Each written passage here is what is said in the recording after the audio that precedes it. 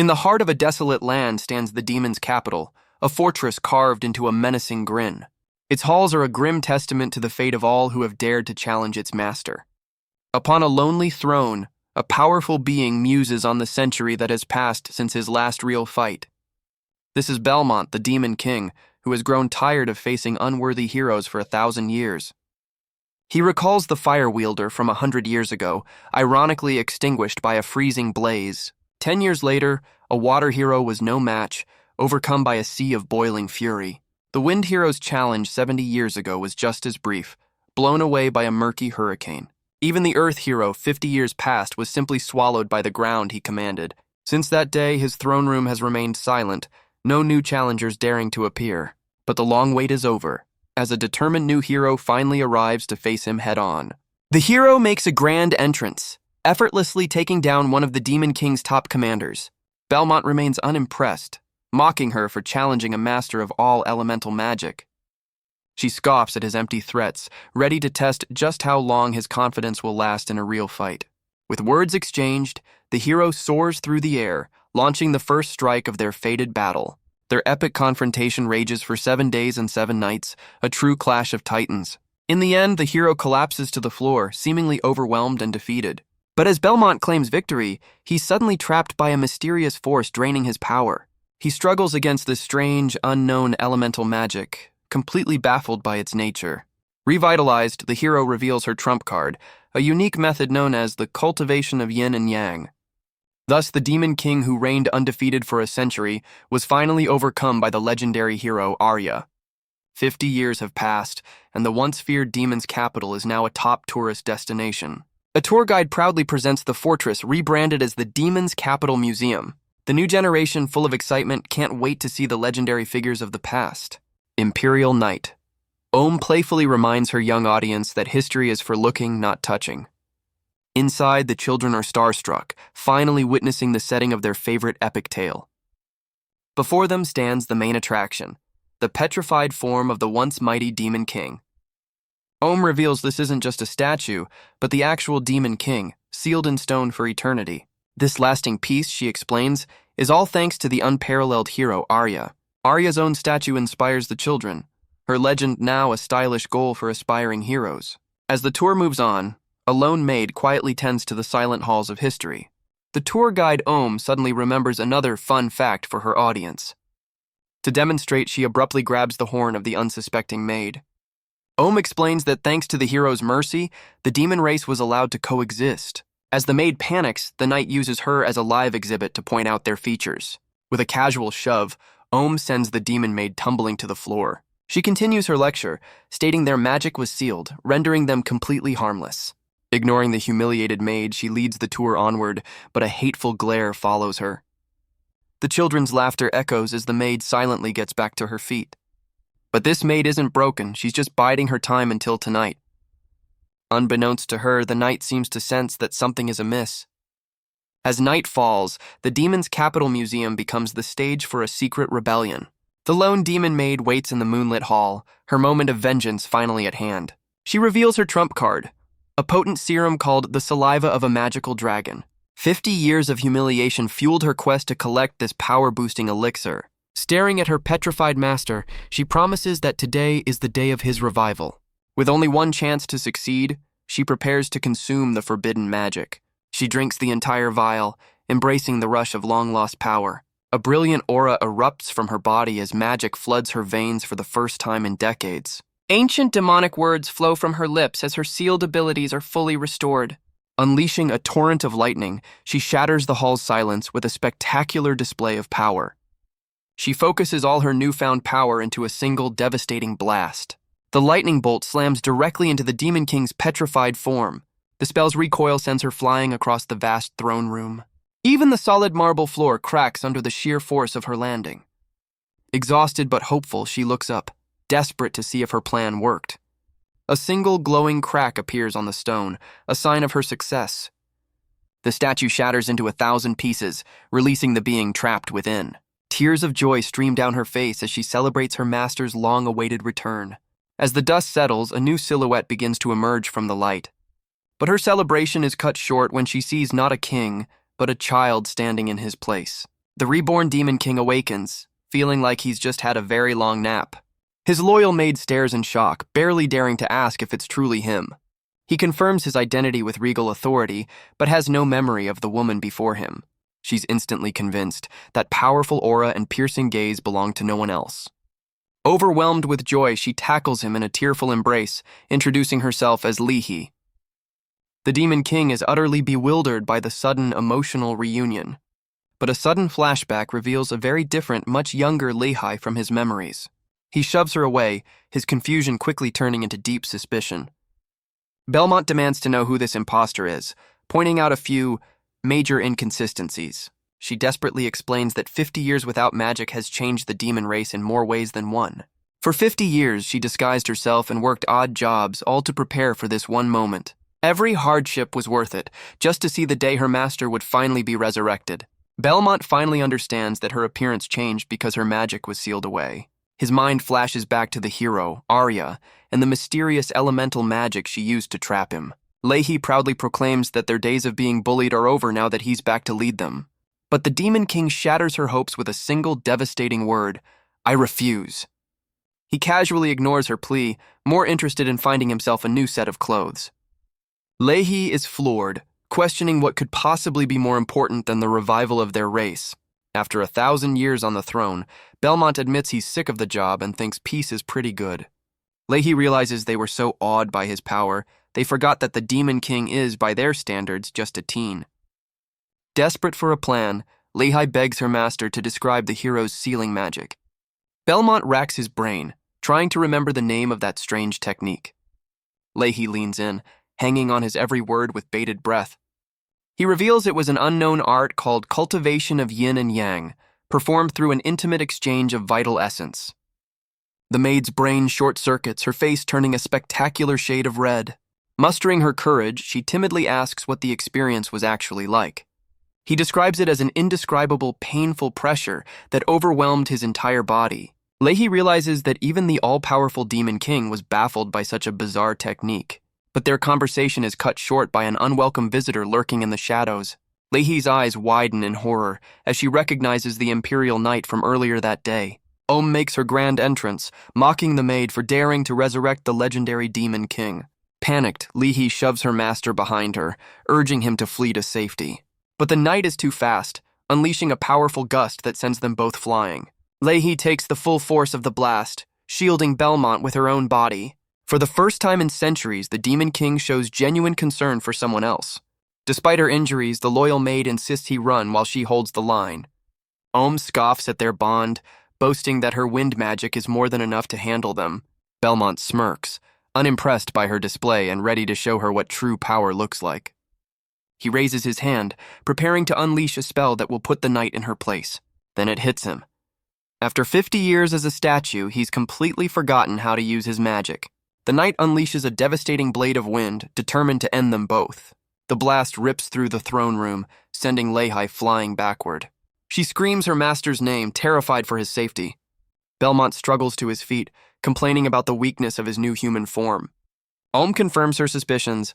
The legendary Demon King is now completely magicless. With a smug grin, she declares that a big promotion is definitely in her future. Lihi tearfully apologizes, blaming herself for not hiding the dragon's saliva. But Belmont is fixated on something else, asking if demons have always been treated like scum. Lihi admits that although a peace treaty was signed, it was just empty words on paper. In reality, many humans still despise their kind, refusing to accept their existence. Belmont smirks, realizing the so-called peace was always doomed to fail. He glances at Arya's statue, noting that even the legendary hero couldn't create a lasting utopia. Lihi leaps to his defense, unleashing a barrier of human magic she learned in secret. The knight scoffs at the weak spell, promising to drag them both to the authorities. Belmont knows her sacrifice is pointless and decides his magical nap time is officially over. He desperately tries to summon his old elemental powers, but finds them completely unresponsive. Suddenly, a strange new energy crackles to life within his powerless body.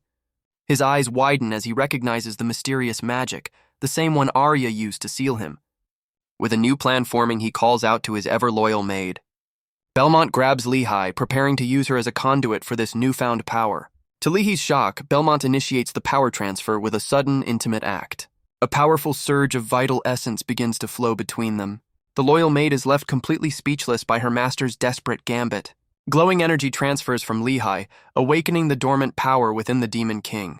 A brilliant magic circle erupts beneath them, amplifying the ancient ritual.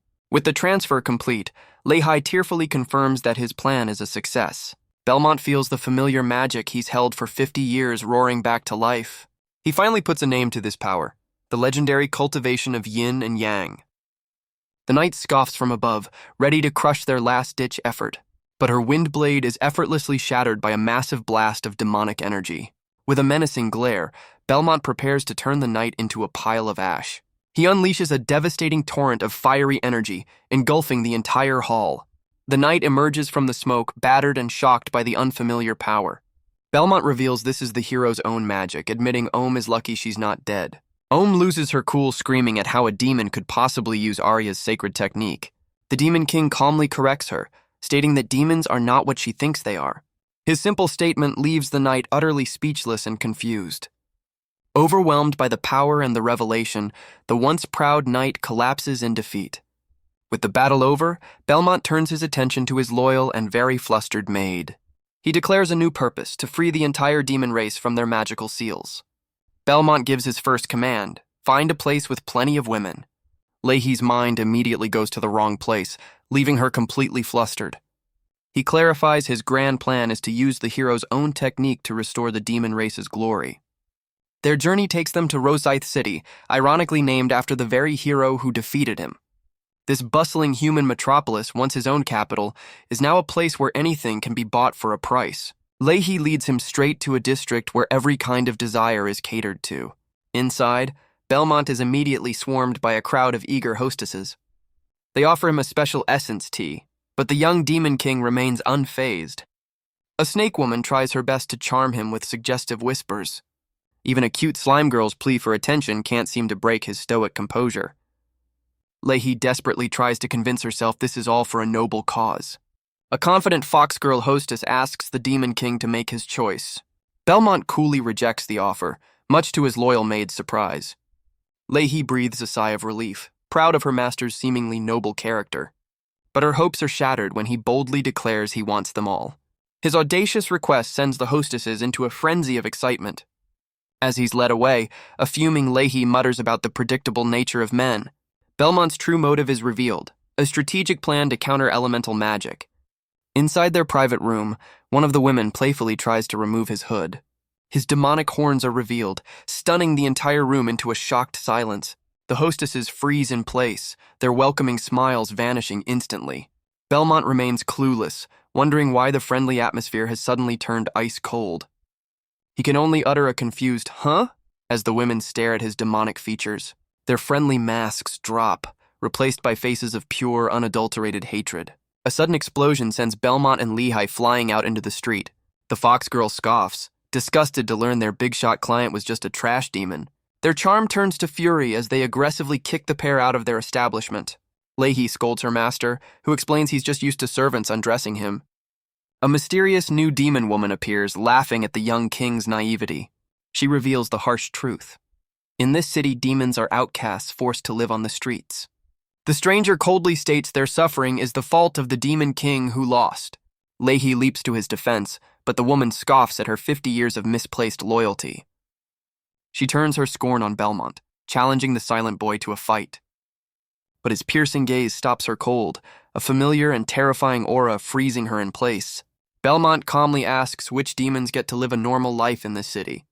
The woman is horrified, feeling an undeniable urge to answer his every command. She stammers that only students of the Hero Academy are safe, and their exam is soon. Belmont immediately decides they're going, shocking both women with his bold plan. The demon woman protests, insisting a powerless demon could never pass the hero's exam. Belmont simply tells her not to worry about the mistakes of the past. He vows to personally correct the errors of his past self. 2 days later, an academy official flatly rejects them, stating they aren't qualified. Their grand plan comes to a screeching halt, leaving them both utterly dumbfounded. The academy is swarming with hopefuls, a stark contrast to their own dejection. It turns out demons need a noble's guarantee to apply, a rule designed to keep them out. As Leahy tries to brainstorm a new plan, Belmont spirals into a fit of self-deprecating rage. The once mighty king is reduced to calling himself useless trash and a disgrace to his clan. But Leahy recognizes this behavior, identifying it as the legendary state of D. This mental state is a unique Demon King trait, extreme self-denial triggered by a broken promise. She recalls a past king falling into this state just for taking 1 second longer than he boasted to defeat a hero. She even recalls a past king who fell into this state over a simple toothache. Leahy knows that while in this trance, her master only responds to his basest instincts. But her attempt to help is met with a powerful, reflexive shove from the Demon King. The force of the push sends Belmont himself skidding across the pavement. Leahy can only watch in horror as her master is sent flying by his own accidental power. She rushes to his side, but their plight has already caught someone's attention. The commotion was caused by a willful young lady being scolded by her attendant. This is Alice Roseth, who clearly has no interest in following her handler's orders. Her attendant insists she's too important to take the exam with mere commoners. Meanwhile, the unexpected jolt seems to have snapped Belmont right out of his depressive funk. Her attendant, Royd Suma, insists the eldest young miss return home immediately. But Alice erupts in a fiery rage, warning him never to mention that person's name again. She unleashes a spectacular spell, the Reign of the Phoenix, in a fit of defiance. Yet her powerful attack dissipates harmlessly around the stoic attendant. Royd calmly dismisses her efforts, admitting her elemental magic is impressive for her age, but futile. He boasts that she's no match for him, the general for elegant demon guidance. His technique allows him to sense and perfectly evade any magical harm. With effortless grace, he deflects every single one of her elemental bullets. Unfortunately, one of those deflected blasts goes careening off course. The stray shot heads directly for the unsuspecting Demon King and his maid. Leahy realizes with dread that their little drama has disturbed the Demon King. Her eyes widen in terror as a stray fireball hurtles directly toward them. The attendant smugly declares the fight over, dismissing his lady's futile efforts. He threatens to drag her home for another elegant lesson in obedience. But Belmont intercepts the deflected blast, meeting the attack without flinching. The stray magic detonates with enough force to tear the street apart. From the crater, Belmont emerges unscathed, wondering where the blast came from. Leahy rushes to his side, shocked that he took the hit for her. The young noble, Alice, can only stare, stunned by the mysterious boy. Belmont glares at the pair, coldly warning them not to involve others in their fights. Alice demands an apology, completely unaware Belmont has already moved on to her attendant. Leahy realizes her master's depressive state has flipped into a violent rage. The young noble shouts at the mysterious boy, ordering him to stop. Belmont glares back, annoyed by yet another interruption to his fury. But his rage falters as he stares at the girl, a flicker of confusion in his eyes. He sees a ghostly image of the hero Arya. The resemblance is uncanny. Alice is furious at his intense stare, demanding to know what he's looking at. She rushes forward, determined to free her attendant from his grasp. The moment her hand touches his shoulder, a strange energy sparks between them. A jolt of unfamiliar magic courses through her, leaving the noble girl stunned and flustered. Alice is completely overwhelmed by a strange and powerful new sensation. Belmont realizes with a jolt that the cultivation of yin and yang has been triggered. The ancient magic flares to life in his hand, completely out of his control. An uncontrolled surge of vital essence threatens to overwhelm them both. Their simple touch becomes a conduit for a massive, unstable power transfer. But Leahy leaps between them, bravely absorbing the chaotic energy herself. The loyal maid's first thought is for her master's well-being. Belmont reassures her, explaining the accidental trigger of the hero's magic. Leahy urgently reveals the girl's identity. She's a descendant of the hero Arya. Recovering from the shock, Alice Roseth demands to know who these mysterious strangers are. Belmont steps forward, closing the distance between himself and the hero's descendant. He stares up at the young noble, his expression unreadable as he sizes her up. Face to face, Alice notes the strange familiarity between them, despite their differences. The Demon King makes a bizarre gesture, comparing her features to his 50-year-old memories. But a quick mental check confirms she's definitely not the hero he remembers. The flustered noble grabs him, demanding an explanation for his strange behavior. Leahy quickly cooks up a wild excuse about demons having unique ways of recognizing people. Alice drops the issue, reminding them they're still barred from the academy exam.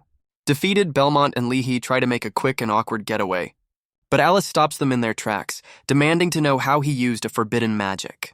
Alice realizes the boy didn't just get lucky, he expertly found a flaw in her attendant's perfect defense. As Belmont prepares to reveal his secret, Leahy panics, begging him not to expose their true nature. He ignores her, cryptically explaining that Alice possesses a unique, non-elemental power. Leahy's eyes widen in terror, certain her master is about to reveal his identity as the Demon King. Instead, he declares she's the descendant of a charming demon, a lie so absurd it's almost brilliant. Leahy breathes a sigh of relief, marveling at her master's quick thinking under pressure. The noble girl is completely baffled, questioning what a charming demon even is. Alice starts reciting some rather spicy details about this demon type, forcing a flustered Belmont to shut her down. Changing the subject, she concedes that despite their strangeness, the two of them did help her out. She declares that her family taught her to repay kindness, hinting at a reward for their intervention. Their destination is the Holy Belmont Great Hero Academy, ironically named after the very demon they're meant to fight. An examiner prepares to start the test, confident that all participants have arrived. But Belmont and Leahy interrupt at the last second, determined to get in. The official scoffs, reminding the two demons they can't enter without a noble's guarantee. Belmont coolly presents a piece of paper, asking if this will suffice. The man's smug expression shatters as he recognizes the signature of the legendary Roseth family. As if on cue, Alice herself arrives, announcing her own intention to take the exam. The examiner is completely starstruck, realizing he's in the presence of the hero's direct descendant. Suddenly changing his tune, the flustered official practically begs them to enter. And so the Demon King, his maid, and the hero's heir stand ready to conquer the academy. The crowd immediately starts whispering, shocked to see the noble Alice accompanied by demons. Leahy senses the hostility, realizing their troubles are far from over. Their arrival is interrupted by a confident cat girl from the Beast clan. This is Newt, and she seems delighted to see her rival Alice in the exam. Alice is clearly not thrilled, muttering that the most troublesome person has arrived. Newt playfully calls them childhood friends, but Alice insists it's an ill-fated connection. The cat girl's attention then shifts to Belmont and Leahy, mockingly asking if they're Alice's servants. Alice quickly shuts her down, warning her to stay away from the charming demon. But the warning only seems to pique Newt's curiosity. Instead of backing off, Newt immediately grabs Belmont, completely captivated by the idea of a male charming demon. Leahy is baffled that the hero's magic didn't activate when the cat girl touched her master. Newt gets uncomfortably close, boldly declaring that she wants the Demon King as her new pet. A furious Alice shoves them apart, telling them to take their public display of affection elsewhere.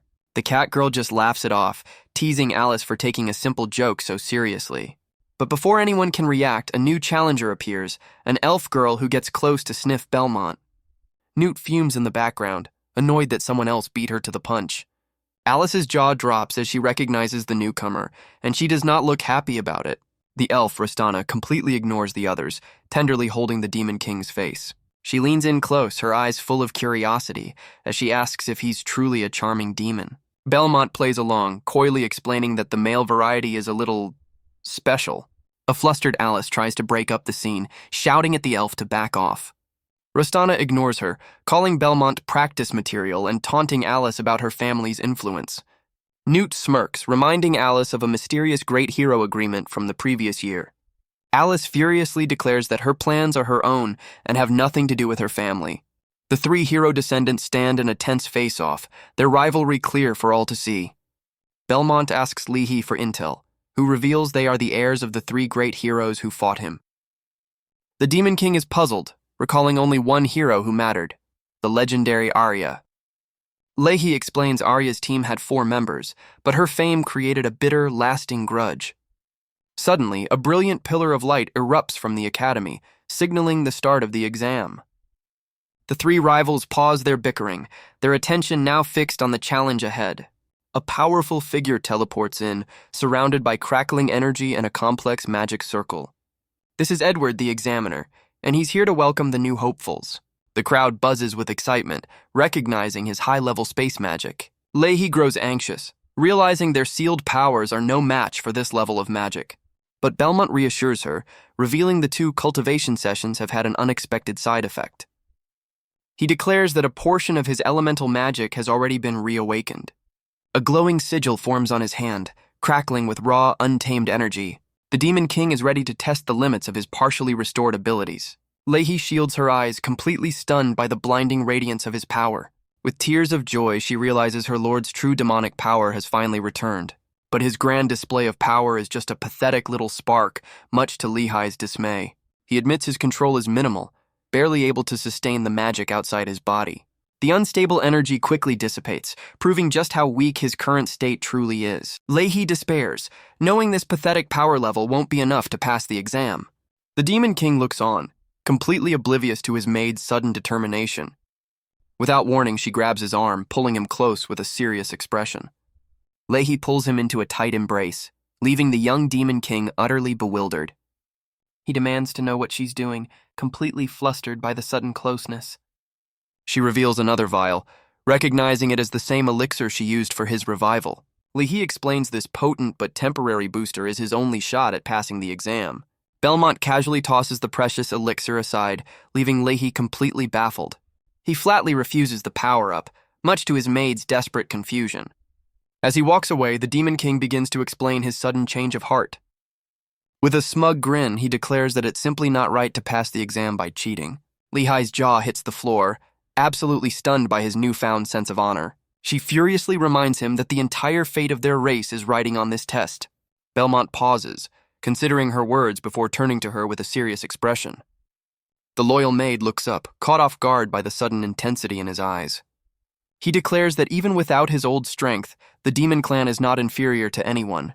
With a reassuring hand, he promises her that he will pass this exam on his own terms. Leahy is completely won over, admitting she was wrong to doubt her master's resolve. She tucks the elixir away, reaffirming her faith in the one true Demon King. But a mysterious hand suddenly snatches the vial right from its hiding place. Leahy is stunned, questioning why her lord would go back on his noble words. Belmont just shrugs, equally baffled by the sudden turn of events. A magical portal rips open in the wall, revealing the true culprit behind the theft. The loyal maid can only scream as the forbidden elixir is stolen right before her eyes. Her cry alerts the Demon King, who turns to face the unexpected intruder. The examiner Edward steps through the portal looking anything but pleased. He identifies the contraband, wondering who would be foolish enough to cheat on his watch. Edward immediately disqualifies the culprit, ordering her name struck from the list. A powerful enchantment ensnares Leahy, who cries out as the magic intensifies around her. She's dragged into a swirling vortex, desperately calling for her master to save her. Belmont can only watch in horror, shouting his loyal maid's name as she vanishes. The examiner calmly returns, assuring the crowd he's simply removed a disreputable demon. He scoffs at the disgrace of a demon trying to cheat their way into the prestigious exam. Edward smugly declares it's no wonder they're known as the Clan of Disappointment. The crowd erupts in mockery, with even the hero descendants joining the jeers. Belmont remains silent, his face hidden in shadow as he seethes with cold fury. The examiner turns on him next, daring the young demon to speak up and join his friend. With a look of cold fury, Belmont vows to make the examiner apologize for his words. Edward scoffs at the demon's audacity, questioning what's wrong with punishing a cheater. The Demon King clarifies it's not about the cheating, but the insult to his loyal maid. The examiner doubles down, calling Belmont a disgrace who's only there because of Alice. Ignoring the demon completely, Edward channels his magic to officially begin the exam. In a flash of light, a powerful teleportation spell whisks all the candidates away. They reappear in a strange new location, a massive cliff shaped like a dragon's wing. The hopefuls are stunned, realizing they're at the legendary Dragon Wings cliff behind the academy. Before them lies the first trial, a long, narrow bridge leading to the main academy building. Edward explains the test is simple. All they have to do is walk across the bridge to the other side. He gestures to a massive bridge of light, the only path across the treacherous chasm. The examiner explains the goal is simply to reach the academy on the other side. But the candidates are suspicious. A magical enchantment activates, and they know it's a trap. Edward reveals the catch. Only the first 100 to cross in 30 minutes will pass. With a dramatic flourish, he officially declares the first trial has begun. A mad dash ensues as every hopeful hero stampedes onto the glowing path.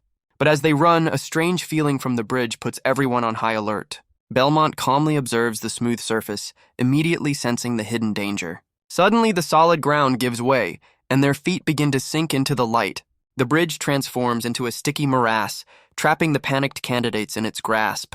A hopeful candidate declares that crossing the bridge will be easy with a little focus, but the examiner smirks, revealing the bridge is made of slime that traps the magically weak. Immediately, dozens of hopefuls find themselves sinking into the gooey trap. Those unable to control their elemental power are stuck fast, their progress halted. Even the hero's descendant Alice complains as she struggles against the sticky surface. Her rival Newt strolls by effortlessly, mocking Alice's poor elemental control. The Catgirl dashes ahead, leaving a fuming Alice to fend for herself. Alice realizes with frustration that all the other hero descendants are crossing with ease. The examiner turns his smug gaze, eager to see how the disreputable demon is faring. He's not disappointed. Belmont is submerged up to his eyes, finding the situation utterly unbearable. The examiner smirks, certain the demon's weak powers will keep him trapped forever. But Belmont shocks everyone by freestyle swimming through the slime with perfect form. Edward is stunned, realizing the demon's control surpasses even some of the Academy's own teachers. Refusing to be impressed, the examiner decides it's time to up the difficulty. Other candidates aren't so lucky, barely managing to move an inch in the sticky trap.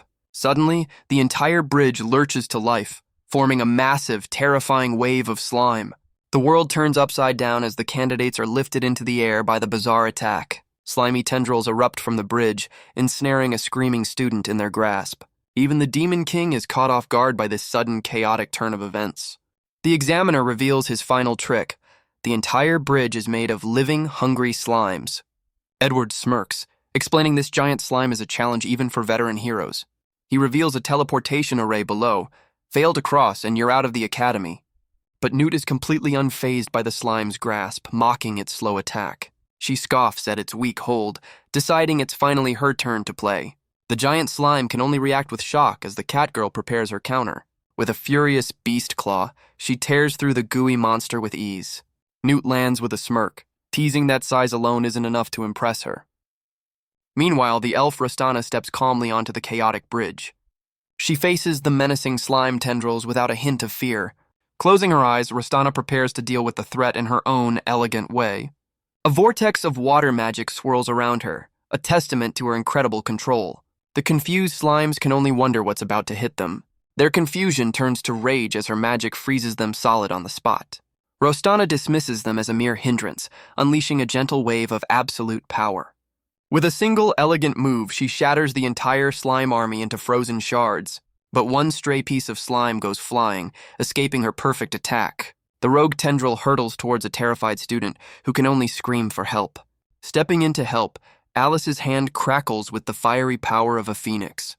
She unleashes a torrent of flames, incinerating the slimy threat in a heartbeat.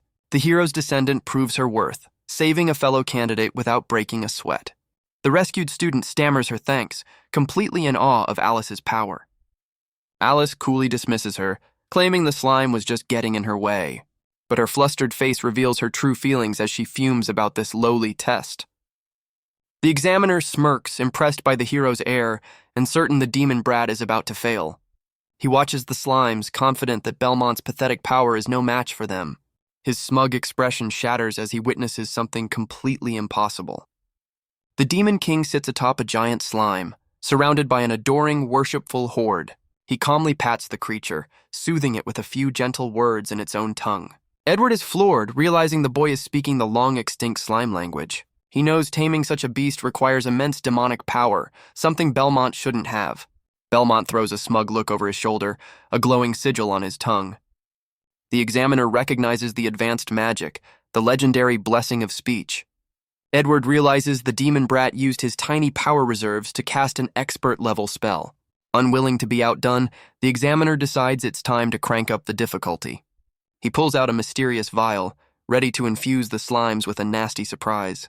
The once docile slime monster roars, its eyes glowing with newfound rage. Dark, spiky tendrils erupt from the beast, lashing out at the Demon King. Belmont is sent flying by the sudden, ferocious betrayal of his new friend.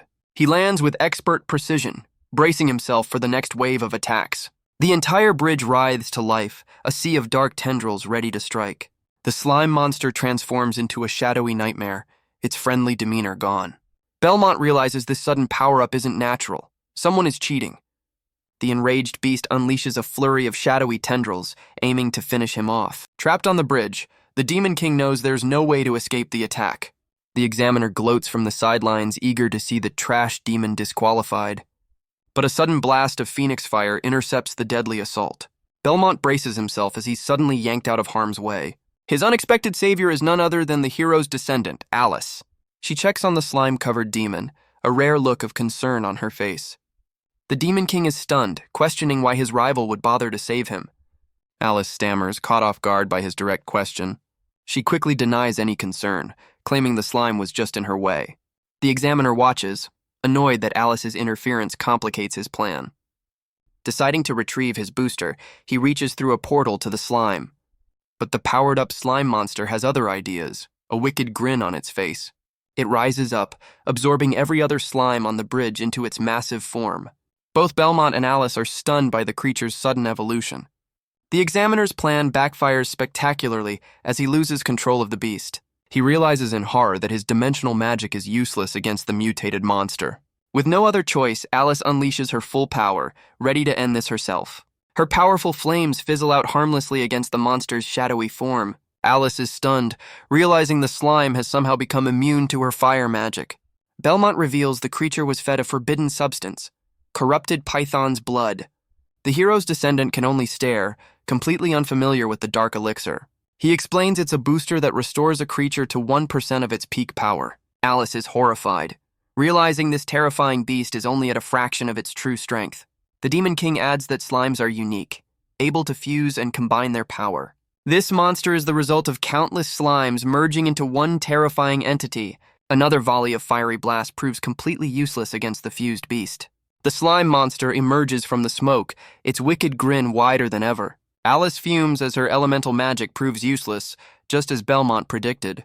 She snaps at him, demanding a plan instead of his smug commentary. Belmont calmly reveals he has a strategy, and she's the key to making it work. The impatient hero's heir demands he spit it out before they're both monster food. Without another word, he reaches out and pulls the noble girl close. He draws her into a sudden, intimate embrace, his eyes glowing with power. The hero's descendant is left completely speechless by his bold move. He initiates his plan with a surprise kiss, stunning the young noble into silence. The Demon King declares he's activating the legendary cultivation of yin and yang. Alice is completely overwhelmed, her mind short-circuiting from the sudden power transfer. A powerful surge of vital essence flows between the Demon King and the hero's heir. He channels the forbidden magic, preparing to unleash its full potential. Even the slime monster is left speechless by their bizarre team-up tactic. But Belmont realizes with a jolt that the ancient magic isn't activating. The hero's heir, however, is feeling a completely different kind of energy, pure rage. Fed up with his methods, Alice decides to give him a taste of her own power. Her fist connects, unleashing an explosion that rocks the entire bridge. Lying in the crater, she furiously lectures him for his audacious move. The dazed Demon King concludes that the noble girl is far scarier than any monster. Despite her anger, Alice puts the mission first, ordering him to get reinforcements. He gets up, coldly informing her she'll be monster food long before he returns. Furious at his bluntness, she kicks him back down, telling him to just die then. But he catches her foot, questioning why she's so determined to fight alone. She declares with conviction that a hero's duty is to protect the people. Her words stun him, echoing the very hero who sealed him and leaving him to wonder if he's included. But their moment is shattered as the shadowy beast lunges forward to attack. The hero's heir is caught completely off guard by the sudden assault. She reacts instantly, summoning a massive magical shield to block the tendrils. But her defense begins to shatter, her current power level not nearly enough to stop the beast. With a sickening crack, the monster's shadowy tendril breaks through her shield. But Belmont shoves her aside, taking the full force of the monster's attack. The shadowy tendril explodes on impact, engulfing the bridge in dark energy. He shields the hero's heir with his own body as the blast sends them flying. Alice coughs in the smoke, dazed from the powerful explosion. She furiously demands to know why he didn't save himself instead of her. The injured noble insists this is no time for him to be playing the hero. Belmont challenges her ideals, asking if a hero's duty extends to protecting demons. His profound question leaves the hero's descendant completely speechless. He then makes a bold declaration: he will pass this test and become a hero himself. Alice can only stare, utterly baffled by the Demon King's shocking new goal. A flustered Alice breaks the serious mood, demanding to know how long he'll stay on top of her. Meanwhile, the shadowy slime monster looms over them, preparing to strike again. Alice panics, realizing there's nothing left on the bridge to block its attacks. But Belmont calmly suggests they don't actually need to stop it, baffling the hero's heir. He grabs her hand, telling her to quiet down and focus on his strange new idea.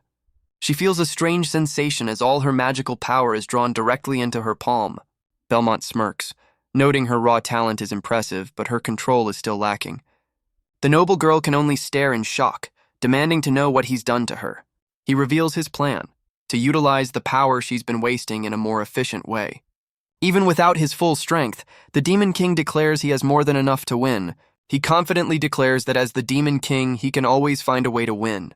A surge of demonic power erupts around him, leaving Alice in awe of his true nature. The shadowy slime monster roars, completely unimpressed by his dramatic display. It lunges forward, ready to crush the pair with its massive, shadowy form. Belmont unleashes a devastating technique, the Infernal Demon Gun, channeling all his power into one hand. His demonic energy pierces the monster, a massive blade of pure fury. The beast is utterly annihilated, its shadowy form exploding into nothingness. He shields Alice from the blast, landing gracefully amidst the chaos. Belmont realizes with a shock that the intense battle has partially restored his old powers. With the monster gone, the path to the academy is finally clear. The other candidates wait nervously at the finish line, certain the test is over. Meanwhile, the examiner panics, terrified of what the Rouseth family will do when they learn Alice is gone. But a student's shout cuts through the tension as a figure emerges from the smoke. Edward's face lights up with hope, barely daring to believe his eyes. He's thrilled Alice is safe, but even happier that the demon brat is surely out of the picture. His jaw drops as Belmont emerges from the chaos, carrying the hero's heir in his arms. The examiner's relief instantly turns to pure, unadulterated rage. Belmont coolly announces their success, much to the exhausted noble's embarrassment. The crowd erupts in whispers, stunned to see the hero's descendant being carried by a demon. Belmont grits his teeth, realizing that even after proving his strength, he's still just an outcast. The hero's heir fumes in his arms, vowing revenge while Belmont just tries to survive the moment. Edward congratulates the successful candidates, officially concluding the first trial. But his smile turns to a sneer as he turns his attention to the demonic clan brat. The examiner disqualifies Belmont on the spot, accusing him of cheating his way through the test. Our Demon King is left utterly stunned by the baseless accusation. The crowd immediately buys into the lie, convinced a demon could never pass legitimately. As Belmont tries to argue, his rival suddenly steps in to intervene. Alice stands on her own, boldly telling the examiner that Belmont was with her the whole time. She reluctantly admits that without him she would have failed, proving he didn't cheat. The Demon King is caught off guard by her fierce, unexpected defense. Edward dismisses Alice's defense, reminding her of the Demon Clan's dark history. He lectures her on the past Demon King, who used his race's innate magic for conquest. The examiner credits her grandmother Arya for sealing that king and crippling the entire demon race. His eyes narrow as he prepares to deliver his final damning point.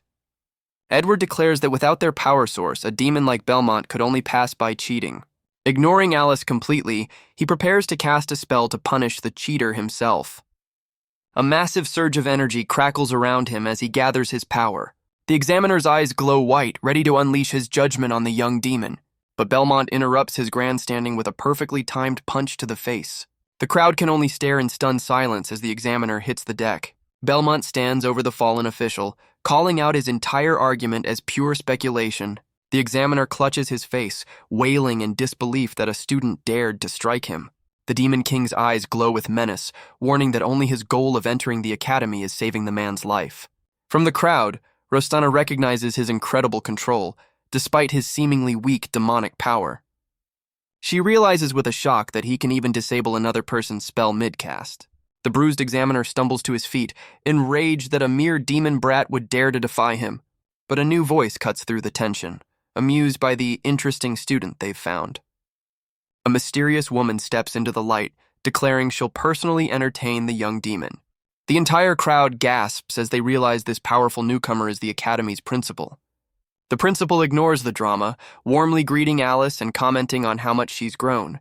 The bruised examiner begs the principal to let him handle his own mess. But the powerful woman cuts him off, addressing him simply as Edward. She coolly informs the stammering official that she'll be taking it from here. The principal then turns her full attention to the young demon, Belmont. With a terrifying aura, Grand Magister Karen Lynn gets straight to the point. Did you cheat? Belmont feels the overwhelming pressure, realizing this is the legendary youngest principal in history. Even Alice is stunned by the sheer force of the Grand Magister's magic. Unfazed, the Demon King looks her dead in the eye and denies the accusation. The principal accepts his answer with a cryptic smile, inviting him to follow her. In a flash of light, she teleports them to a grand, mysterious hall. The teleportation drops them abruptly, leaving Alice completely disoriented. She looks around the strange, imposing chamber, wondering where the principal has taken them. They find themselves in a massive council hall, surrounded by shadowy, observing figures. The silent council members watch from the stands, their faces hidden in darkness. The principal greets them with a confident smile, welcoming them to the seat of power. She introduces herself as Karen Lynn, head of the academy and its highest council. To prove their worth, she declares they must now face an additional individual test. Both Belmont and Alice are baffled by this sudden, unexpected challenge. Alice immediately protests, demanding to know why they're being tested again after passing fairly.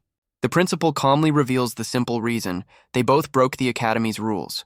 The principal reveals the academy's sole purpose is to train heroes to defeat the Demon King. She then cites an unwritten rule barring demons and limiting powerful families to one student per generation. Alice grits her teeth, furious at being caught in a convenient technicality. But Belmont calls her bluff, questioning how an unspoken rule can even be a rule. He confidently states the only rule that matters is the written one: pass the test, get in.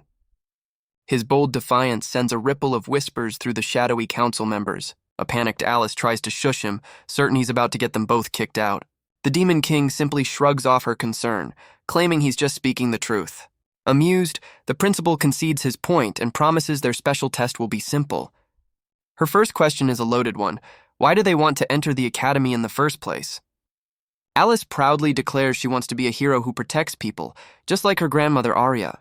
The principal then turns to Belmont, asking for his own grand ambition. Belmont boldly states his goal is to end the discrimination against the Demon Clan. His declaration sends the shadowy council into a furious uproar. But the principal simply chuckles, completely unfazed by their outrage. She finds their opposing goals, a hero and a demon savior, incredibly amusing. The principal admits she's now very intrigued to see what future they'll create. With a simple wave of her finger, she begins their special test. 2 glowing rings of light suddenly appear, hovering over their heads. She reveals these are the legendary Rings of Demolition, created by the hero Arya herself. The principal explains only the more powerful of the 2 will be approved by the ring and earn the title of hero. Belmont immediately questions the fate of the one who fails the ring's judgment. With chilling indifference, she declares the loser will be stripped of their power and executed on the spot. Alice reels in shock, realizing this special test is actually a fight to the death. Belmont mocks her ignorance, questioning how she knows so little about her own grandmother's creations. The hero's heir fumes, blaming a mysterious family member for keeping her in the dark about their history. Karen Lynn simplifies the brutal terms. Survival is the only way to pass this test. She offers them one last chance to give up, a smug challenge in her eyes. Alice's confidence wavers, the weight of being approved suddenly crushing her resolve.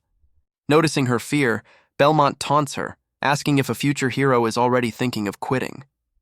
A flustered Alice snaps back, insisting she'd never give up, especially not to a puny demon.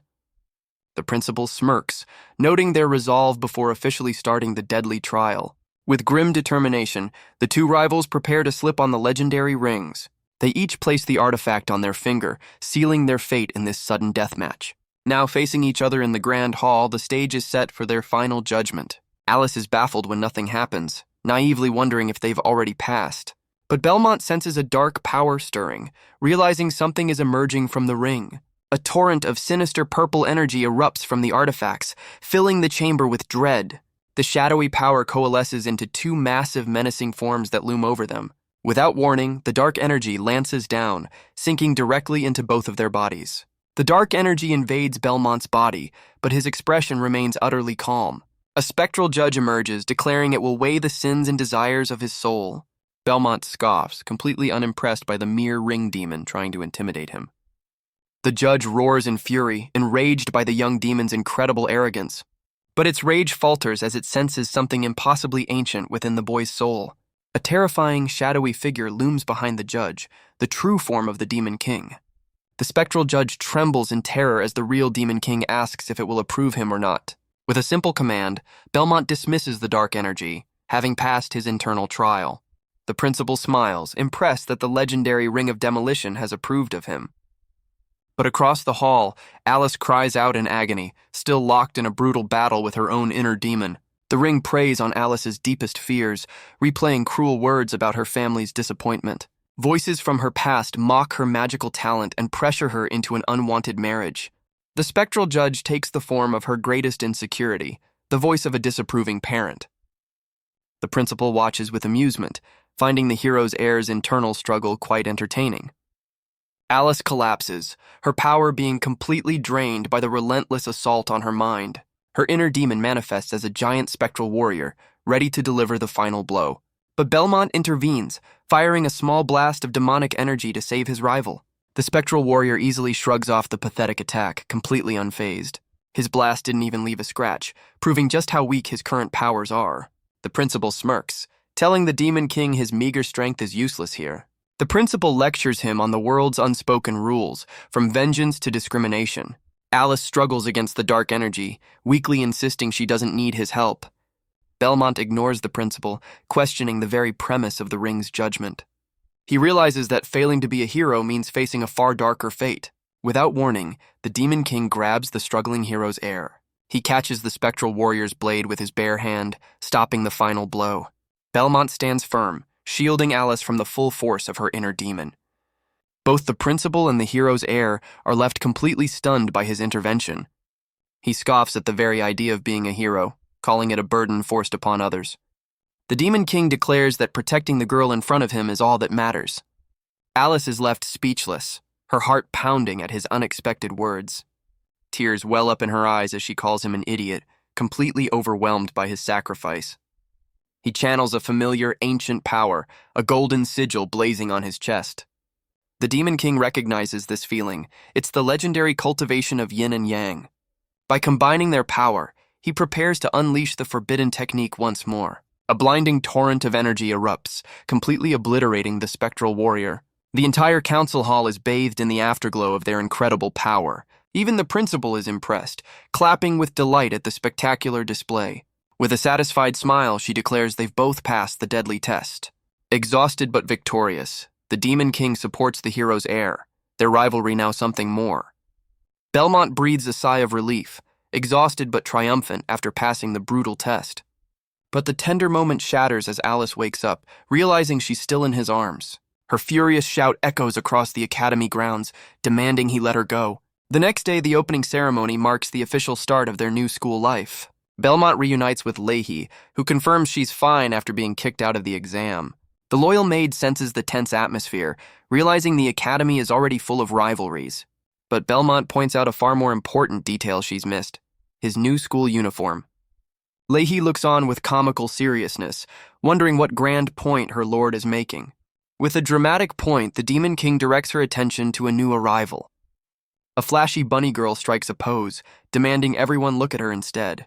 A mysterious hooded figure spots their target, pointing with purpose. The newcomer is a short-haired elf girl, her eyes locked on someone in the crowd. Belmont realizes the academy is full of potential partners for his yin and yang cultivation. He concludes this is the only way to revive the demon clan, much to Leahy's dismay. To help his mission, Leahy hands him a mysterious book from the clan elders.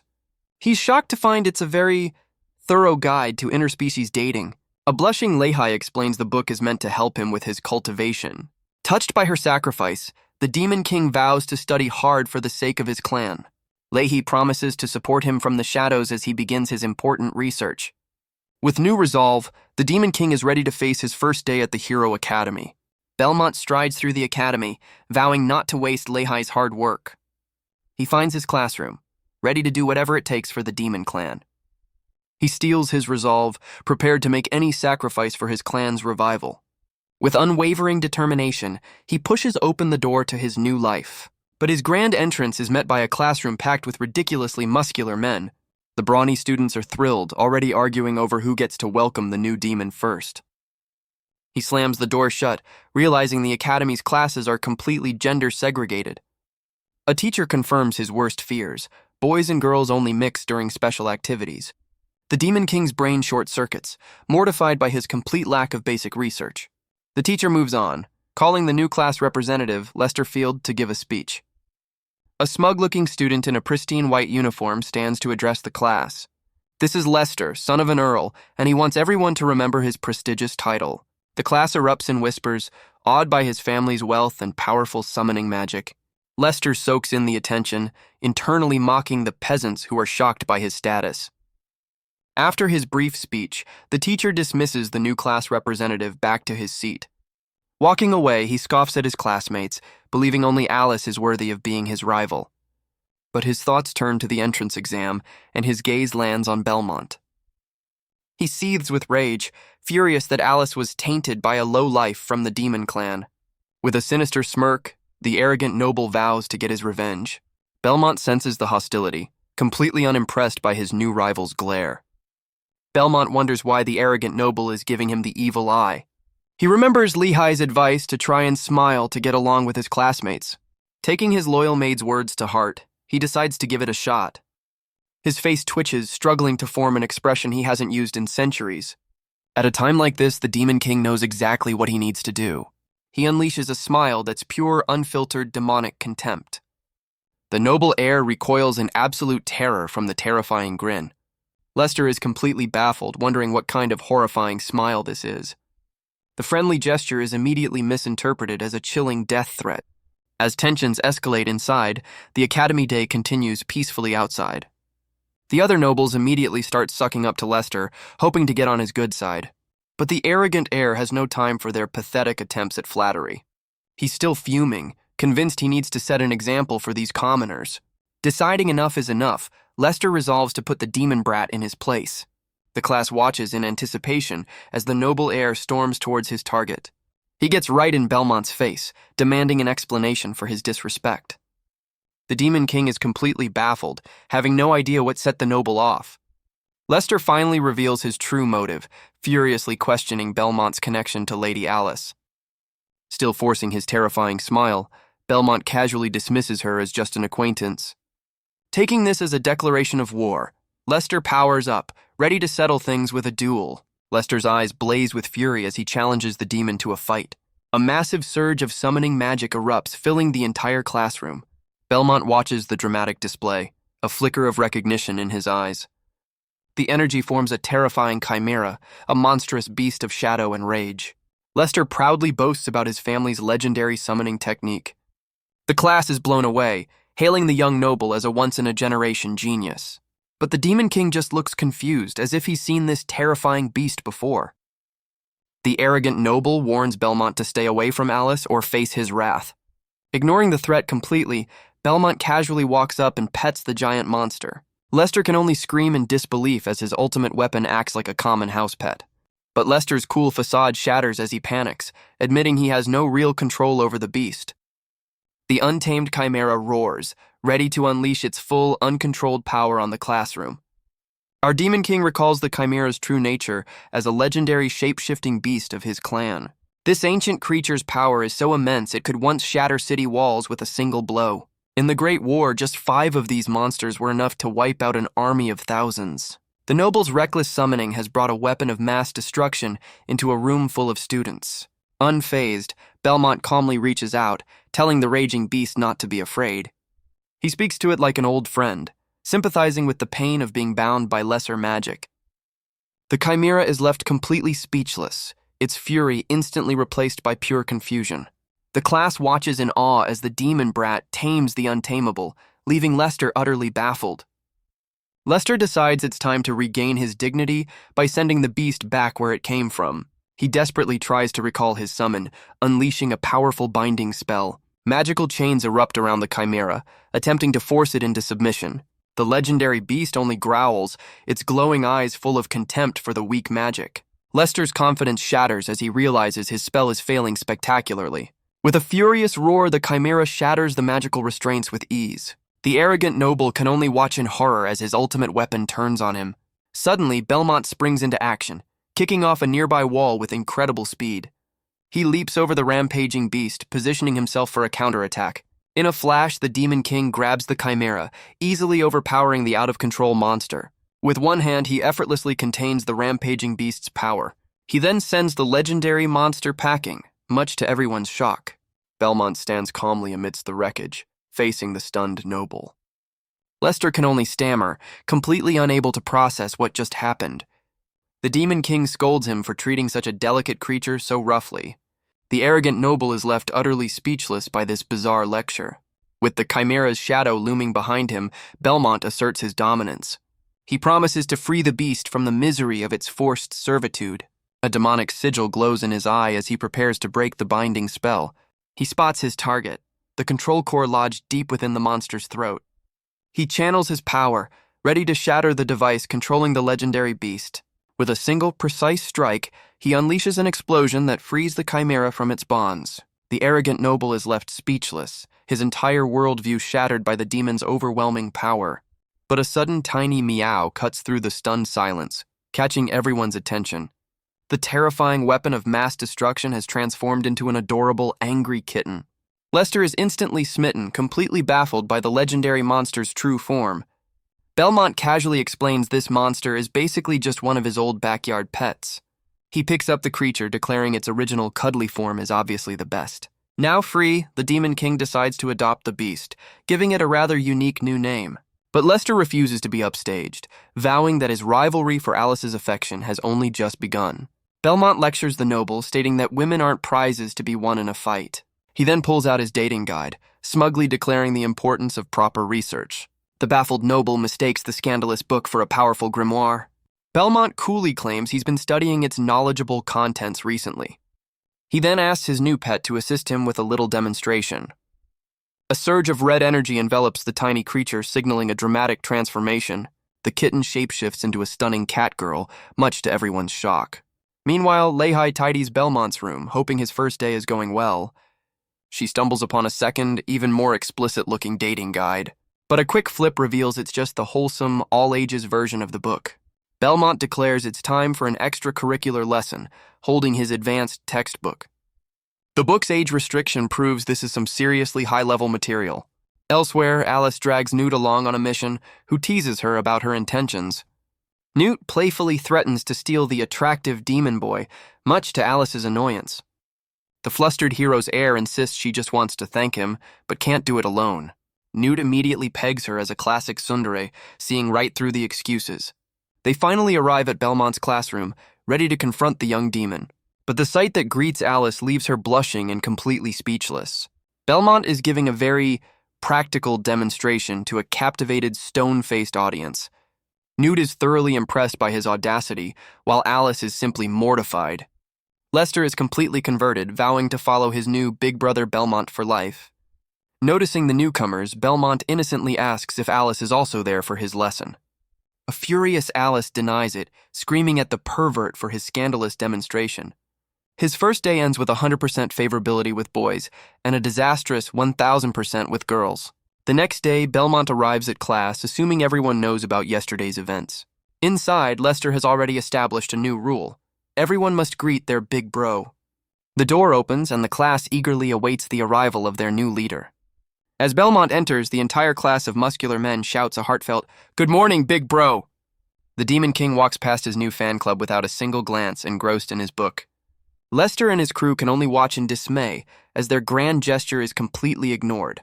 The noble heir and his new followers are left completely dumbfounded by the cold shoulder. His confused lackeys demand an explanation, but Lester is already deep in thought. He decides their leader's silence wasn't an insult, but a challenge to earn his respect. Lester concludes their pathetic greetings were simply not worthy of his new big bro. The next day he tries a royal greeting, kneeling in full armor to show his loyalty. Another student attempts a formal military salute, but Belmont doesn't even flinch. Even a gangster-style bow fails to get a reaction from the engrossed Demon King. In the cafeteria, Lester feels utterly lost, as every one of his grand gestures was ignored. He spirals into a panic, overanalyzing every detail of his failed greetings. Meanwhile, Belmont calmly enjoys his meal, completely unaware of the noble's existential crisis. But Belmont's only thought is his desperate need to find a cultivation partner. He laments that Alice is ignoring him, his only female acquaintance at the academy. Elsewhere, the hero's heir is absolutely seething, crushing her spoon in a fit of rage. Surrounded by a mountain of plates, she stress eats, furious at Belmont's very existence. But a hand suddenly slams down on Belmont's table, breaking his concentration. It's Newt, the cat girl, who greets the Demon King with a very familiar nickname. He recognizes her instantly from his scandalous extracurricular lesson. She wastes no time with pleasantries, offering him a very direct proposition. Leaning in close, she whispers the one secret he thought no one else knew. The Demon King is floored, wondering how this stranger knows about his forbidden magic. Lester hits the floor, shocked as Newt gets cozy with his new big bro. He rationalizes that she must have been impressed by Belmont's profound knowledge. The Demon King calmly agrees to her proposal, ready to go wherever she leads. But across the cafeteria, a bowl shatters under the force of a very angry hand. Alice stands abruptly, her jealousy on full display for everyone to see. She furiously demands to know what Newt plans to do with Belmont in broad daylight. Newt just smirks, revealing she was asking him about the student union and invites Alice along. The hero's heir is left completely speechless, her protective outburst now looking ridiculous. Belmont looks over, questioning Alice's sudden and very dramatic intervention. Trapped by her own jealousy, Alice can only grit her teeth in silent fury. A flustered Alice snaps that she doesn't need their concern, storming off in a huff. Belmont and Newt continue on their way, leaving the fuming hero's heir far behind. But from the shadows, a determined Lester watches his new idol walk away. The noble heir vows to follow his big bro everywhere to learn his profound ways. Belmont cuts to the chase, demanding to know what Newt truly wants from him. The cat girl smirks, admitting she has a very specific goal in mind for the Demon King. She boldly proposes they practice the legendary cultivation of yin and yang together. The Demon King is stunned, demanding to know how she learned of his secret technique. Newt casually reveals the magic was created by the hero Arya to seal the original Demon King. Belmont is mortified, realizing the legendary hero invented that intimate spell just for him. Newt reveals she knows demons should be powerless, yet he displayed incredible strength. She correctly guesses his power is tied to the legendary cultivation of yin and yang. The Demon King panics, realizing if she exposes his secret, he's completely finished. But the cat girl reveals there's a very specific prerequisite to using the technique. Belmont is left completely clueless, wondering what she could possibly be getting at. She drops a bombshell. The user must be a virgin, something an incubus could never be. Newt accuses him of using a different, cruder, power-draining technique on the exhausted Alice. The Demon King breathes a sigh of relief, thankful his embarrassing secret is still safe. He regains his composure, questioning why she'd bring up the forbidden technique at all. With a sly grin, Newt hints that she's already prepared herself for the intimate ritual. Her fingers glow with golden energy as she reveals her true, deadly intentions. With a crazed grin, Newt lunges forward, her claws aimed right at the Demon King. But Belmont remains completely unfazed, watching the sudden betrayal with cold indifference. From the shadows, Lester sprints forward, screaming a desperate warning to his big bro. The eyes of the attacker, the target, and the protector meet in a flash of intense emotion.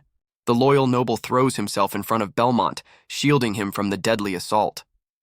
Lester frantically checks on his idol, completely ignoring the danger he just faced. Belmont coolly dismisses his concern, more interested in his attacker's motive.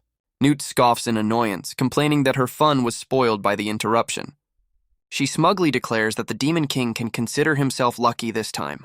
Newt taunts him, questioning how long a little incubus can survive in the academy. With a final leap, the mysterious cat girl vanishes into the city.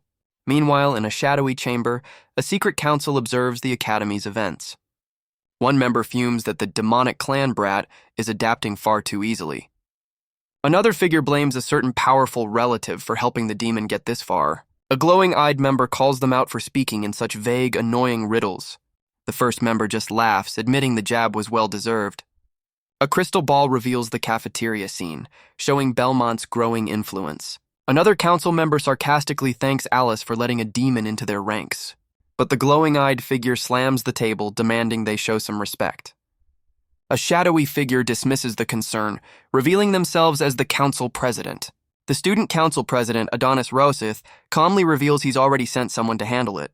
Elsewhere, Belmont recaps his mission: regain his powers by cultivating yin and yang with a female partner. A diagram of the academy grounds shows the boys and girls are completely separated. He laments the lack of opportunities, his eyes fixed on some potential female candidates. Belmont realizes the upcoming mixed-gender combat training is his one golden opportunity. But Lester and his crew form a protective wall, vowing to keep everyone away from their big bro. The Demon King finds himself crushed by his overzealous new bodyguards. He demands they stand down, but Lester insists he's in a dangerous environment. The noble heir points frantically at Newt, convinced the Catgirl is waiting to ambush his idol. Newt watches from a distance, her smug gaze fixed on the Demon King.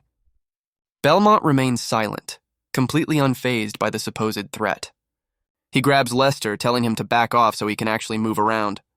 But the noble completely misreads the situation, believing he's been accepted as the #1 underling. Lester vows his undying loyalty, even attempting to mimic his big bro's terrifying smile. But their moment is interrupted as a new challenger grabs Belmont's shoulder. A red-haired student named Brian calls him out for being an arrogant demon brat. Lester panics, instantly recognizing the notorious upperclassman. Brian sneers that he's here to see the shameless demon who snuck into the academy. Belmont calmly points out that if he's a senior in their class, he must have failed last year. Enraged by the insult, Brian throws a magically enhanced punch right at Belmont's face. Lester recognizes the spell, realizing the upperclassman's strength is on par with a pro hero. The loyal noble screams a desperate warning for his big bro to dodge the attack. Brian smirks, confident his opening blow will be more than enough to teach the demon a lesson. But his smug expression instantly turns to one of pure, unadulterated shock. Belmont effortlessly catches the magically charged fist, stopping the attack dead in its tracks. A new Catgirl suddenly appears, casually riding on the upperclassman's shoulder. She scolds the hot-headed senior, asking if he can ever go a day without causing trouble. Another student calls them out, telling them to quiet down before class starts. Brian just smirks, intrigued by the demon brat's surprising display of strength. Lester confirms the rumors are true, much to Belmont's confusion. The loyal noble reveals a plot to eliminate his big bro is already in motion. He explains Brian is a violent repeater whose strength rivals a professional hero. Lester deduces a powerful figure must be pulling the strings to get a hero's descendant involved. A teacher announces the start of combat training, a hunt for demonic puppets in the forest. Glowing green portals appear, ready to transport the students to the training grounds. The rules are simple. Teams of 2 will be teleported to random locations to hunt for 4 hours. Lester is thrilled by the team-up rule, seeing it as his chance to protect his idol. But when he turns to find his partner, his big bro has already vanished into thin air. Meanwhile, the hot-headed upperclassman and his Catgirl partner step through their own portal. Brian warns his partner to stay out of his way, claiming Belmont as his personal target. The unimpressed Catgirl just mutters about how noisy her partner is. As they prepare to enter the portal, Brian shouts for her to get ready. But Belmont suddenly crashes their party, flying right through their portal. He grabs the Catgirl's wrist, deciding she's coming with him instead. The portal whisks them away, leaving a stunned and partnerless Brian behind. Belmont and his new partner are sent plummeting towards the training grounds. They fall from a great height, disappearing into the vast, dense forest below. After a rough landing, the annoyed Catgirl demands to know what his deal is. Belmont plays it cool, claiming he just wants to talk privately as he reaches for a handhold. His rough landing leaves him in a very compromising position with his new partner. The Demon King immediately begins a clinical analysis of her beastman physique. She smirks, threatening to tell Alice all about his very personal research. But her playful tone vanishes as golden claws extend from her fingertips. The Catgirl lunges, revealing he's walked right into her deadly trap. Belmont's eyes narrow, completely unfazed by the sudden ambush. A massive stone golem erupts from the ground, activated by her trap, but she easily shatters the monster herself, disappointed by its lack of strength. As he gets up, Belmont begins an impromptu lecture on golem mechanics. The Catgirl turns around, completely baffled by his bizarre lesson. He continues his lecture, explaining that destroying the body without the core is pointless. As if on cue, the shattered golems reform around the unimpressed Catgirl. Her smug expression vanishes, shocked that her own trap has turned against her. Before she can react, one of the massive stone monsters snatches her up. Trapped in its grip, she fumes about being caught off guard and unable to break free. Belmont explains that finding the core requires exceptional magic sensing, hence the need for partners. The captured Catgirl struggles, annoyed that he's forcing her to cooperate. She snaps that she's low on mana, making his entire plan seem completely pointless. But the Demon King simply grabs her, declaring his eyes alone are enough to see through them. A golden sigil flares to life in his eye as he activates his legendary Mystic Eyes.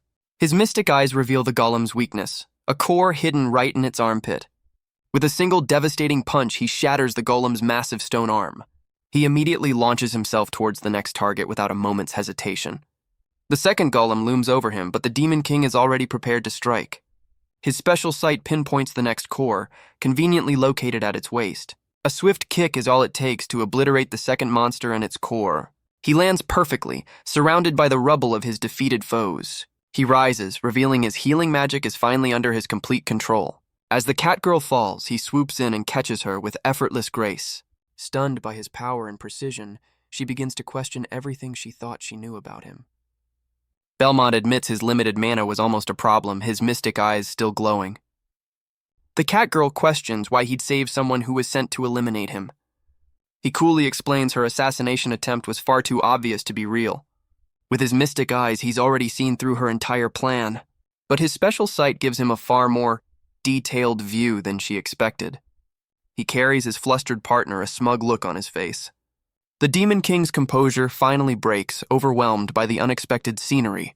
Elsewhere in the forest, another student is having a much worse day. A furious Brian realizes the demon brat completely played him. Surrounded by defeated golems, the abandoned upperclassman vows to make Belmont pay. The Catgirl tries to wake the unconscious Demon King after his sudden collapse. But his legendary Absolute Sight has activated, a power unique to his bloodline. This ability allows him to see the very essence of a person, their mana and internal structure. A major side effect, however, is that he can no longer recognize faces. With his mana depleted, the powerful ability downgrades into a simple X-ray vision. The Catgirl is relieved as he finally starts to stir from his daze. But his new vision gives him a far more revealing look at his partner. The ancient Demon King is completely overwhelmed, suffering a massive nosebleed. His partner is left utterly speechless, completely baffled by his extreme reaction. She mocks his incubus title, questioning how he can be so flustered by such a sight. Wiping away the evidence, Belmont deactivates his powers, promising to be more careful. But his partner gets uncomfortably close, her curiosity piqued by his strange reaction. She reveals her name is Rostana, and notes a unique scent, realizing he's no ordinary incubus. Rostana then asks if he knows why everyone is trying to eliminate him from the academy. She scoffs at his simple answer, revealing the true mastermind has been pulling the strings all along. The Catgirl drops a bombshell. The person orchestrating his downfall is none other than Alice Roseth. The Demon King is completely stunned, unable to believe his rival would go to such lengths. Rostana explains the continent's history, where an alliance of races once fought a common foe.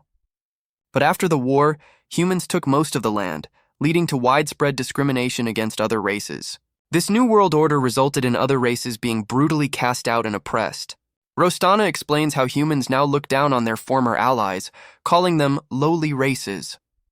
She recalls their cruel taunts, claiming the oppressed should be grateful for even the worst treatment. The Catgirl illustrates how this arrogance has fostered deep resentment among the other races for years. She claims Alice's decision to bring a demon to the academy is the perfect excuse for a new war. Therefore, getting rid of Belmont is now the human race's top priority to prevent total chaos. Rostana questions his lack of concern, but the Demon King just calls her entire theory silly. He scoffs, completely unimpressed by her unoriginal and predictable conspiracy. The Demon King then reveals he has a very different take on the hero's heir. He recalls Alice's true goal to end racial conflict, finding it a pity she's so misunderstood.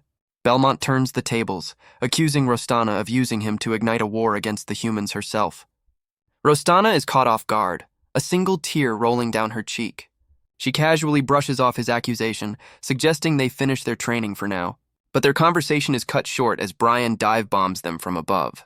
The furious upperclassman declares they're not going anywhere, trapping them with his magic. A powerful force slams them to the ground, pinning them in place. Belmont quickly deduces their attacker is manipulating gravity itself. Brian gloats, promising to make this quick as payback for being ditched. But instead of fear, Rostana responds with a very confident, fanged grin. The upperclassman is baffled, mistaking her confidence for fear-induced madness. She fires back with a classic taunt, mocking his bravado with a very personal insult. Enraged, Brian roars that her taunt has just sealed her fate. Pinned by his gravity magic, the two can only watch as the upperclassman approaches. But Belmont's sharp eyes spot a hidden item clutched in Rostana's hand. He recognizes the vial instantly, the legendary and dangerous dragon's saliva. Their attacker powers up, vowing to tear them apart piece by piece. With perfect timing, the Catgirl puts their desperate counterplan into motion. She downs the entire potion in one go, preparing for a massive power-up. The ground shatters as she breaks free from the crushing gravity spell. Wreathed in a fiery aura, she soars into the sky, leaving her captor stunned. The potion transforms her, boosting her power at the cost of her own life force. Brian smirks, recognizing the magic-enhancing serum and acknowledging her clever tricks. With a wild grin, Rostana unleashes a devastating fiery blast, putting all her borrowed power into the attack. Unfazed, the upperclassman instantly erects a massive force field barrier to defend himself. Her attack collides with the shield, resulting in a colossal explosion that rocks the entire forest.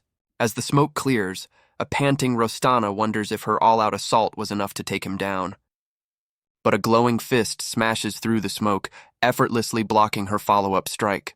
Brian easily overpowers the Catgirl, grabbing her by the head and ending her rampage. He reveals his force magic can be layered, growing exponentially stronger with each use. With his power amplified, he sends the exhausted Catgirl flying with a single brutal blow. The upperclassman stands victorious, his face splattered with the proof of his overwhelming victory. Brian scoffs in disgust, annoyed that her filth even touched him. But from the smoke, the Demon King watches the upperclassman's victory speech. Belmont stands over the empty potion vial, his expression turning grim. The senior's cruel words have finally gotten under the Demon King's skin. Brian mocks the defeated Catgirl, ready to reveal his final trump card. A new power surges from his hand, signaling a different kind of magic. He summons a massive projection of Alice, using her as a psychological weapon. Rostana can only stare in shock, calling out the hero's heir's name. The upperclassman reveals his true target, vowing to eliminate Alice after he's done. But even in defeat, Rostana roars back, trying to draw his fire away from her friend. Brian mocks her for dreaming of friendship with humans, calling her a mere beast. He prepares to finish her off with his devastating 3-layer punch. But before he can strike, his arm is suddenly torn from his body. The upperclassman can only scream in agony as he stares at his missing limb. Belmont reveals the potion only restored a tiny fraction of his true power. Both the attacker and his victim are left completely stunned by this sudden turn of events. He lectures the Catgirl, declaring his own ruthless methods are the only way to solve conflict. With a demonic mask forming over his face, he vows death to all who stand in his way. A flashback reveals Brian's past, starting with his utter contempt for his own father. His father's fear of other races began after a brutal defeat in the war against the demons. The father coped with his trauma by forcing his own fears onto his children through brutal training. He berated a young Brian for his unstable powers, calling him a useless piece of trash. His father's lessons were fueled by paranoia, asking if his sons wanted to be killed by other clans. He screamed at them to remember the devastating power of the demonic clan above all others. From that day on, Brian swore he would never stoop to the level of his cowardly old man. Back in the present, the upperclassman vows to never let anyone from another clan surpass him. Rostana stares in shock, questioning if this terrifying figure is the same little incubus. The Catgirl flinches as the fully transformed Demon King turns his terrifying gaze on her. But Brian just laughs, mocking Belmont for getting arrogant after one successful sneak attack. The Demon King ignores him, instead demanding he first apologize to Rostana for insulting her clan. Brian scoffs at the demand, refusing to apologize to someone he considers trash. The Demon King coolly retorts that it's because Brian is trash himself. Belmont clarifies he only wanted to give the senior a more honorable end. Enraged, Brian unleashes his power, ready to show the demon what true strength is. Rostana recognizes his advanced spell stacking, a technique far beyond a first year's level. He reveals the key to his power, the creation of his very own demonic spirit. Layer after layer of complex magic circles materialize, showcasing his immense power. With a final incantation, he prepares to summon his ultimate weapon from the abyss. A monstrous undead colossus erupts from the ground, a testament to his strength. Rostana observes the summoned beast, noting its strange, almost holy appearance. Rostana watches in despair, convinced this level of power is impossible for a student to beat. Brian gloats about his unmatched strength, confident in his inevitable victory. He boasts that each punch from his colossus is equivalent to 12 layers of stacked magic. With a triumphant roar, the upperclassman orders his ultimate weapon to end the fight. The massive fist hurtles towards the Demon King, ready to crush him completely. But Belmont stops the devastating attack cold with a single outstretched hand. The Demon King's eyes narrow, completely unimpressed by the so-called ultimate attack. Brian's jaw drops in disbelief, unable to comprehend how his power was so easily nullified. Belmont begins a lecture, explaining that demonic spirits reflect the desires of their caster. He reveals the secret to defeating it is simply identifying the flow of its energy and shutting it down. Brian scoffs, claiming Belmont's knowledge of demonic spirits is laughably incomplete. The Colossus's power begins to corrupt the Demon King, its dark energy seeping into him. Rostana watches in horror, realizing the spirit's influence is consuming Belmont. Unfazed, the Demon King continues his lecture, explaining that all magic stems from desire. He reveals the ultimate counter. To fight a demonic spirit, you must summon your own. Brian rages, screaming that no demon can simply create a spirit without being destroyed by it. The dark energy completely envelops the Demon King, seemingly proving Brian's point. Brian gloats over his victory, seeing a vision of the cowardly father he despises. He fiercely vows to never become the weak, fearful man his father was. But from the darkness, Belmont's eyes glow, having finally understood the fear fueling Brian's hatred. Brian panics, feeling an overwhelming demonic power but seeing nothing. The Colossus's massive hand recoils as if burned, pulling away from the Demon King. Belmont reveals he's felt countless desires, from noble justice to tragic pasts, but he declares that all desire ultimately leads to the same unending suffering. The upperclassman is stunned, realizing Belmont somehow reflected the corrosive energy. Belmont explains his own spirit will return all the pain it's given, and then some. He coolly admits his summoning began the very instant Brian's attack landed. Brian's face twists in terror as he finally understands the horrifying truth. With a final command, the Demon King calls forth his own ultimate weapon. A monstrous three-headed serpent erupts from his back, and he gives it a legendary name, Cain. The undead Colossus is instantly overwhelmed, caught in the jaws of the demonic serpent. Cain's three heads constrict with brutal force, shattering the senior's ultimate weapon. Belmont's spirit expands, twisting and fusing as it completely devours the Colossus. Brian stumbles back in pure terror, his bravado replaced with desperate pleas. His own demonic spirit turns on him, taking the form of his abusive, terrifying father. Belmont reveals Cain's law. All pain inflicted will be returned 7 times over. The phantom of his father raises its weapon, forcing Brian to relive his deepest trauma. He can only scream in agony as his own hatred is reflected back at him. The clash of desires results in a cataclysmic explosion that tears through the forest. But as the dust settles, a mysterious figure steps onto the battlefield. A student reports the massive energy spike to the student council president. Intrigued, the president decides it's time to personally greet their new troublemaker. The aftermath of the battle has left a massive smoking scar across the forest. A defeated Brian sits amidst the destruction, cursing his humiliating loss. But Belmont's rage isn't finished, demanding to know why his final blow was interrupted. A wounded Rostana holds him back, questioning if he's finally done with his rampage. She coolly tells the little incubus to take a breath before he does something stupid. The cat girl reminds him that picking fights here means going against the entire academy. Belmont concedes her point, but flashes back to every human who has pushed his buttons. Meanwhile, Brian struggles to stand, his worldview shattered by the demon's impossible strength. Brian makes a final desperate stand, screaming for the demon not to look down on him. But the Demon King has no time for pity, unleashing a final, devastating strike. The attack completely shreds the upperclassman's clothes, leaving him utterly humiliated. Belmont stands over the defeated senior, deciding a little public shame is a fair punishment. Rostana can't help but make a snarky comment about the unconscious upperclassman's physique. She turns to Belmont, ready to get back to business, but he seems distracted. Suddenly, the Demon King tackles her to the ground, his demonic energy still raging.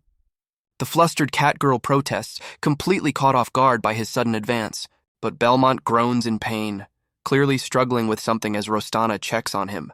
He reveals the dragon's saliva has a nasty side effect, and he needs to release its power now. He declares the cultivation of yin and yang is the only way to suppress the potion's side effects. A flustered Rostana asks how she can possibly help him with his urgent problem. The Demon King leans in, his demonic form looming over her as he whispers his command. But instead of the expected, he simply grabs her face and pulls on her cheek. He continues his bizarre face-stretching experiment, leaving Rostana completely baffled. The Catgirl frantically slaps at him, demanding he stop his strange antics immediately.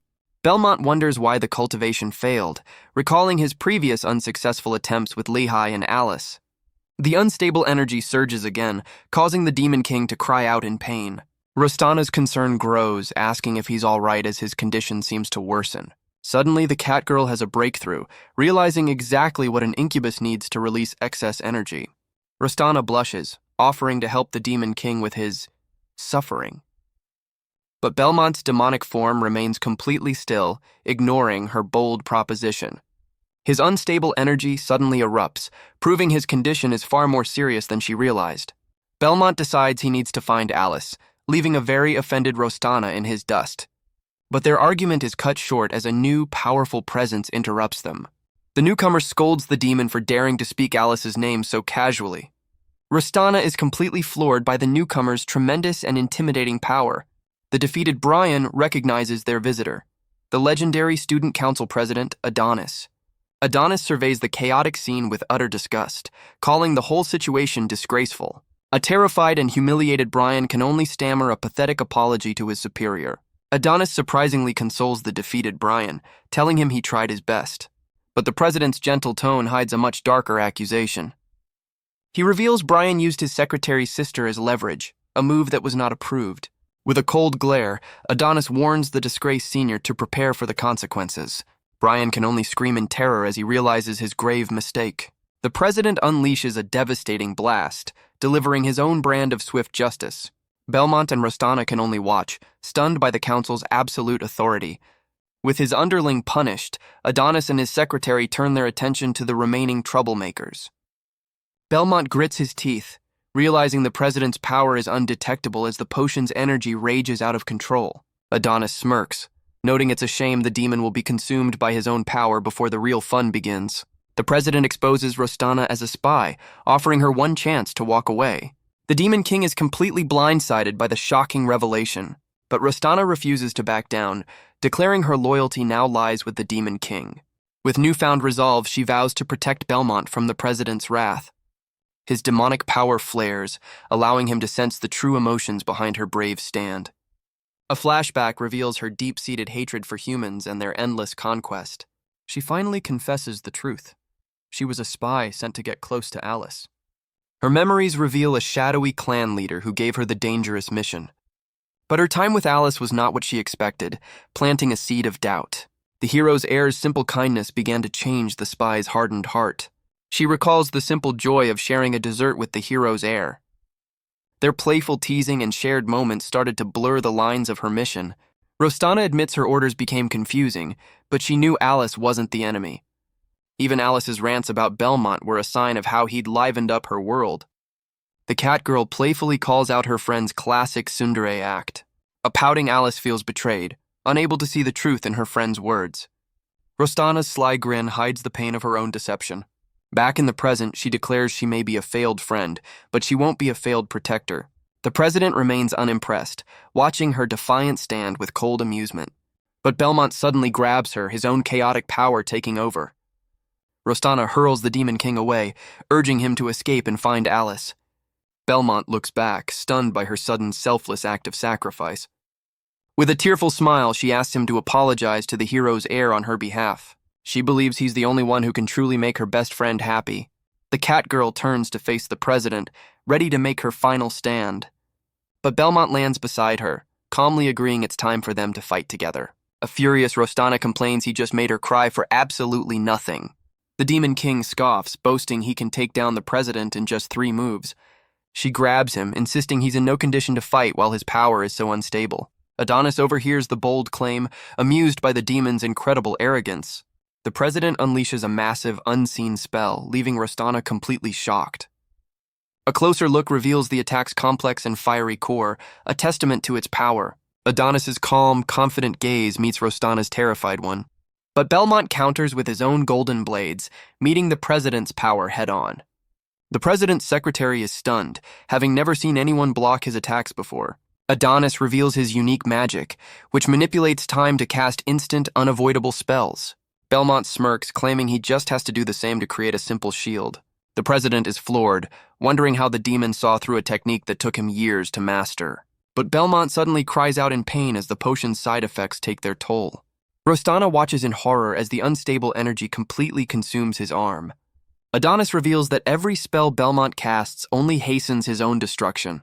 The president summons a massive spirit dragon, warning that another shield will be his last. With a cold stare, Adonis promises the demon's own magic will devour him completely. Belmont grabs Rostana, preparing to teleport them both away from the overwhelming attack. But the Demon King's shield struggles to hold back the president's immense power. Rostana grabs him, begging him to stop before his magic consumes him for good. He snarls back that her interference will only get her killed instantly. With tears streaming down her face, she screams that she doesn't care if she dies. The Demon King coldly asks if she's truly wishing for death. She struggles in his grasp, declaring that traitors like her deserve no less. Belmont realizes his yin and yang magic responds to powerful emotions. He recalls how it reacted to Leahy's hope for the revival of their clan.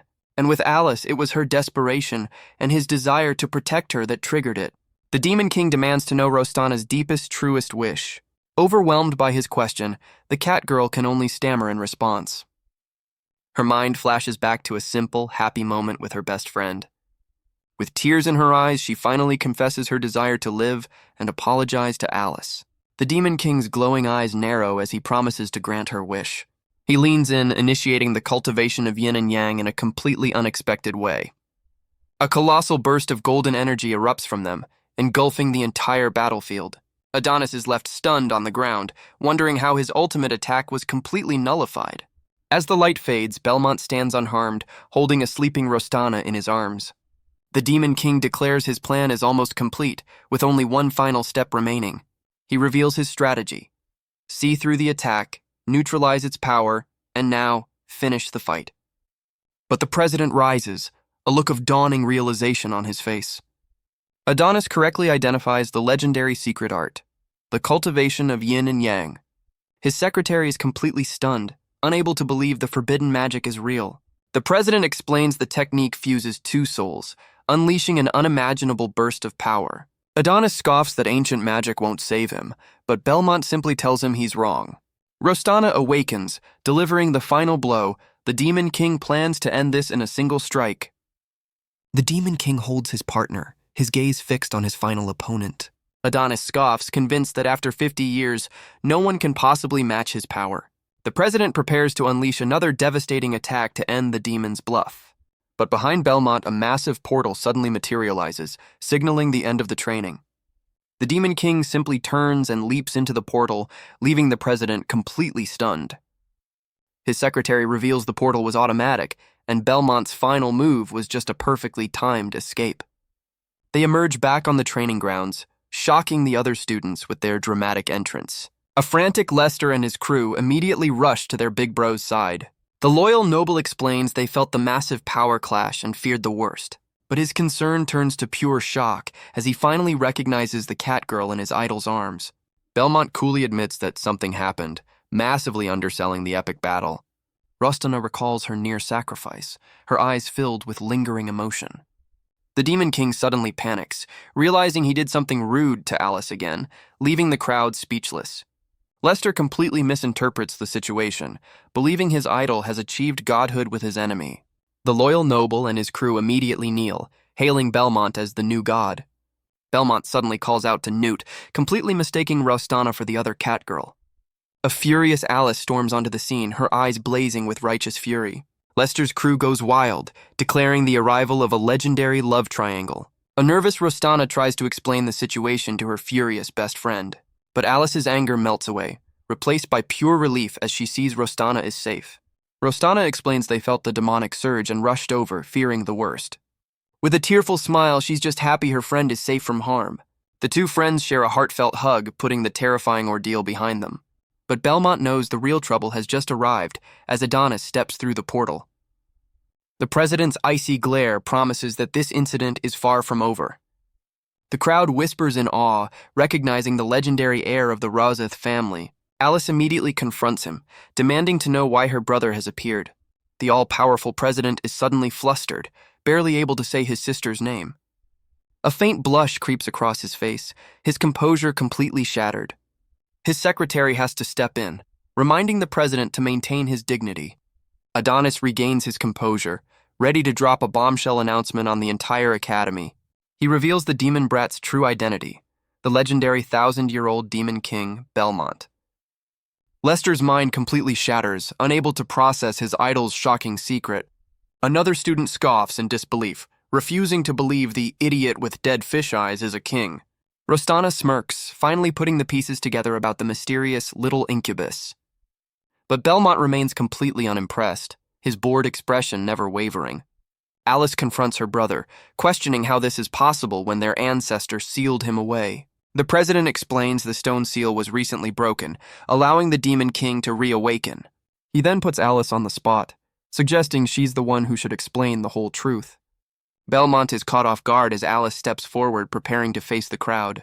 A new challenger appears, the confident and imposing Imperial Knight, Om. The president reveals she's the sole witness to the Demon King's reawakening. He demands she confirm if Belmont is the one who broke free from the stone seal. But Om casually denies it, leaving the president screaming in frustration.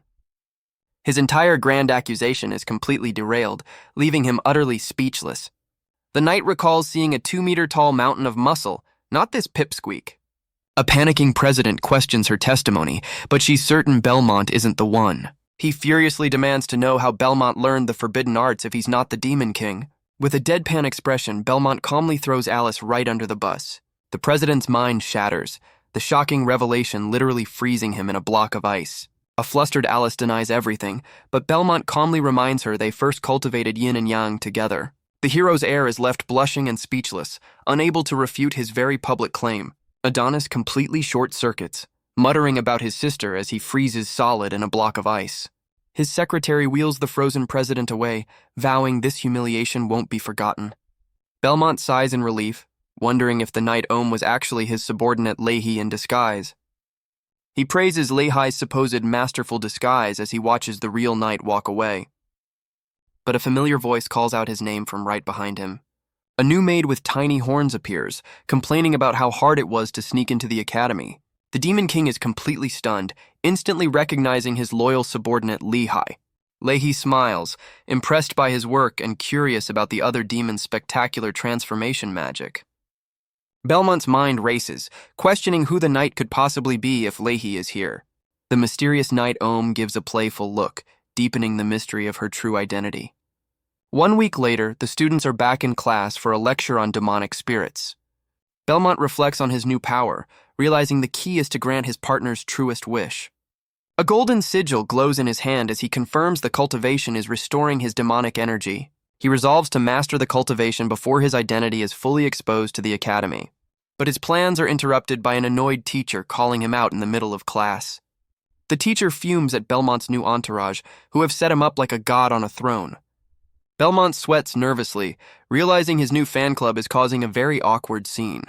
The Demon King lets out a heavy sigh, completely done with his followers' antics. At lunch, a confused Lester asks why his godlike big bro still seems so unsatisfied. The Demon King's fiery response of "not enough" completely terrifies his loyal crew. He turns to his loyal noble, declaring his current power is far from what he needs.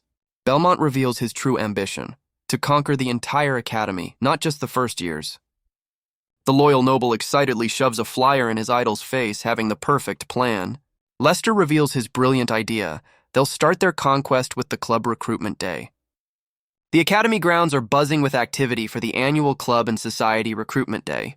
The gardening club makes its pitch, staffed by a trio of alluring plant-like students. Nearby, a group of energetic beast girls tries to entice new members to their workout club. Lester explains that rank is based on power, revealing a faster way to climb the academy's ladder. Lester reveals the shortcut to power. Join a club and collect 3 heroic badges. The Demon King is completely clueless, asking what a heroic badge even is. His loyal noble explains their proof of strength, earned through recognition from the school or seniors. But as he speaks, Lester starts to tremble, fearing he's misjudged his idol's true goals. The fanboy has a full-blown panic attack, worried he's completely misunderstood his big bro's ambition. Belmont simply pats his shoulder with a genuine smile, praising his loyal subordinate's efforts. The Demon King realizes the clubs are co-ed, a perfect opportunity for his cultivation plans. But as he approaches a group of girls, they immediately back away in fear. He tries again, only for the girls to retreat once more, proving his reputation is a bit of a problem. Lester overhears the wild rumors spreading about his idol and is thrilled by his big bro's newfound fame. But Belmont's spirit shatters, feeling like a part of him just died. Elsewhere, Alice lets out a sudden, powerful sneeze. The hero's heir senses someone is talking about her, much to Rostana's confusion. Lester tries to cheer him up, certain that big clubs will be lining up to recruit him. His prediction comes true in the worst way as the wrestling club makes an aggressive pitch. Their leader flexes, promising to show the Demon King what a real body looks like. Belmont gives his loyal subordinate a knowing look, and Lester understands the signal immediately. The Demon King makes a strategic retreat as his fan club bravely holds back the tide of muscle. He realizes this chaotic scene is only hurting his chances with potential cultivation partners. But his escape is cut short as something unexpected catches his eye. He shouts a warning, unable to stop his forward momentum. The inevitable crash is loud and dramatic. His clumsy landing puts him in another very familiar, compromising position. Dazed from the impact, the Demon King asks if his landing pad is all right. The flustered girl confirms she's fine, despite their awkward introduction. Belmont's eyes widen as he senses something special about this new girl. She reveals she's been looking for the Academy's infamous new demon student. The fencing club president, Felix, makes a very breezy and formal invitation. Belmont is taken aback, questioning why she doesn't seem to hate him. She cheerfully explains her belief that all races deserve to be treated with respect, but their conversation is interrupted by cruel whispers from other students. Belmont's eyes narrow as he senses her true nature, watching a wing materialize from her back.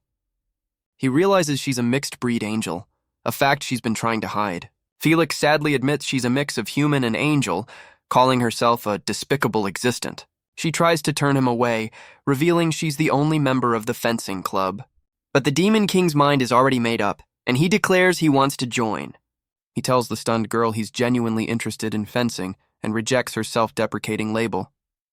Belmont internally celebrates finding a new cultivation partner and escaping the wrestling club. Overwhelmed with emotion, Felix can't believe someone has finally joined her club. A single happy laugh escapes her lips, a mix of relief and pure joy. With a beaming smile, she announces it's time for the club's official entrance test. Meanwhile, Alice wonders aloud if the little incubus has found a club, pretending she doesn't care. But Rostana's sharp eyes suddenly spot a familiar face in the crowd. She points him out, teasing Alice for summoning the very person she was just talking about. Back at the duel, Felix lays out the rules, a 3-round fight to prove his worth. Belmont accepts, but can't help noticing the massive audience that suddenly appeared. The club president gets ready, a determined blush creeping onto her face. Without warning, she explodes forward, initiating the test with a lightning-fast strike. The Demon King's mystic eyes flare to life, instantly analyzing her every move. Their first exchange creates a massive shockwave, kicking up a huge cloud of dust. Belmont narrowly evades a slash that tears through the air with incredible force. The sheer power of her attack is so great it triggers his legendary absolute sight. A massive trench is carved into the ground, showing the devastating result of her opening move. Alice's voice suddenly cuts in, warning the pervert to surrender immediately. She reveals Felix's club is empty because she can't differentiate between friend and foe in a fight. It turns out Felix inherited her legendary swordsmanship from her ancestral mother, Arya. A flashback reveals a previous Demon King facing off against a powerful female hero 50 years ago. The hero, a dead ringer for Felix, is questioned about her special magic. She coolly declares that her sword is more than enough to handle any demon. Back in the present, Belmont's eyes narrow as he recognizes the legendary technique. Belmont confirms her sword style is a perfect match for the legendary hero Arya. Alice furiously orders the pervert to back down, as Rostana teases her for being so concerned. The club president lets out a defeated sigh, her confidence completely gone. Felix calls off the test, admitting she gets too carried away in a fight. But Belmont refuses to quit, demanding they begin the second round immediately. A furious Alice calls him a dumbass, but Rostana holds her back, sensing he has a plan. The Demon King recalls the split-second moment he dodged her powerful strike. He remembers seeing a genuine, heartfelt smile on her face in the heat of battle. Belmont steps forward with a proposition, asking for a single promise if he wins. From the sidelines, Alice and Rostana watch intently, wondering what his true motive is. The Demon King makes a bold demand, her most precious possession in exchange for his victory. His words leave the flustered club president blushing and completely speechless. From the sidelines, Rostana scoffs at the incubus's complete lack of shame, but Alice's expression shifts, realizing the bastard might be after something else entirely. With a determined blush, Felix accepts his outrageous condition for the duel. The Demon King wastes no time, activating his legendary absolute sight. His vision exposes her secret. Her demonic power and sword are fused into one. He realizes that by tracking her energy, he can predict her every move. The club president prepares to unleash another devastating attack. Their second clash erupts with enough force to shatter the very ground beneath them. He focuses, tracking the tranced flow of her demonic energy. With perfect timing, the Demon King meets her devastating attack head-on. But Belmont is stunned by the sheer force he just managed to block. His mystic eyes reveal her attack wasn't just a sword, but pure demonic power given form. Felix presses her advantage, her eyes glowing with an eerie blue light. She brings her blade down with enough force to shatter the arena floor. The duelists are thrown back, a massive crater marking the point of impact. The club president is genuinely impressed by his incredible defensive skills. But Belmont thanks her, his glowing eye revealing he's already figured out her secret. His cryptic comment leaves the powerful swordswoman completely baffled. Belmont reveals her attack just exposed her deepest desire to him. Felix is stunned, recognizing the serpent on his blade as a demonic spirit. The Demon King consults his spirit, asking Cain to reveal her secrets. A flashback explains the prejudice against mixed breeds in a world that values racial purity. As a child, Felix was shunned by society for her mixed heritage. Her own mother's cruel words taught her to live with her head bowed in shame. She was constantly tormented for daring to learn the sacred sword style of her clan. She accepted the suffering, believing she truly was a despicable existence. Her mother's final apology only deepened her feelings of worthlessness. Felix believed she was doomed to a life of misery after her mother's tragic end. But her life of misery changed the day a legendary hero offered to make her a disciple. The hero ignored the protests, declaring she only cared about potential, not bloodlines. A tearful Felix tried to refuse, believing her mixed heritage would only bring shame to her new master. But instead of arguing, the hero simply tossed a pair of swords into her hands. With a firm grip on her new blade, the young girl's test officially began. The legendary swordswoman easily parried her clumsy strikes, testing the girl's true spirit. For the first time, a genuine smile spread across Felix's face as she found her purpose. Her master taught her that when swords cross, status and race mean nothing. The emotions of that first duel were something she would carry for the rest of her life. Through her master's sword, Felix finally learned that in a fight, everyone is equal. Cain finishes its report, whispering Felix's deepest secrets into the Demon King's ear. Belmont recalls his last meeting with her master 30 years ago, wondering if this was all part of her plan. Felix is impressed, noting it's remarkable for a first year to have already summoned a demonic spirit. With the preliminaries over, she declares it's time to unleash her full power for the final round. A frantic Alice screams at the pervert to surrender, warning him this is a fight he can't win. But Belmont's glowing eyes see through the spectacle, recognizing a legendary power. He identifies her ultimate technique, the legendary Wings of Light. Felix reveals her wings are countless afterimages of her sword, challenging him to find the real one. Unfazed by the impossible task, the Demon King simply tells her to bring it on. The angelic swordswoman dives from the heavens, ready to deliver the final decisive blow. As Felix dives, she wonders if Belmont is the one her master prophesied. But the Demon King's mystic eye reveals a completely different plan. He decides this is the perfect opportunity to initiate his cultivation technique. A flashback reveals her master passing down the legendary Wings of Light.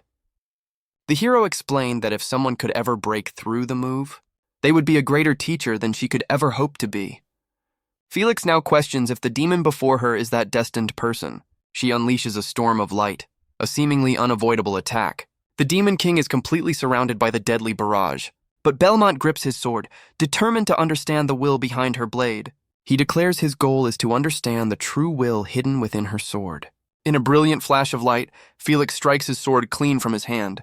Her victory is cut short as she realizes he abandoned his weapon on purpose. The Demon King reveals it was all a feint to exploit her desire to cross swords. With a smirk, he admits he gladly took advantage of her predictable habit.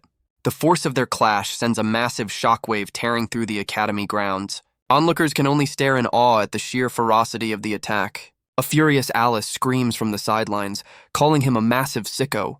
But the duel ends with the two in yet another compromising position on the ground. A stunned Felix asks how he could have possibly known her secret weakness. Belmont reveals her weakness. She's far too focused on the sword.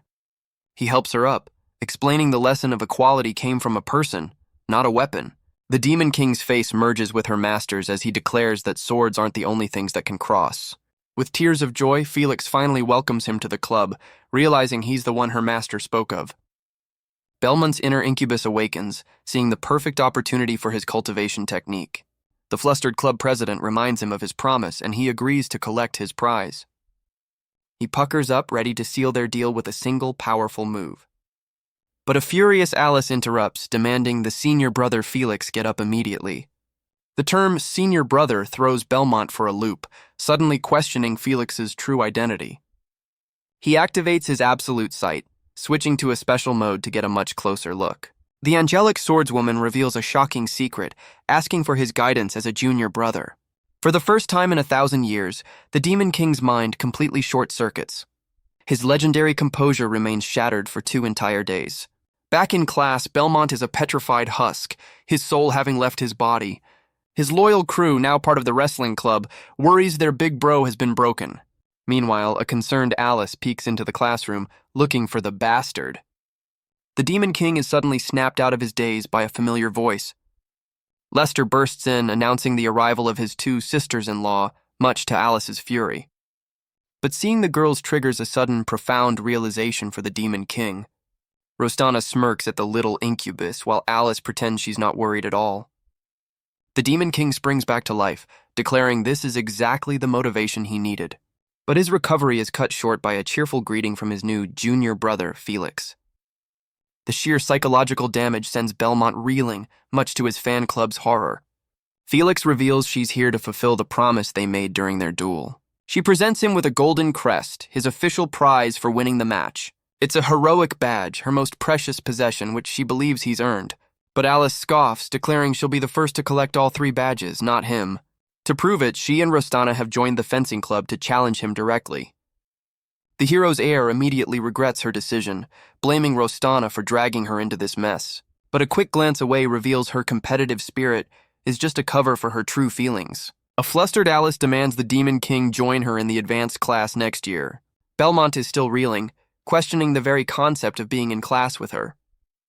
As Alice storms off, Rostana teases her for biting her tongue in her tsundere rage. Lester explains that advanced second-year classes are co-ed, a fact that changes everything. The Demon King's eyes glow with renewed purpose, demanding to join the hero's celebration day. His loyal noble promises to use his family's influence to get them both approved for the event. But the next day, Lester's application is approved, while Belmont's is stamped with a big fat denied. Lester is completely floored, realizing even his family's name wasn't enough to get his idol in. Belmont calmly notes that only a single teacher dared to reject him and asks for a name. The culprit is revealed. A teacher named Aphrodite is the sole obstacle in his path. Lester warns that Aphrodite's family is famous for its berserk blood and related to the president. Another student confirms Aphrodite's stubbornness, noting her issue isn't with demons, but with Belmont himself. Undeterred, the Demon King decides to handle this little problem personally. But before he can even knock, the door swings open with a sudden creak. He's greeted by the very teacher he was looking for, who seems to have been expecting him. The two stand face to face in an unexpectedly awkward confrontation. Belmont tries to play it cool, claiming it's just a coincidence he was there, but the flustered teacher seems to have a completely different interpretation of the situation. Her misunderstanding results in a massive explosion that rocks the entire academy. Aphrodite storms into the dean's office, declaring Belmont's behavior proves he's an uncontrollable menace. Aphrodite lectures the dean about self-control, but Lester thinks she's the one who needs a lesson.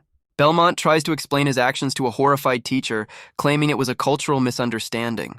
The head of discipline, Teacher Klein, glares at him, demanding to know just how many misunderstandings he's had. Lester quickly covers Belmont's mouth, warning him to stop digging his own grave. He whispers Aphrodite's terrifying nicknames, revealing her reputation as a cold-blooded torturer. But Aphrodite's sharp ears catch every word, and she turns on them with a furious glare.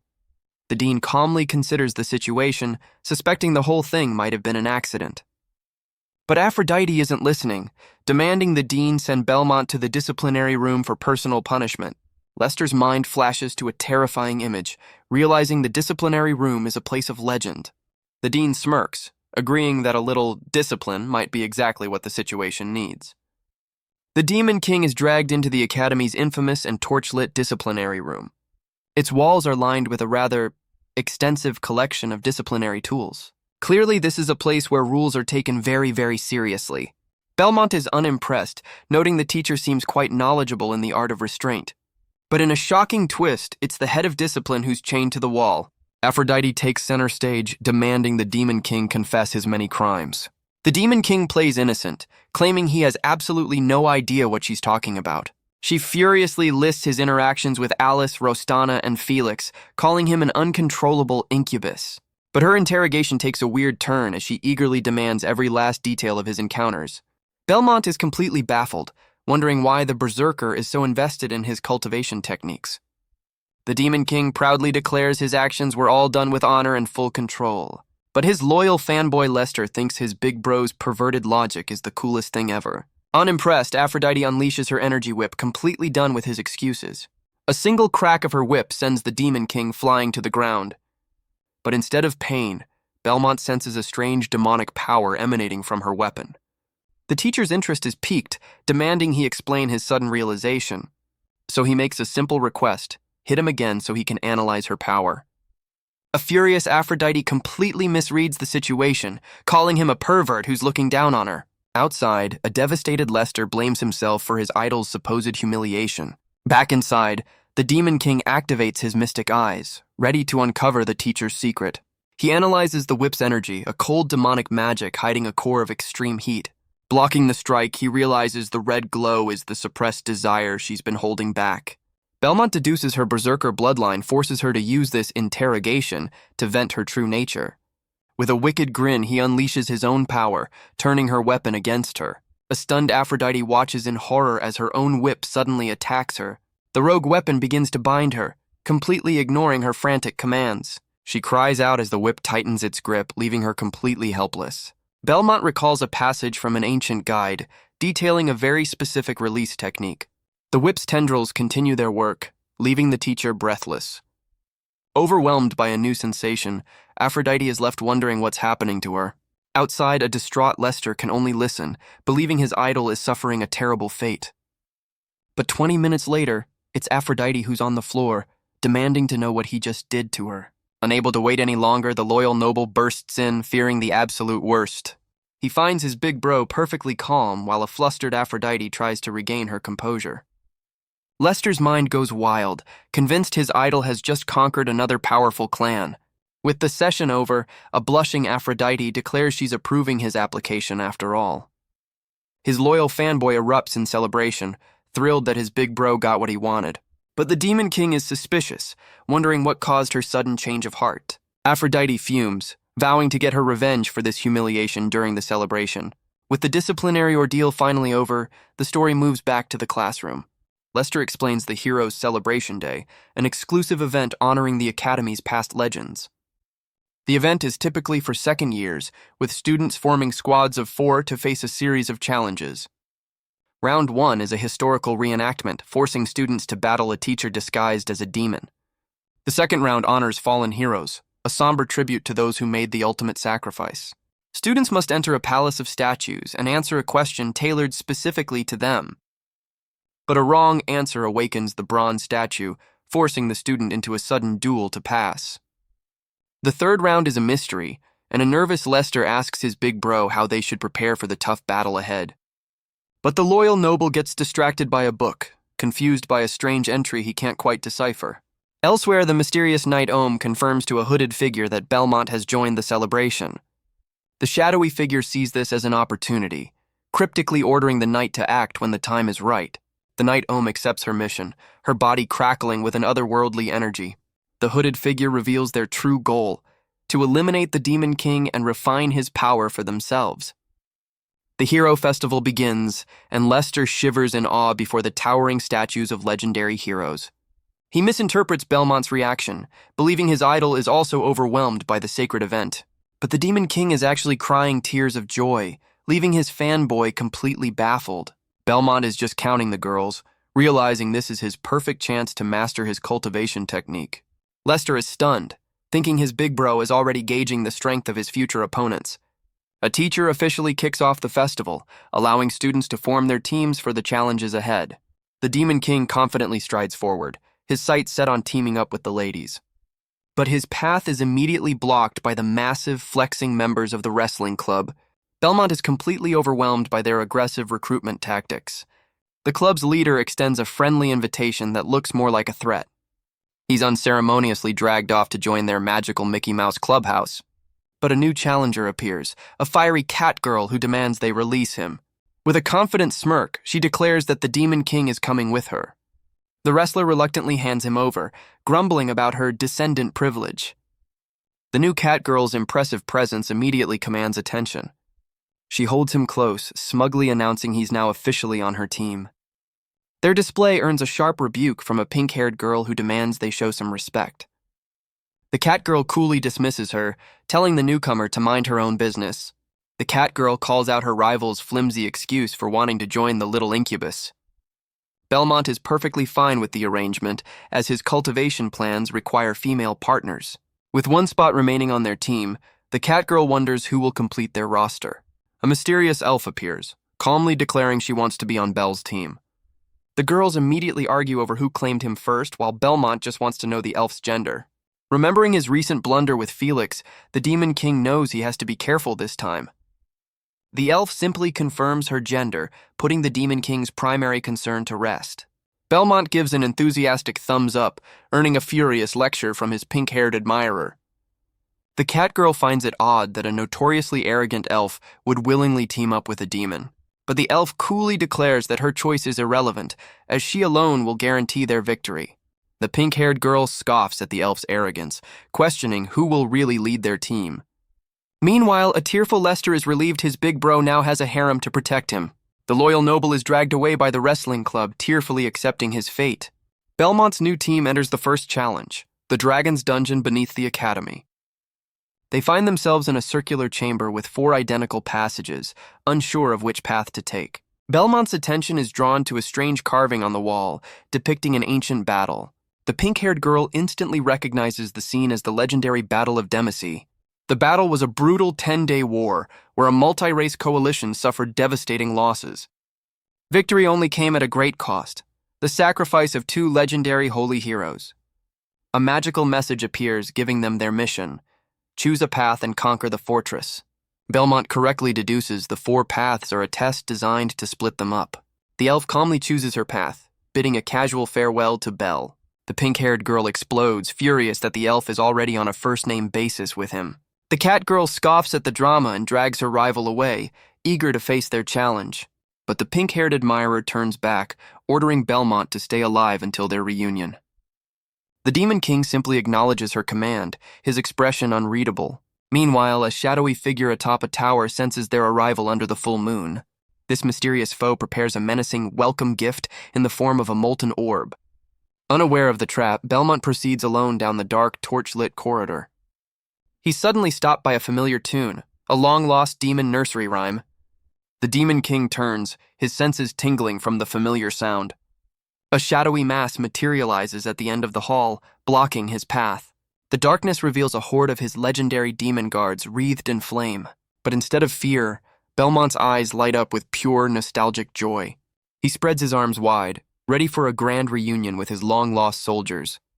His welcome party has other plans, charging forward with a single murderous command. Belmont suddenly remembers this is just a school event, and these are only puppets. Annoyed by the fakes, he activates his power to get this over with. But his magic has a very unexpected effect on the demonic puppets. The Demon King is left utterly baffled, wondering when his guards got a major upgrade. He charges his demonic energy, confident he has more than enough power to handle mere puppets. The Demon King unleashes a devastating wave of power to clear the path. At the same time, the pink-haired girl is surrounded by her own menacing horde. But instead of fear, she's absolutely thrilled by how realistic the battle feels. The cat girl smirks, unimpressed by what she considers a simple performance. The elf senses something more, realizing this festival wouldn't be legendary if it were just for show. All 4 warriors are fired up, ready to prove their strength in the hero festival. Back in his corridor, Belmont stands completely victorious over a pile of defeated fakes. He confirms they're just puppets, but gives the Academy credit for getting the size right.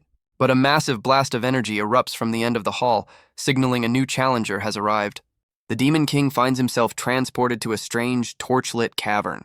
He emerges into a hellish landscape, recognizing the legendary St. Gard volcano. A magical message confirms his team has passed the first trial and can now proceed. The mysterious Knight Ohm appears, smugly telling Belle the real test has just begun. A maniacal laugh suddenly erupts from the volcano, shaking the very ground. Belmont looks up, questioning if the legendary flame demon is the source of the sound. A massive figure of pure magma begins to rise from the fiery crater.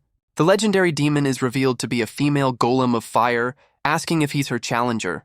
Belmont is completely flustered, wondering when the fearsome flame demon became a girl with such a cute face. Ohm reveals her master plan. To distract the pervert, she's turned all his opponents into attractive women.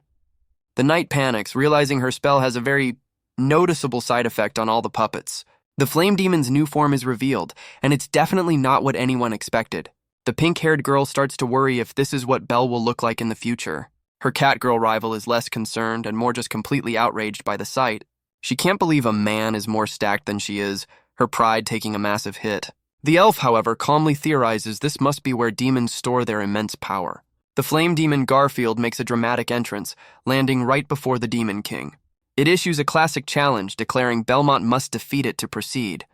Belmont recognizes the speech he taught his old subordinate, but the delivery is distracting. Garfield lays out the terms of surrender, and its threats sound a lot different coming from this new body. The Demon King racks his brain, certain he's heard that awkward line somewhere before. Elsewhere, Ohm panics, realizing she accidentally fed her own thoughts directly to the puppet. The flame demon unleashes a devastating attack, the legendary Rage of St. Gard. Pillars of fire erupt from the ground, trapping Belmont in a seemingly inescapable inferno. He calmly identifies the technique, knowing no one is supposed to survive its intense flames. But the mysterious elf appears, effortlessly dispersing the attack with her superior magic. The flame demon is stunned as its ultimate move is snuffed out like a candle in the wind. A powerful gale tears through the golem, completely neutralizing its fiery form. The elf sends the demon flying with a single blow, calling the whole ordeal boring. Left in the aftermath, Belmont just smirks, noting that things are finally starting to heat up. A magical prompt offers Belmont help from his teammate, but he's not interested. He confidently denies the assistance, certain he can handle a mere puppet on his own. The Demon King recalls a critical weakness. Flame demons burn out their own magic power.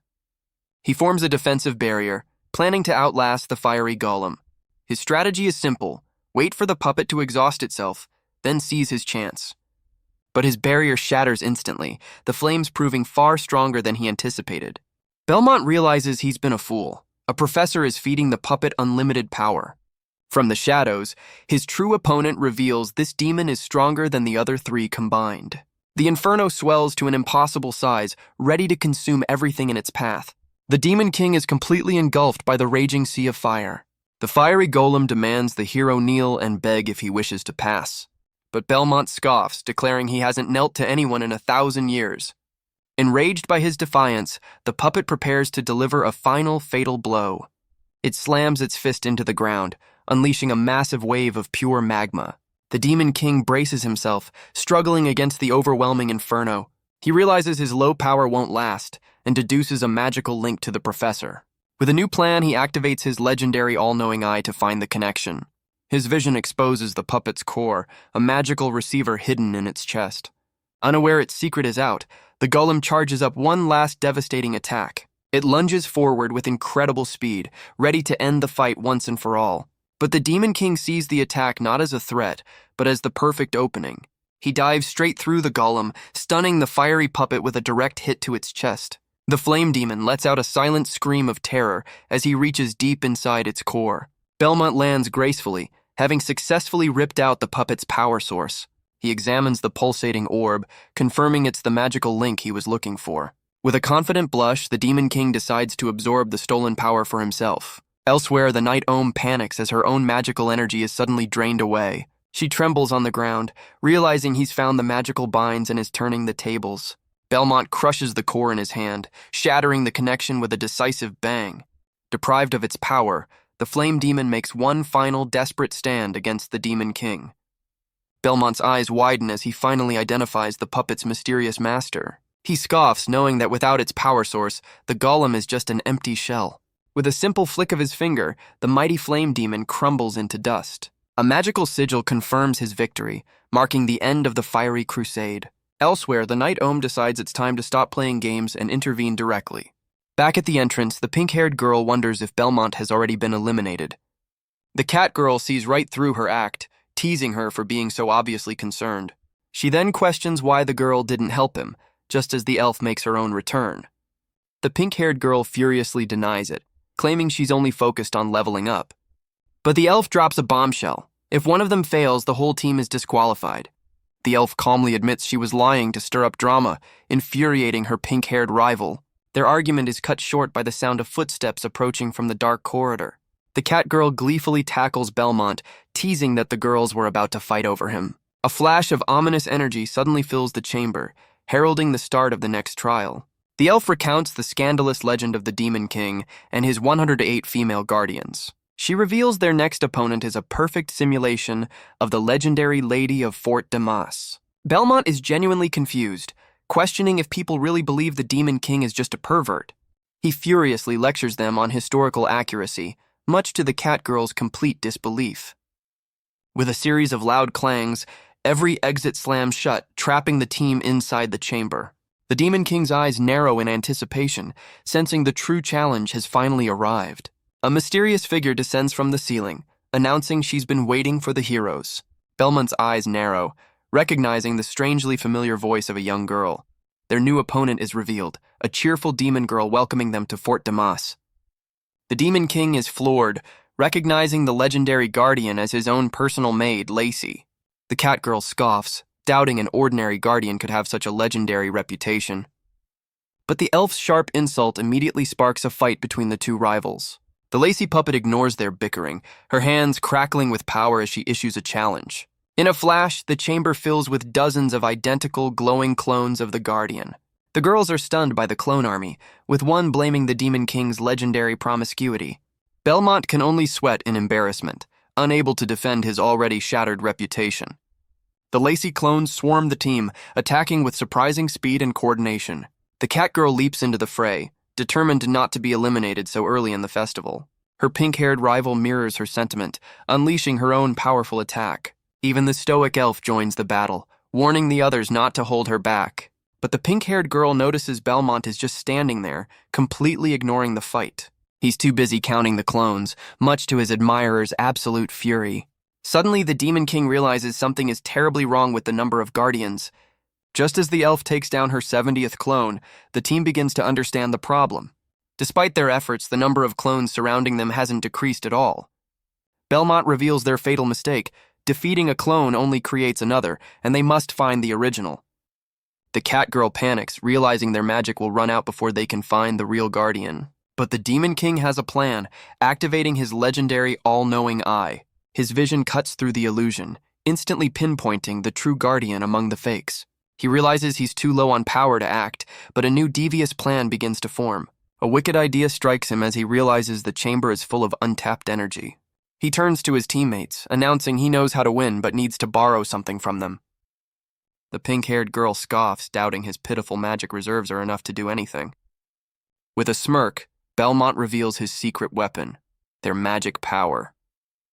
The girls react instantly, wondering if the little incubus is about to use his infamous absorption technique.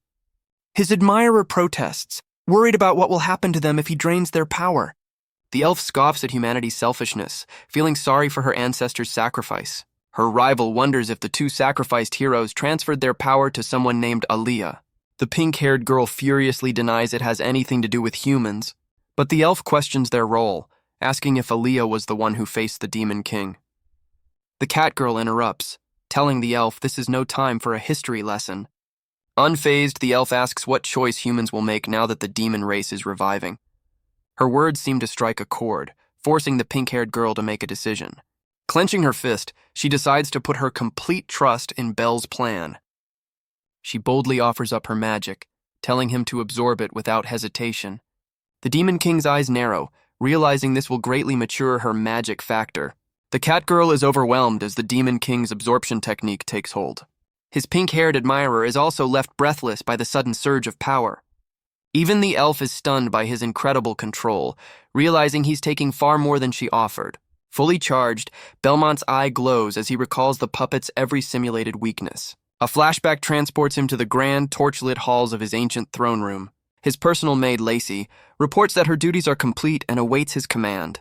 The Demon King, in his true form, praises his ever-dependable and loyal servant. A devoted Lacey bows before him, pledging her absolute loyalty until her final breath. Belmont remembers her as his most faithful follower, always sleeping at his door. He recalls how she would pledge her loyalty even to his portrait, a true sign of her devotion. He even remembers her pledging loyalty to his statues. In fact, she'd pledge her undying loyalty to his shadow if she had to. This often led to some very awkward moments when he was actually in the room. Another memory reveals her fury over someone disrespecting his sculpture with their laundry. But a closer look reveals a very familiar and very personal cat pattern. The memory ends with an embarrassed Lacey pretending she saw absolutely nothing. Back in the present, Belmont realizes her fatal flaw. She'll kneel to anything that looks like him. With a flash of enlightenment, he knows he just has to attack when she's distracted by her devotion. Fully powered, he unleashes a massive projection of his true, terrifying form. The Lacey puppet is left completely stunned, her programming short-circuiting at the sight of her true master. With his power fully charged, the Demon King declares it's time to end this. But the Lacey puppet is completely unimpressed, asking if his grand display is all he's got. Belmont is baffled, wondering if his legendary shadow has lost its handsome charm. Ignoring his projection completely, the puppet unleashes a devastating whip attack of her own. He barely manages to block the strike, his magical barrier cracking under the force. The puppet scoffs at his confusion, declaring she doesn't need to follow the rules. Her form dissolves, revealing a smug new opponent who's here to punish a pervert. The cat girl panics, recognizing their true foe as the infamous Professor Aphrodite. Enraged by the insults, Aphrodite threatens to eliminate them all on the spot. But Belmont just smirks, calmly reminding the professor that he knows her weakness too. A flustered Aphrodite demands to know what the Demon King plans to do to her. Belmont simply powers up, ready to unleash the same technique he used on her before. She's caught off guard as his power binds her once again, leaving her completely helpless. His teammates watch in shock, with reactions ranging from outrage to intense curiosity. With a determined look, the Demon King declares this little charade is finally over. But Aphrodite's pleas only seem to confirm his victory is at hand. His power works its magic, releasing the restraints on her uniform. A blushing but composed Aphrodite tells him to quit playing such childish games. The sudden shift in her demeanor leaves the Demon King completely baffled. She smugly reveals his trick won't work twice, having already sealed the weakness he exploited. The Demon King is stunned, realizing he completely misread her reaction. A furious Aphrodite unleashes her whip, ready to deliver some serious punishment. Her attack sends a massive shockwave that throws Belmont across the chamber. His pink-haired admirer screams at him for his foolishness. But the elf knows he needs more power for his technique to work, and their team's survival is on the line. Pinned against the wall, the Demon King is completely at her mercy. Though injured, his glowing eye reveals he's already forming a new plan. Aphrodite smirks, taunting him about his supposed humiliation. He activates his mystic eye, determined to find the hidden flaw in her defenses. Unfazed, the professor strikes again, promising to make him regret his actions. Her whip erupts in a massive explosion of pink energy, engulfing the entire chamber. As the dust begins to settle, Aphrodite stands tall amidst the lingering smoke. She smirks, confident she has finally taught the little pervert a lesson in discipline. But from the smoke emerges a battered Belmont, who managed to block the attack at a cost. The professor's smug expression shatters into pure, unadulterated shock. The sight is so overwhelming that it sends the teacher flying backward in a flustered heap. His teammates realize the Iron Virgin has likely never seen a man's body before. Overwhelmed by the shock, Aphrodite's suppressed emotions begin to run wild. The Demon King's mystic eye pinpoints the true chink in her armor, her own repressed desires. With her weakness exposed, He calls upon his demonic spirit Cain to exploit the opening. Cain's power erupts, binding the professor in her own berserker energy. The demonic spirit rises, impressed by the raw power it's now controlling. Aphrodite fights back, desperately trying to regain control over her rampaging emotions. In a last-ditch effort, she unleashes a powerful blast of her own magic. The energy forms a magical seal, a final attempt to contain her berserker rage. She summons a cage of pure energy, choosing to imprison herself rather than lose control. Cain is stunned, realizing she'd rather seal herself away than give in to her true nature. The professor screams as her own power turns against her, trapping her in a prison of light. The demonic spirit understands this self-destructive path will only lead to her demise. Cain decides to offer a different solution, planning to use the absorbed magic to help her. Cain withdraws a mysterious golden object, its eye glowing with purpose. The spirit materializes a legendary weapon, the demon's sword. With a single mighty slash, it sends a wave of pure energy flying. Cain declares its intention to release the professor from her self-made prison. The golden power smashes into the cage, shattering the berserker's seal. Elsewhere, a dark presence senses the surge of demonic power with a bang. A shadowy figure vows it cannot allow the demon race to escape. Its chilling promise echoes through the halls. No demon will leave Demacy alive. Back in the chamber, the team cautiously wonders if their battle is finally over. On the floor, a drained Aphrodite feels a strange sense of peace, finally relaxed after unleashing her power. Belmont notes that he's already recovered a fifth of his true power. A humbled Aphrodite wonders why he would help her after she was so cruel. He explains it was just a demonstration on how to embrace one's true nature. The flustered professor admits she was completely wrong to judge him. A magical announcement declares their victory, and the team erupts in celebration. The cat girl immediately demands her own meridian massage from the little incubus. But the elf notices his horns have grown, confirming her secret plan to enhance his power is working. His cat-eared admirer quickly slaps some clothes back on him. The pink-haired girl scolds them for being awkward, but can't deny he's gotten more handsome. Dressed again, the Demon King smirks, feeling more like his old self than ever before. Belmont dons a new set of armor, feeling it was made just for him. But their celebration is cut short by a massive explosion that rips through the wall. The pink-haired girl demands answers, but even the supervising professor is clueless. Professor Klein confirms this sudden attack is definitely not part of the script. The Demon King's senses tingle, warning his team that something is emerging from the smoke. A ferocious werewolf warrior appears, vowing to avenge the fallen heroes of Demacy. The cat girl recognizes the beast as Klim, a legendary holy hero of her people. His admirer is baffled, recalling that the hero was supposed to have died in battle. The elf senses something is wrong, noting the resurrected hero's power is unnaturally strong. Their questions lead them to the ominous Hall of Battle Spirits, the next stage of their trial. Two shadowy figures reveal they're the ones who summoned the hero's spirit with black magic. Their plan is simple: use the resurrected hero to eliminate the Demon King and make it look like an accident. One of them worries about collateral damage, noting 3 hero descendants are also in the chamber. But his partner coldly declares that sacrificing their own descendants is an honor for the fallen. Back in the fight, the elf clashes with the resurrected hero, the force of their battle shaking the very foundations. She unleashes a flurry of strikes, but the werewolf's immense power easily deflects her attack. The other girls can only watch as the chamber collapses, their magic still too drained to help. Belmont steps up, ordering his teammates to escape while he distracts the rampaging hero. But his pink-haired admirer refuses to leave him behind, insisting they'll escape together. He calmly explains their low power means he's their only chance of survival. A humbled Aphrodite agrees, realizing they'll only be a burden, and leads the girls to safety. But the resurrected hero roars, vowing that no demon will ever escape Demacy. Belmont tackles the beast, deciding to take their fight somewhere more private. With a final worried glance, the girls make a run for it through the collapsing chamber. Their battle rages on, the sheer force of their blows causing the very cavern to crumble. The werewolf unleashes its full power, bringing a massive axe down on the Demon King. Belmont blocks the strike, but the resulting shockwave tears the battlefield apart. He realizes with a grimace that even 20% of his power isn't enough to handle this foe. The enraged spirit promises to crush the demon into a million tiny pieces. But Belmont's mystic eye reveals a new problem. As a spirit, the hero has no detectable magic flow.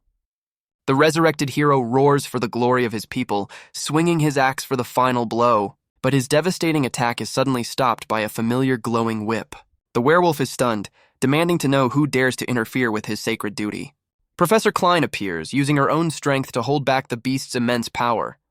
Belmont is completely baffled by her sudden and very timely arrival. Klein declares she won't allow a student to die, even if she's still low on magic. Her determination triggers a flashback to a peaceful day under a tree. A young Klein is overjoyed by a handmade gift from a childhood friend. The boy nervously works up the courage to ask for a kiss. But a flustered Klein scolds him for being so direct, leaving them both embarrassed. The boy puckers up, ready to steal a first kiss from the blushing Klein. But their moment is shattered by a massive bolt of energy, a violent rejection of her childhood crush. The source of the interruption is revealed. Her stern and imposing father has arrived. He drags her away, but she desperately promises her friend Evans she'll still make it to his party. A tearful Klein screams that she'll be waiting for him, clinging to one last shred of hope. Evans promises to be there, his face a blur in her fading memory. Her father burns the teddy bear, a symbolic end to her childhood innocence. He then imprisons his own daughter in a cage of energy, determined to forge her into a weapon. Her father lectures her on her duty as a berserker, a title that demands absolute sacrifice. He commands her to become cold and heartless, forbidding her from ever getting close to a boy again. A young Klein screams in agony, trapped by her father's cruel training. Back in the present, the resurrected hero sends her flying for daring to defend a demon. She hits the ground hard, leaving Belmont to face the enraged spirit alone. Klim questions her honor, vowing to sacrifice her in the name of Demesse's fallen heroes. The werewolf unleashes his ultimate technique, the legendary Axe of Chaos. Klein panics, knowing the attack will turn everything in its path to dust. But Belmont's glowing eye reveals he has one last, desperate plan. He unleashes a familiar power, apologizing to the professor for what he's about to do. His energy tendrils bind her, just like they did during their last encounter. The Demon King commands his spirit to find the deepest wish hidden in her heart. His power dives deep into her memories, revealing a lonely birthday party from her past. A voice calls out, and a young Klein remembers her childhood friend Evans. The boy appears in her memory, wishing the young professor a happy birthday. A shy Klein can only blush and thank him, her heart filled with joy. But the memory sours, revealing that Evans never made it to her celebration. Instead, her father appears, ending another session of her brutal training. He coldly informs her that Evans passed away the week before, crushing her hopes. The devastating news leaves the young girl completely and utterly shattered. Her father commands her to forget her emotions and remember her duty as a berserker. The door slams shut, sealing Klein's heart and trapping her in a world of discipline. The memory ends with a young Klein's heartbreaking scream, her childhood shattered. Back in her mindscape, the demonic spirit Cain finds itself in a vast, empty world. A strange sound breaks the silence, putting the powerful spirit on high alert. Cain discovers the source, a lone teddy bear, a forgotten relic of Klein's past. But this is no ordinary toy, as its eye crackles to life with a menacing pink glow. The forgotten gift suddenly grows into a monstrous guardian, fueled by repressed emotion. Unfazed, Cain summons the legendary demon's sword to face this new challenge. The golden blade slices through the air, ready to cut down the professor's inner turmoil.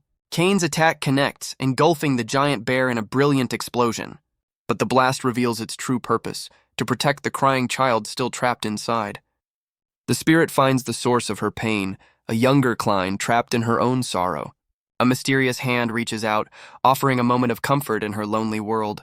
She looks up with a glimmer of hope, wondering if it's her long-lost friend, Evans. The memory of Evans appears, finally keeping the promise he made all those years ago. Back in reality, the Demon King embraces the professor, channeling her deepest wish. He vows to fulfill that wish on Evans's behalf, offering her a moment of peace. With tears in her eyes, a grateful Klein finally accepts the kindness she was denied.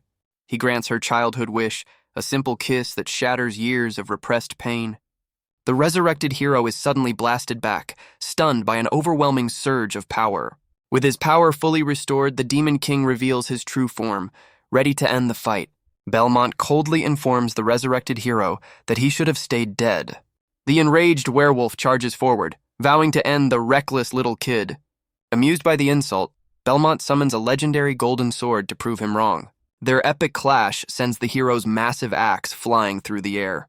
The disarmed werewolf can only roar in absolute fury and disbelief. With a calm finality, the Demon King declares that this battle is officially over. Meanwhile, Professor Klein panics as the battlefield crumbles into sand around her. The hero laughs maniacally, boasting that the axe of chaos's power is irreversible.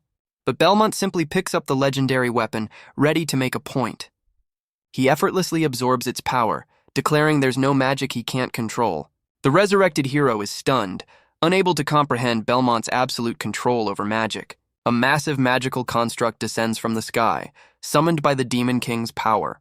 With a solemn expression, Belmont offers the fallen hero a final moment of peace. He unleashes his attack, a grim reminder of the hero's original fate 50 years prior. The Catgirl dismisses the spirit's defeat, but her rival insists it's a sacred moment for her people. The elf calmly points out the spirit was just a puppet, expressing her pity for the beast race. Her words immediately spark a fight, with the Catgirl ready to throw down against the arrogant elf.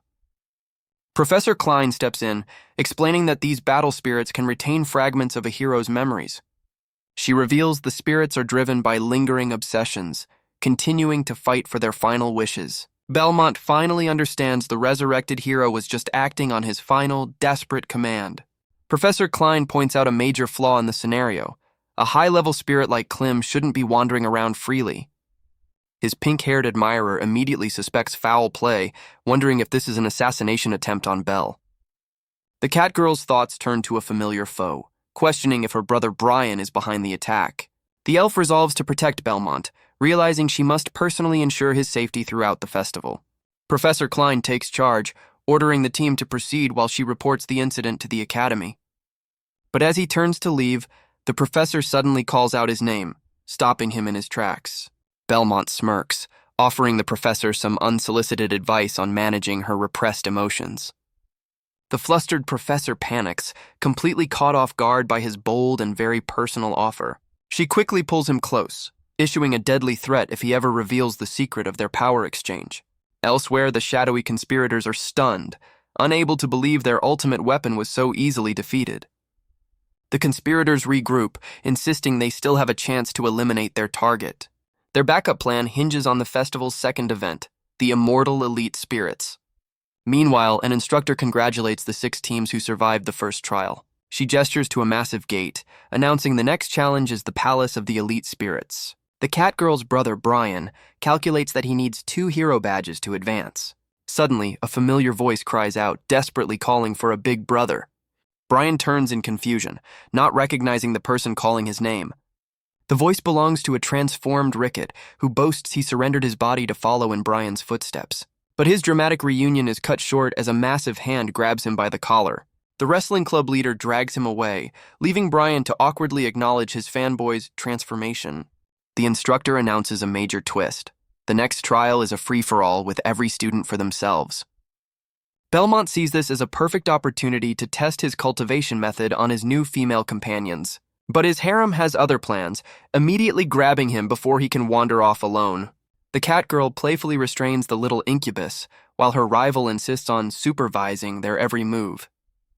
She then spots the elf trailing them, angrily demanding to know why she's still tagging along.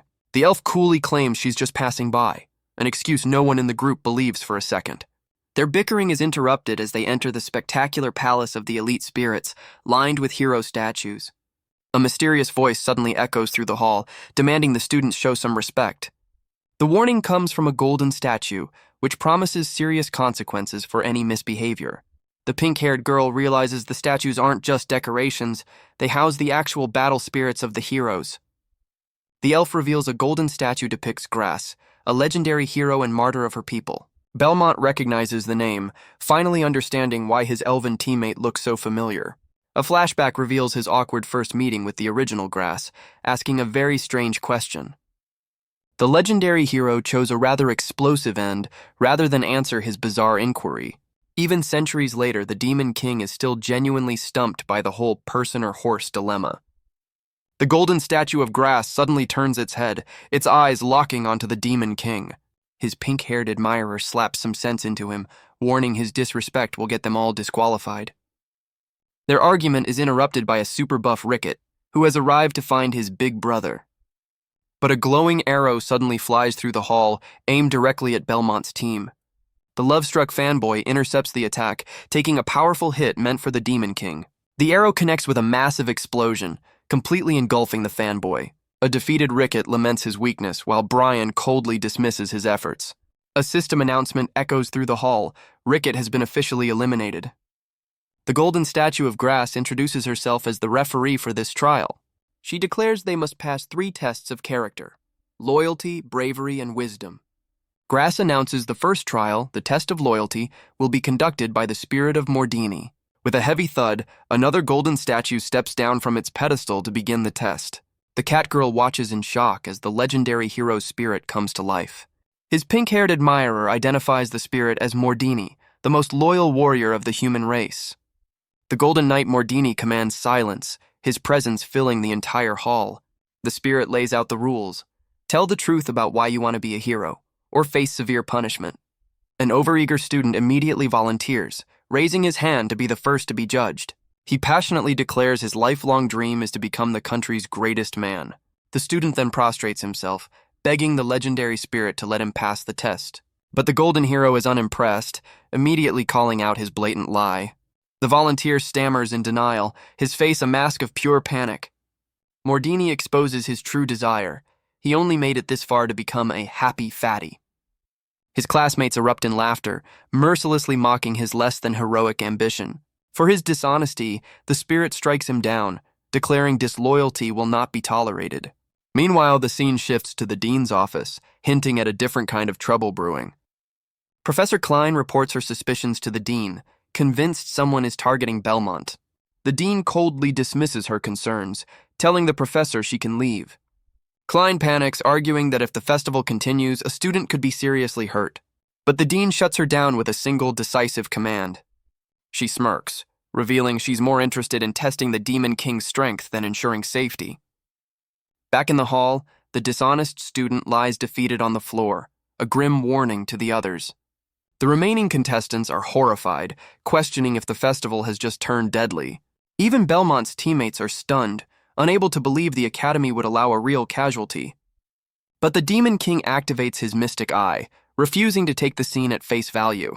His vision reveals the truth. The student's magic flow is stable, meaning this is just an illusion. Belmont notices the blood is actually floating, defying the laws of physics. A closer look reveals the liquid isn't blood at all, but a suspicious pale yellow. The Demon King reaches out, realizing this whole scene is a magical deception. He grabs the student's arm and the supposedly dead boy begins to stir. Belmont's eyes narrow as the terrified student finally wakes up from the illusion. The boy tearfully admits the magic was so realistic, he wet his pants in fear. His teammates understand it was all a hyper-realistic illusion designed to test their nerve. The golden referee eliminates the disgraced student and calls for the next challenger. Unfazed by the display, the confident Catgirl steps up to take the test. Mordini poses a very personal question, asking if she'd sacrifice herself to complete a mission. The other students are shocked by her answer, gossiping about her low-level race. She furiously tells the annoying men to shut up, stunning them with her fiery attitude. With a sly smirk, she admits that if it were a certain incubus, her answer would be very different. Her rival explodes in a jealous rage, demanding she stop being so flirtatious. To everyone's surprise, the Golden Spirit declares that her honest, if cheeky, answer is enough to pass. Mordini directs the successful candidates to a waiting area, clearing the stage for the next challenger. The stoic elf glides forward, her calm demeanor a stark contrast to the previous contestant. The spirit poses a difficult question. What would she do if a friend betrayed her entire race? Her response is swift and brutal. She would kill them without hesitation, as she has no need for friends. Despite her cold-blooded answer, the spirit deems her loyal enough to pass, leaving her rival stunned. The pink-haired girl steps forward, determined to prove her loyalty. But the spirit hits her with a brutal question. Would she sacrifice someone she likes for the mission? She's completely stunned by the cruel ultimatum, her resolve faltering. Belmont grimly notes that the so-called heroes seem more ruthless than any demon. With a heavy heart, she glances back at the one person she's thinking of. The Demon King watches on, realizing he's the subject of her impossible choice. She makes her decision, declaring she could never harm the person she likes. The other students immediately write her off, certain she's just failed the test. A smug onlooker scoffs at her hesitation, dismissing her as just another Rosie. The Golden Spirit berates her, questioning how she can be a hero if she can't make the hard choice. But to everyone's shock, the golden spirit accepts her answer, declaring she passes. The pink-haired girl is stunned, questioning how her very unheroic answer could be correct. Mordini explains that a true hero must protect the ones they love, quoting a legendary figure. With her test complete, the golden spirit calls for the next challenger to step forward. He poses a new question to a muscular student: strong body or stalwart soul? The brawny contestant scoffs, clearly unimpressed by the binary choice. He rips open his shirt and boldly declares he'll take both, flustering the spirit into passing him. The test devolves into chaos as the spirit passes and fails students on a whim. The pink-haired girl grows impatient, wondering why Belmont hasn't taken his turn yet. She denies being worried, but the cat girl sees right through her flimsy excuse. Belmont realizes he's in a bind. How can a demon king honestly say he wants to be a hero?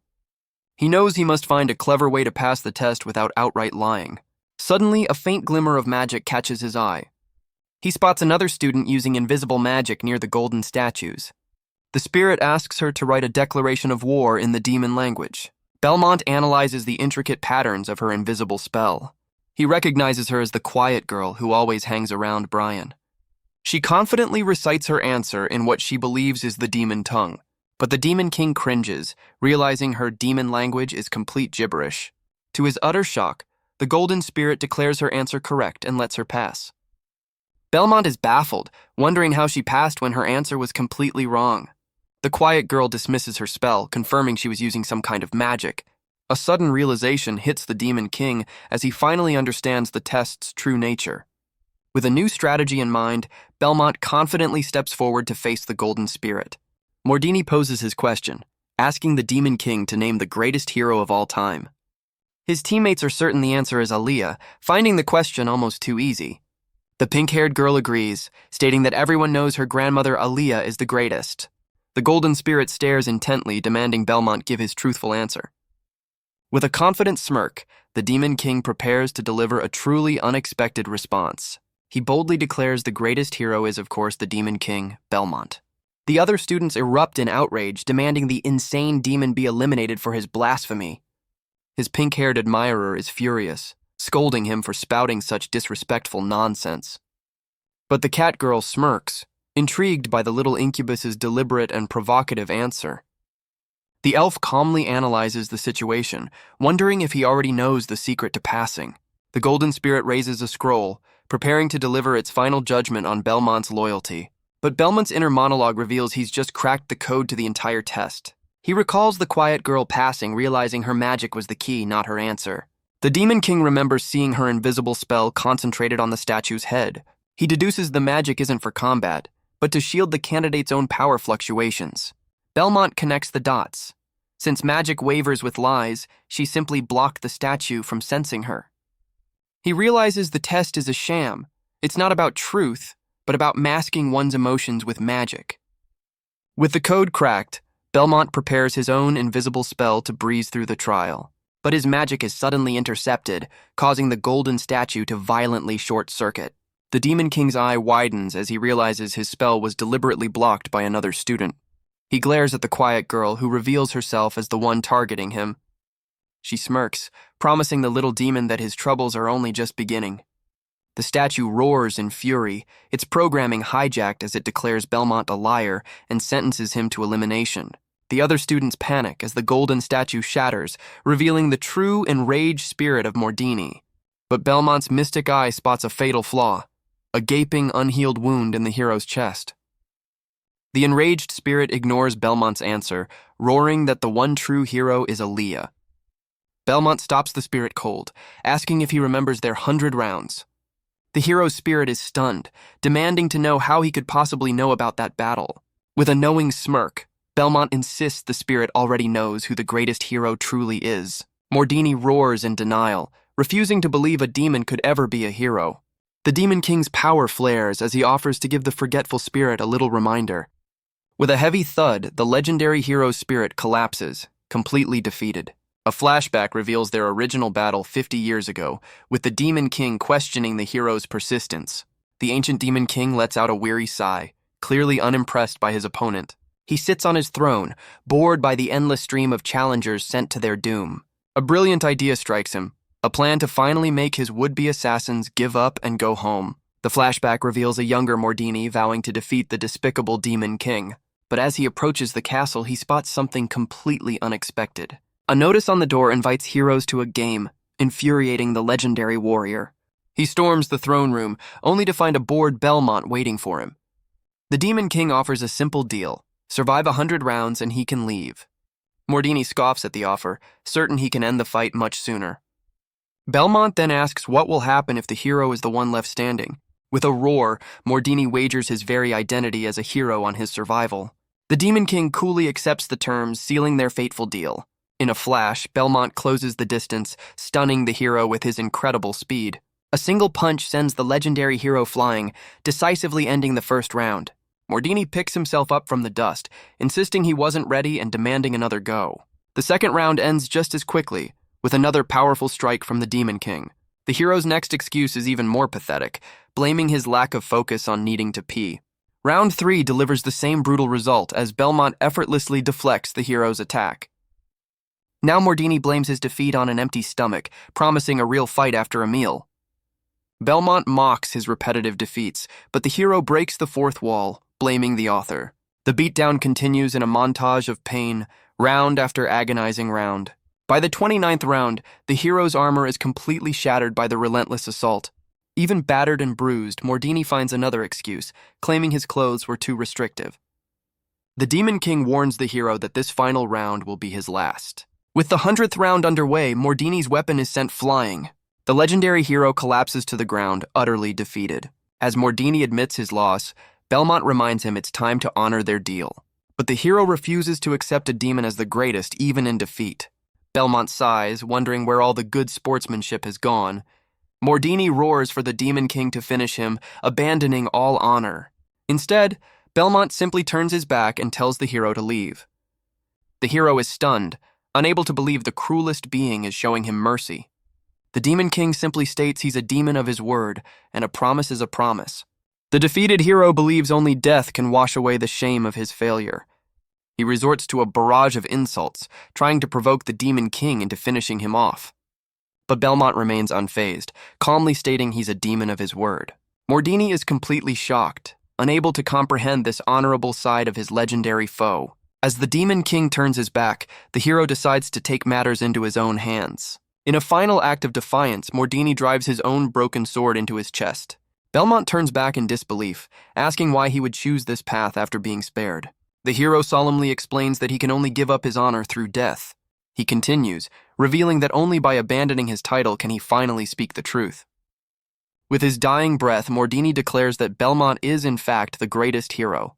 The hero lets out a final agonizing cry, his honor and life fading. His broken sword clatters to the ground, a final somber note to his legend. Back in the present, the spirit kneels, finally admitting the Demon King is the greatest hero he's ever known. Belmont acknowledges his honesty, recognizing the warrior's true loyalty to his heart. The other students are outraged, calling the hero's declaration an act of betrayal. Even the quiet saboteur is baffled, wondering how he managed to pass without her magic-blocking spell. The spirit finally recognizes his old foe, demanding to know how he could possibly be here. Belmont delivers a swift, powerful strike, ending the spirit's confusion in the test. The entire hall begins to shake as the other students cower in fear. Enraged by this display, the golden referee Grass vows to destroy Mordini's spirit for siding with a demon. Grass declares that for his betrayal, Mordini will be stripped of his sacred hero title. She quickly moves on, announcing, "The test of loyalty is over and the test of courage will now begin." With a heavy step, another golden statue descends from its platform to take charge. The new examiner is introduced as the legendary and beautiful hero, Fiona. The girls recognize her as the Phantom Warrior, with the cat girl cattily remarking on her bewitching appearance. The golden hero winks, playfully asking if everyone is ready for her test to begin. The male students are instantly captivated, fawning over the gorgeous Phantom Warrior. Belmont, however, remains completely unimpressed by her dazzling golden form. His mind is suddenly flooded with a vision of past insults, making him question his own worth. Fiona reveals her test's true nature. They must face their greatest fears within her realm of hallucinations. Fiona drops a bombshell.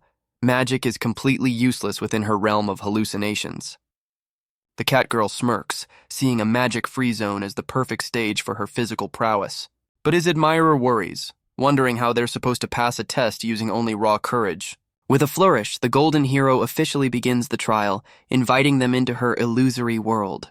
The students are suddenly adrift in a strange space, questioning the mysterious petals floating around them. Belmont scoffs at the challenge, beginning to boast that he's not afraid of anything. He arrogantly declares that the one thing he truly fears simply hasn't been born yet. But a sudden flash of light catches him completely off guard, his confident expression faltering. The test reveals its cruel irony. For most people, their greatest subconscious fear is the Demon King himself. The other students immediately panic, screaming for their lives as they face their ultimate nightmare. But for some, the test reveals a far more personal nightmare. The cat girl finds herself in a field, pursued by a familiar, unwelcome voice. She turns in anger, demanding to know why her pursuer is there. Her question is answered by the swift slash of a glowing blade. Meanwhile, the elf is trapped in a dark forest, facing her own personal demon. A disembodied voice taunts her, claiming her destiny is already sealed. But Rostana's determined glare proves she has no intention of giving up.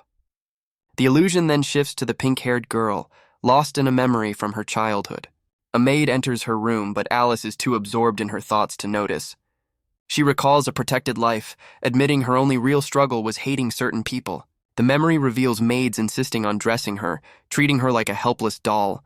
They even offer to brush her teeth, stripping away every last bit of her independence.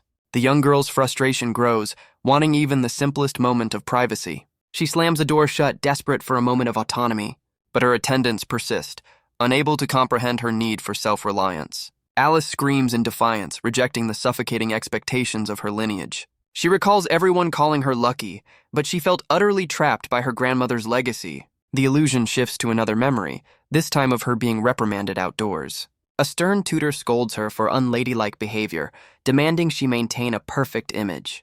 He reveals his true intent, to mold her into a controlled heir, ending her magic confrontation. A determined Alice refuses to give up, ready to face her training challenge once more. But her tutor's words echo in her mind, insisting she'll never surpass the legendary Aaliyah. Trapped in the illusion, she questions a life lived entirely in her grandmother's shadow. Suddenly, her greatest fear materializes, a phantom of the very hero she's meant to emulate. The spectral Aaliyah issues a challenge. Defeat me if you want to escape my legacy. Alice is stunned, realizing she must fight the very person she's always looked up to. Her grandmother's illusion taunts her, daring her to prove she can be a greater hero. Finding her courage, Alice accepts the challenge, determined to forge her own path. She leaps forward, launching a desperate attack against the powerful phantom. But the illusion of Aaliyah calmly prepares to counter, ready to unleash a wave of energy. Alice is sent flying by the sheer force of her grandmother's spectral attack. The phantom of Aaliyah stands tall, effortlessly ending their brief clash. Defeated, Alice realizes she's no match for the legend, especially without her magic. Her grandmother's spirit offers a cryptic lesson. Magic isn't the key to being a hero. Alice is completely baffled, questioning what could be more vital than power. Meanwhile, another student boasts that her special glasses make her immune to the test. She scoffs as Belmont walks by, warning the demon that he's about to be eliminated. Her words strike a nerve, plunging the Demon King deep into his own illusion. He finds himself not in a nightmare, but in a bright, peaceful town square. And at the center of it all, a single turtle relaxes without a care in the world. The illusion begins with a simple scene, a young boy losing his balloon. His mother tries to comfort him, accepting the small loss as they prepare to leave. But a flash of red energy zips through the sky, faster than the eye can see. A dark, clawed hand suddenly lands on the boy's shoulder. It's the Demon King, who has returned the lost balloon to the grateful child. The boy's mother offers a hesitant word of thanks for the kind gesture. But her gratitude turns to sheer terror as she recognizes the face of her son's savior. The entire town square erupts in panic, with citizens fleeing from the Demon King's presence. Only the turtle remains, comically waving a flag of love and peace at the chaos. Belmont is left alone, realizing his greatest fear isn't a monster, but the fact that everyone is terrified of him. He wonders why people only see the monster they want to believe in. A mysterious voice taunts him, asking if he's forgotten his fear so quickly. The voice belongs to a stunning woman, and he demands to know who she is. She steps closer, her powerful presence completely capturing his attention. The Demon King is shocked, recognizing the legendary hero who sealed him, Aaliyah. The Phantom Aaliyah smirks, asking if he's afraid of being sealed away again. He scoffs, questioning if she plans to use her infamous dual cultivation method on him. She explains the versatile spell can attack, defend, or completely seal an opponent's power. But the legendary hero reveals a critical weakness. The spell is incredibly difficult to activate. Belmont smirks, revealing he already knows the secret. It only works if you fulfill your opponent's deepest desire. He flips the script, asking if she remembers her own deepest desire from their first encounter. The illusion shifts to 50 years ago, revealing Aaliyah bound and captured in the Demon King's throne room. Her captor questions her stubbornness, noting she's refused to yield for 7 long days. A defiant Aaliyah confirms she's endured his trials for a full week. The Demon King is genuinely confused by her choice of words. She accuses him of spending the last 7 days trying to amplify her fears.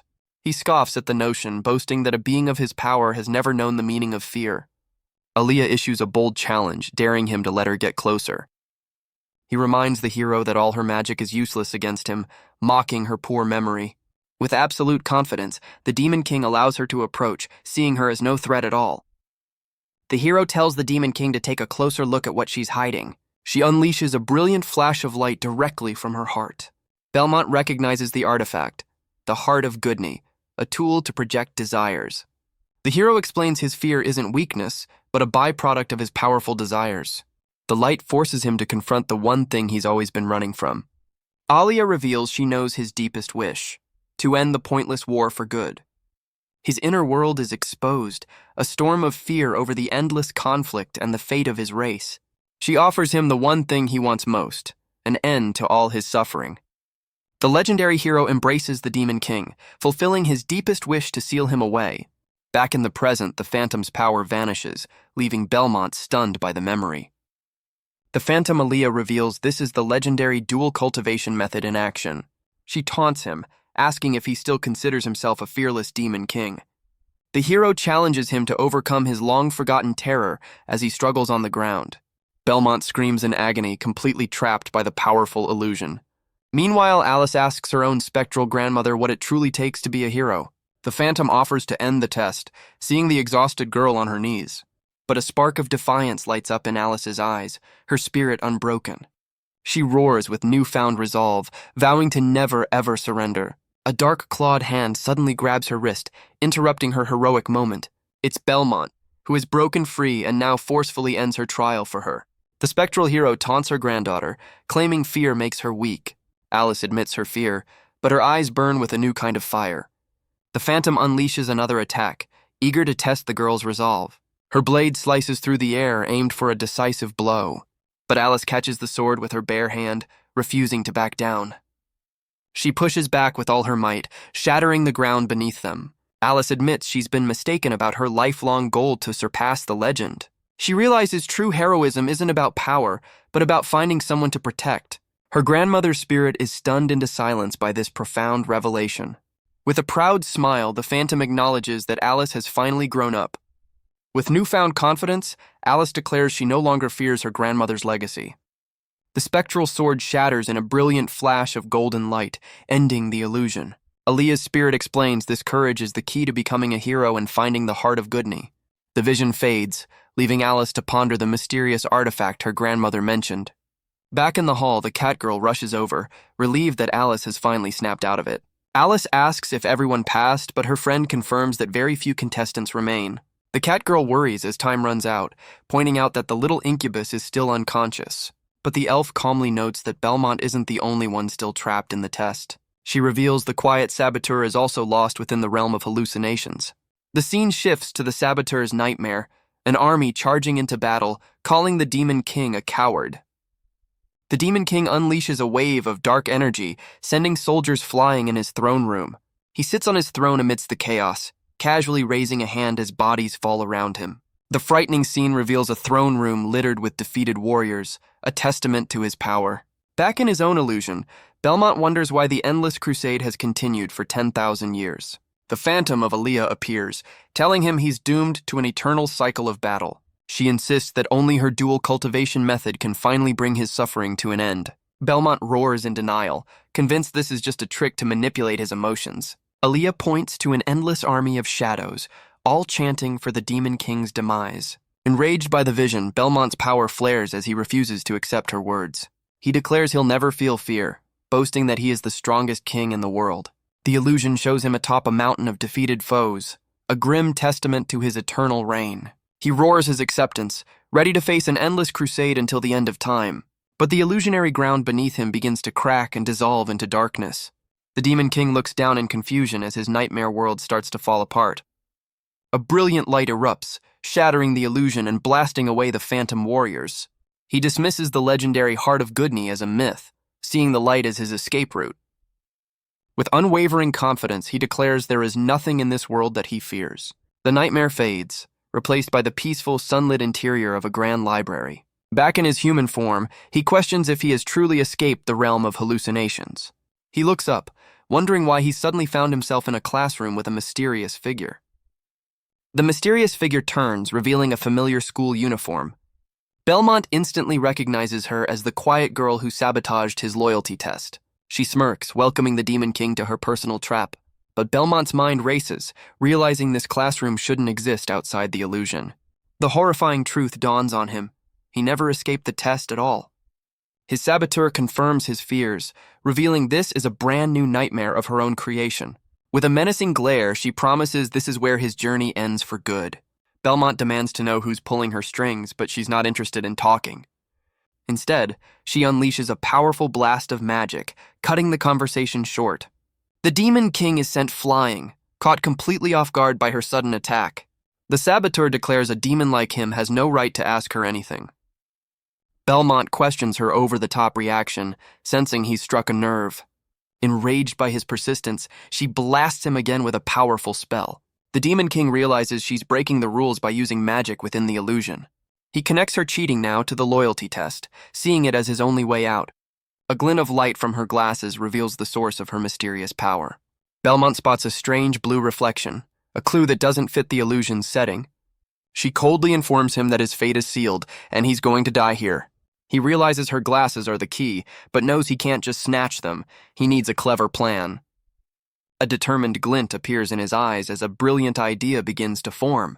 Belmont taunts his attacker, asking if her loyalty to her master is more than just professional. His words are immediately met with a powerful blast of magic that narrowly misses him. The furious saboteur threatens to silence him permanently if he dares to say another word. But Belmont's smirk widens. Her anger is exactly the reaction he was hoping for. He transforms further, daring her to make good on her threat and come closer. For a moment, she hesitates, caught off guard by his complete lack of fear. Suddenly, an invisible force sends the Demon King crashing into the bookshelves. The saboteur smirks, reminding him that in her world, his magic is completely useless. She pins him down, ready to make good on her threat and end him right there. But Belmont's eyes gleam with cunning, revealing he's exactly where he wants to be. With a powerful headbutt, Belmont shatters her glasses and her control over the illusion. Her magical artifact clatters to the floor, breaking the spell that trapped them both. Back in the hall, the saboteur clutches her chest as her nightmare world crumbles around her. The illusion finally breaks, leaving a defeated Teresa sobbing on the floor. Alice notices glowing petals landing on the girl's head, a clear sign of her elimination. The test reveals Teresa's true fear, a shadowy master demanding a report on her mission. In her vision, a terrified Teresa admits to her master that she has failed completely. It turns out the source of all her fear isn't the Demon King, but the very person she serves.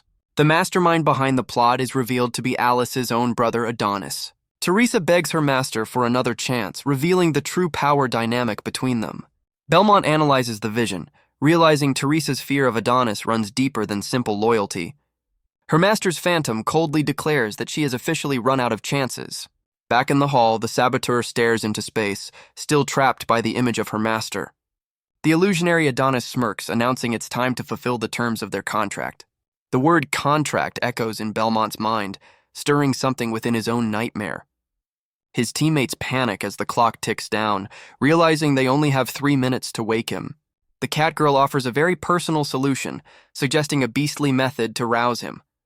But the Golden Examiner issues a grave warning. Waking him by force could cause permanent damage. Her rival immediately shoos her away, while the Catgirl simply purrs at the unconscious Demon King. Meanwhile, Belmont's illusion shifts to a frozen wasteland as the test's magic intensifies. Belmont realizes he'll fail the test if he can't snap his saboteur out of her own nightmare. Trapped in the snow, Teresa desperately searches for a way to escape her master's wrath. Belmont decides his only way out is to use the very artifact she used to cheat. With a determined glare, he puts on the saboteur's shattered magical glasses. But his plan hits a snag as absolutely nothing happens, leaving him utterly confused.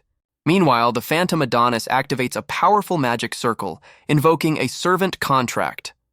The glasses finally reveal the truth. Teresa's fear is a direct result of this magical contract.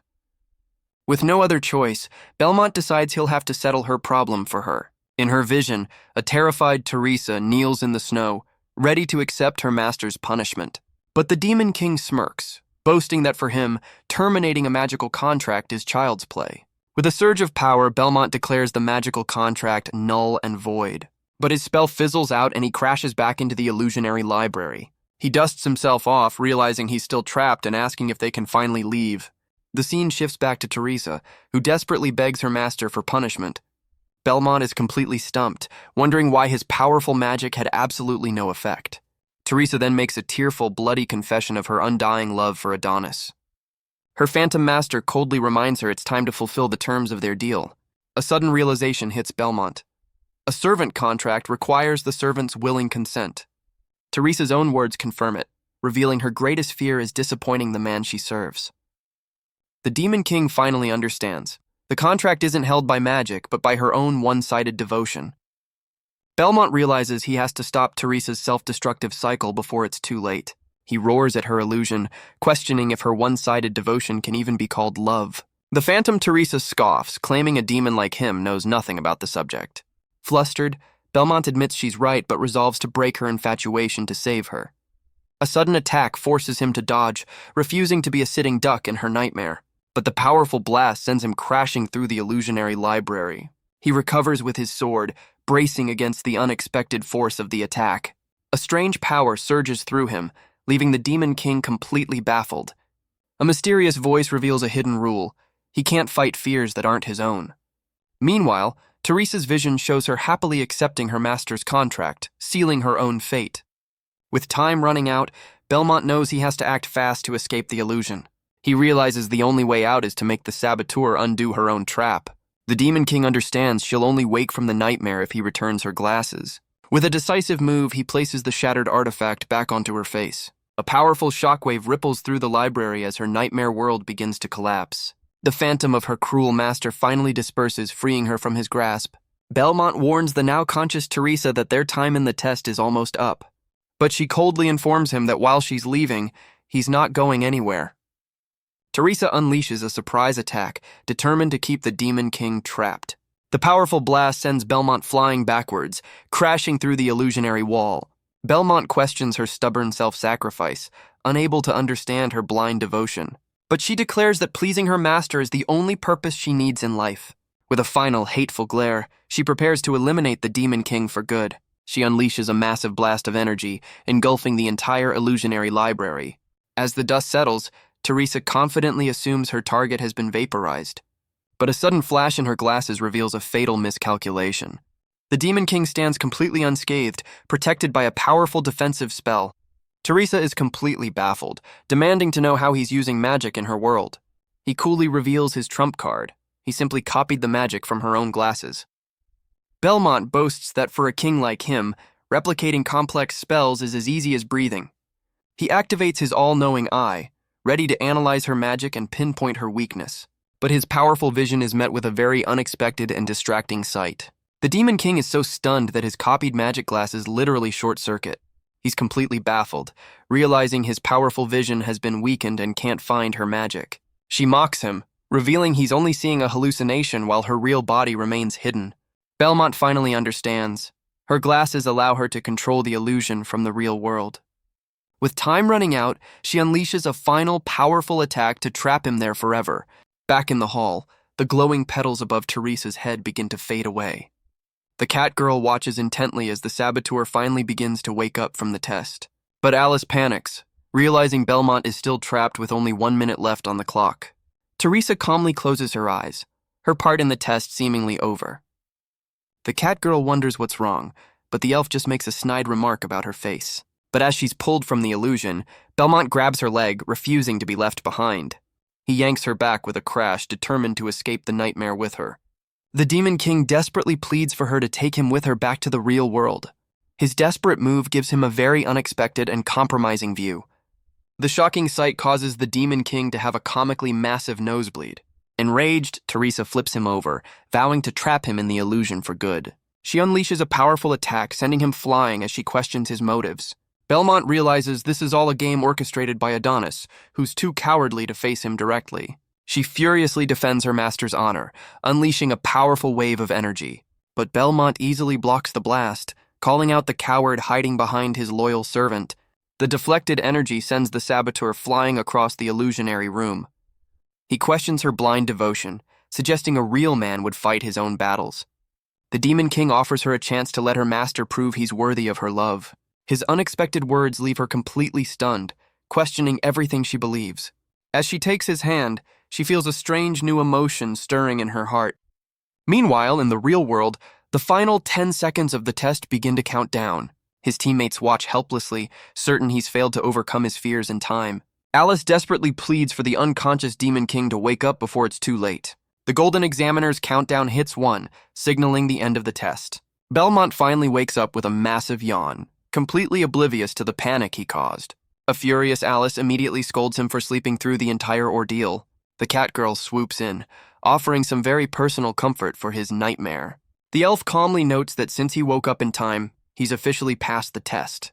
But the saboteur suddenly confronts the cat girl, making a cryptic remark about equality. The cat girl is completely baffled by the strange accusation, having no idea what she means. Alice connects the dots, realizing they must have spoken to each other inside the illusion. Her face darkens with rage as she grabs Belmont, demanding to know what he did with her rival. The examiner interrupts the drama, summoning both Belmont and Teresa for a private chat. Alice is completely lost, wondering what's happening with the two contestants. The Golden Examiner reveals a twist. They woke up, but the magic feedback shows they never actually completed the test. Belmont is stunned, unable to believe he's about to be eliminated. Teresa's inner monologue confirms she never conquered her fear, still terrified of failing her master. The Demon King is equally shocked, realizing he also failed to overcome his own nightmare. Fiona confirms their fate, stating that according to the official data, neither of them passed. But Teresa calmly asks the hero to check again, her glasses glowing with a subtle magic. The examiner hesitates, admitting there seems to be a problem with their data. Belmont realizes his saboteur is cheating again, manipulating the test results right under the examiner's nose. With a sudden change of heart, Fiona declares she misread the results and congratulates them both for passing. Belmont is stunned, realizing his saboteur didn't just save herself, she saved him too. Teresa simply sighs, her motives for helping the Demon King remaining a complete mystery. Meanwhile, two shadowy figures question how their plan failed, wondering how the demon passed. But the mastermind is confident, assuring his partner that Belmont's luck is about to run out. The scene shifts as a glowing magical device is pulled from the wall, signaling the next trial. A flashback takes us to a grand castle 3 years ago, with crowds chanting for their queen. The memory focuses on a pile of playing cards, all hiding the coveted cue. With a sudden whoosh, a card is thrown with incredible speed and precision. But it's the jack that slaps against the board, not the queen they were aiming for. The flashback reveals a group of girls practicing, frustrated by their inability to hit the queen card. A younger Teresa steps forward, her magic crackling as she prepares for her turn. With a flash of lightning, she expertly nails the queen card, winning the game instantly. Her classmates immediately accuse her of cheating, unable to believe her perfect record. One girl brings up her family's reputation for forgery magic, fueling the suspicion. The accusations fly as the other girls become convinced she's using forbidden tricks. The confrontation turns physical as a jealous rival strikes Teresa across the face. Teresa denies everything, her glasses knocked to the floor as she's overwhelmed. The bullies close in, demanding to search her for any hidden tools or evidence. The situation escalates as they resort to aggressive measures to prove their point. But a sudden, powerful kick to the door brings the entire scene to a screeching halt. A young man with pink hair makes a dramatic entrance, hailed as Master Adonis. He coldly questions the bullies, asking if this is how they should treat a classmate. His mere presence sends the girls scrambling, shouting apologies as they flee the room. Adonis calmly unhooks his cape, his intentions a complete mystery. A distraught Teresa questions her master's actions as he approaches her on the floor. He gently drapes his cape over her, shielding her from view. Adonis points out her torn clothes, earning a flustered thank you from the young girl. He then presents a card he found, asking if it belongs to her.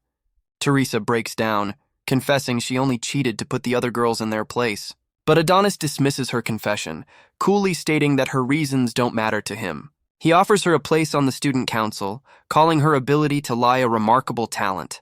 Teresa is completely captivated, wondering if this handsome gentleman truly means what he says. Back in the present, the test of courage officially concludes as the remaining students prepare for the next trial.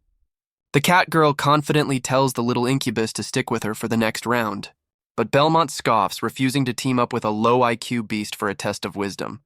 Alice worries about the strange events surrounding Belmont, connecting them to her grandmother's mysterious words. Suddenly, Teresa approaches the Demon King, offering a cryptic warning for the upcoming test. Belmont is taken aback, questioning if his former saboteur is genuinely concerned for him, but Alice leaps to his defense, jealously telling Teresa to back off and that she'll be the one protecting him. The drama is cut short as a new examiner announces the third and final stage, the test of wisdom. The announcer reveals only 7 contestants remain, warning them the final test will be the most brutal yet.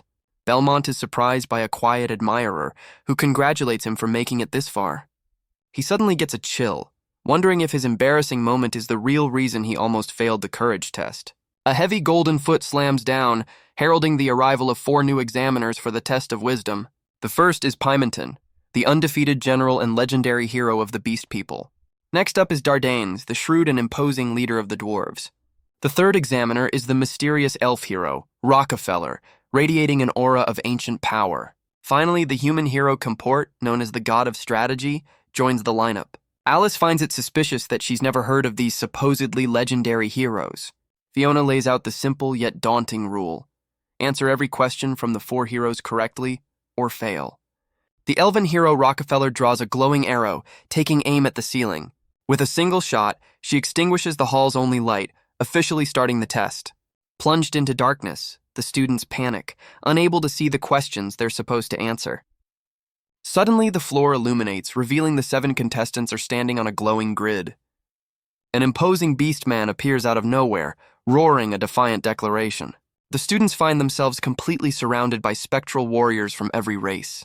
Belmont smirks, wondering if this intimidating display is the question itself. The cat girl looks down in confusion, realizing the glowing grid is actually a giant map. Alice's eyes widen in recognition, identifying it as the topographic map of Montagne. Her friend immediately connects the dots, asking if this is about the legendary Montagne War.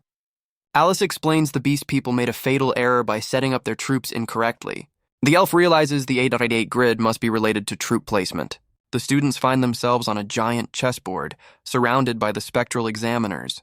One of the examiners confirms their suspicion. The grid is indeed a chessboard. Alice quickly deduces their task is to recreate the correct battle strategy. The test references a famous 7-starred link formation from a popular chess-like game. This formation, however, was too scattered in the actual war, leading to a total wipeout. The correct strategy is revealed: a condensed, 7-pointed star for maximum power. With the answer clear, Alice unleashes a brilliant flash of energy from her chest. Her power creates 7 pillars of light, perfectly recreating the winning formation. Alice explains they must combine their magic to create the formation, warning that it won't work unless everyone participates. The cat girl and the elf are skeptical, questioning how Alice can be so sure about this specific strategy. She confidently reveals her grandmother taught her the original plan failed, and a condensed attack was the true key to victory. Belmont's admirer is completely won over, convinced they're going to win the round thanks to Alice's legendary lineage. But the elf issues a stern warning: if Alice is wrong, every single one of them will be eliminated. The cat girl makes her choice, putting her faith in Alice and boldly claiming the first position. The muscular student casually picks his nose, agreeing with the plan and taking the 3rd spot. Belmont's admirer eagerly joins in, certain of Alice's success as she takes the 4th position. The Demon King coolly claims the 5th spot, leaving the 6th for a quiet Teresa. With everyone else on board, the elf reluctantly takes the 2nd position, earning a snide remark from the cat girl. Alice turns to her rival, asking Teresa to take the final spot in their formation. But the saboteur remains silent, her head bowed in contemplation. The others press her for an answer, wondering if she has a better plan. Her mind flashes back to her master's orders. Her only mission is to eliminate the demon. She recalls Belmont's own words, warning her that this might be her last chance. The Demon King's advice to follow her heart echoes in her mind, causing a moment of doubt. His voice challenges her to remember their conversation in the illusion. Belmont's question about her one-sided love haunts her, forcing her to reconsider everything. She internally justifies helping him, claiming it was just insurance, and vows to never betray her master. But the Demon King's final accusation cuts deep. Is her devotion just selfish obsession? Teresa internally lashes out, defending her master against the demon's accusations. But Belmont's voice reminds her that while he can move on, she'll always be a disposable tool. His final words hit home, calling her a mindless doll forever attached to a scumbag. As the spectral beast-man roars, the pressure of the test intensifies. Alice panics, screaming that they're about to be eliminated as the clock runs down. With a decisive step, Teresa finally joins the formation, making her choice. The spectral warrior's attack halts instantly, signaling their success. The 7-pointed star formation glows brightly, confirming they've passed the first question. But a sudden flash of light engulfs the contestants, catching them completely by surprise. They find themselves in a massive treasure cave, wondering if this is their reward for passing. Alice immediately recognizes the scenario as the legendary dwarf hero's treasure trial. The dwarf hero Dardanes appears, welcoming them to his mathematical kingdom. He lays out a complex math problem. Calculate how much treasure they can carry before the cave explodes. The cat girl panics over the difficult math, earning a snide remark from the elf about her intelligence. But while they argue, the muscular student is already scribbling away at a furious pace. He unveils a scroll covered in advanced equations that leave the others completely baffled. With a triumphant roar and a chicken on his head, the student declares he's solved the problem. He proudly announces his exact calculations, boasting that he used advanced calculus to find the answer. The brawny student then compares math to wrestling, calling both a beautiful form of art. But the dwarf examiner roars back with 2 simple words. Wrong answer! The brawny student freezes in disbelief, unable to process his failure. He rips his clothes in a fit of rage, refusing to accept that his perfect calculations were wrong. But Belmont's admirer confidently steps up, certain she's cracked the code. She declares her answer, only to be instantly shut down and eliminated as well. The girl panics, realizing her calculations change every time she tries to solve the problem. With 2 contestants down, the cat girl desperately turns to Alice for a solution. Alice reveals even the legendary hero failed this test, suggesting the treasure itself is cursed. The elf smugly admits she's useless at math, infuriating the cat girl she just insulted. She then dismisses the Demon King entirely, assuming he's the dumbest one in the group. Teresa overhears the comment with a strange flutter in her heart, contemplating if now is the time to cheat. But Belmont smirks, calmly announcing that the question is easy and he already has the answer. His teammates are completely stunned, turning to him in utter disbelief. With a dramatic pause, the Demon King prepares to reveal the solution. The scene flashes back to his throne room, where a subordinate reports the death of a dwarf hero. The Demon King reads the news, recalling the specific rules he set for the treasure vault. His attendant confirms the hero died from his own foolishness after trapping himself inside. But the Demon King corrects her, declaring it was the hero's insatiable greed that sealed his fate. Back in the present, Belmont reveals he was the one who created the rules for this very test. He points at the dwarf examiner, identifying him as the greedy hero who perished in that vault. Belmont explains the true answer. The most valuable treasure is oneself, so you can only carry your own weight. With absolute certainty, Belmont declares his answer is his own weight, 147 pounds. The dwarf hero pauses, building the suspense as he considers the Demon King's solution. He roars in approval, confirming the answer is correct, much to the shock of Belmont's teammates. The cat girl eagerly shouts her own weight, prompting a surprised comment from the elf about her physique. Teresa quietly states her weight, also passing the test and earning another surprised glance from the elf. The elf follows suit, revealing her own surprisingly low weight and passing the trial. All eyes turn to Alice, who stubbornly refuses to answer such a personal question out loud. Belmont tries to reassure her, reminding her that he's the one who created the test in the first place. but his words are met with a swift kick as Alice furiously tells him to shut up. The dwarf examiner suddenly announces that everyone has passed, moving them on to the next stage.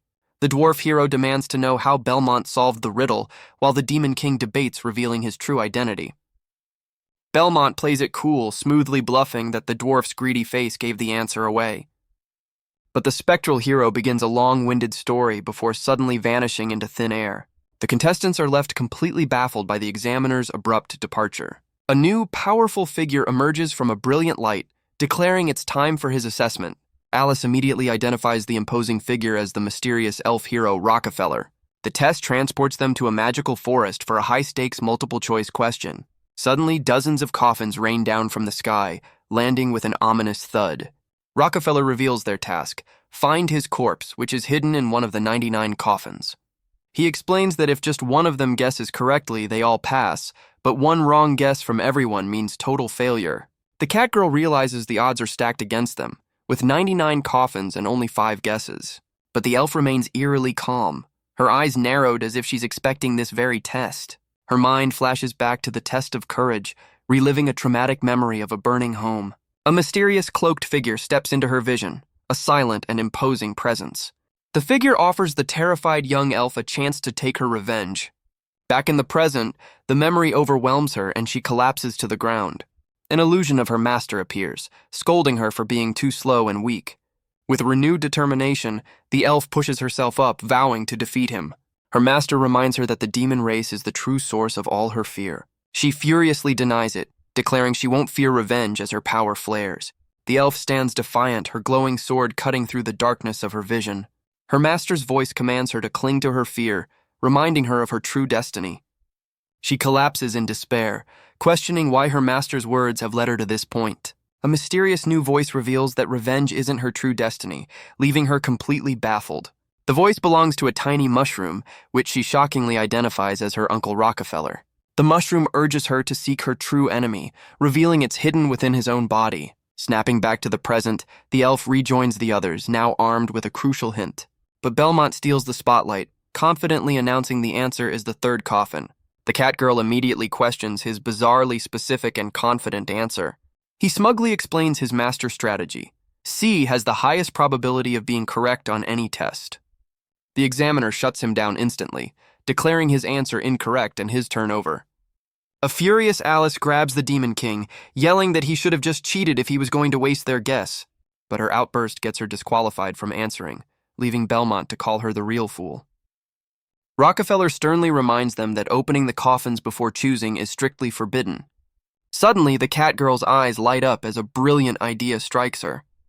She reveals a clever loophole. The rules say they can't open the coffins, but they never said they couldn't move them. Alice stares in stunned silence, realizing the Catgirl's crazy plan might actually work. With a mighty roar, the Catgirl unleashes an earth-shattering shockwave from her fists. The powerful blast sends all 99 coffins flying into the air, shaking them violently. She smirks, explaining that the heaviest coffin with the corpse will naturally fly the lowest. Her plan works perfectly, and she triumphantly points to the coffin that fell first. As the dust settles, she confidently declares that this is the one.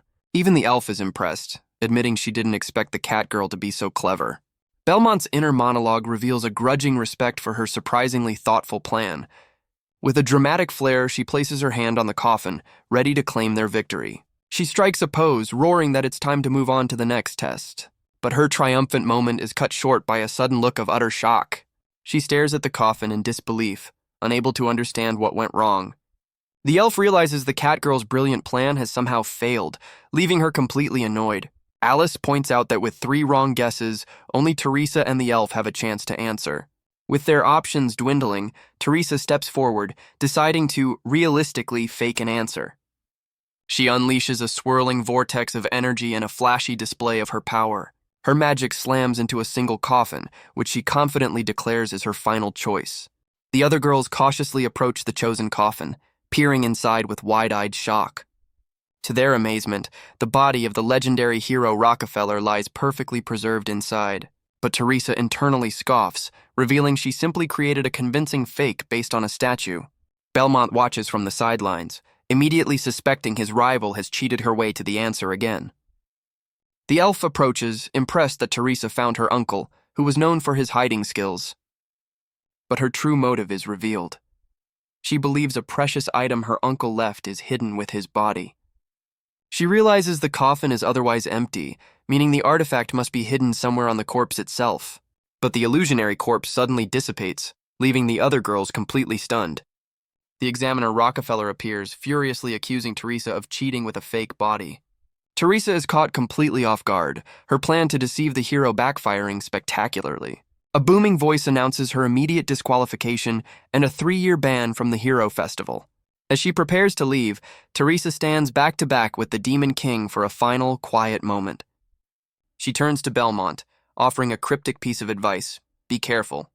With a final warning that the real test has just begun, she teleports out of the trial. Belmont is left to ponder her words, a serious expression on his face. With only one guess left, the cat girl panics, but Alice hopes the elf's shared heritage will give them an edge. But the elf simply chooses the nearest coffin, a random move that sends her teammates into a full-blown panic. The elf asks a tricky question, wondering if she can open the other coffins first. With the examiner's permission, she unleashes a powerful wave of magic. The blast sends every other coffin flying into the air with a massive bang. Her teammates can only watch in shock, wondering what on earth she's doing. She calmly explains her uncle was a master of hiding, using a special teleportation technique. Opening one coffin would simply teleport his body to another, making it impossible to find. This reveals the test was an unwinnable shell game from the very beginning. The only way to win is to open all the other coffins, leaving just one sealed choice. Alice calls the elf race sly, while the cat girl fumes over the convoluted logic. Dozens of empty coffins crash to the ground, leaving their final answer standing alone. The elf approaches the final coffin, confidently announcing she's here to see her uncle. With a bang, the lid opens to reveal the body of Rockefeller, confirming her guess was correct. She stares down at the corpse, her expression unreadable as she addresses her uncle. Alice isn't surprised, explaining that the long-lived elves are known for being secretive. Leaning closer, the elf demands to know where the item her uncle promised her is hidden. Suddenly, a glowing mushroom-like object emerges from the corpse's forehead. The elf is stunned, recognizing the strange mushroom from her earlier hallucination. The mysterious object glows with an intense, otherworldly light. A brilliant flash engulfs the elf, who questions the strange power surging through her. Her mind is thrown back into a fiery nightmare as she begs for the vision to stop. The elf is suddenly thrown back into the fiery vision, completely bewildered. She questions why she's trapped in the realm of hallucinations once again. A chilling voice reports to its master that the entire forest has been wiped out. The elf whips around, demanding to know who's speaking from the shadows. Her vision reveals a cloaked master, ordering his subordinate to blame the demons for the destruction. The mysterious figure declares that from now on, the elves and demons are officially at war. A horrifying truth dawns on her. The fire wasn't started by demons, but by her own people. The memory shows her younger self crying for her parents as the cloaked figures watch.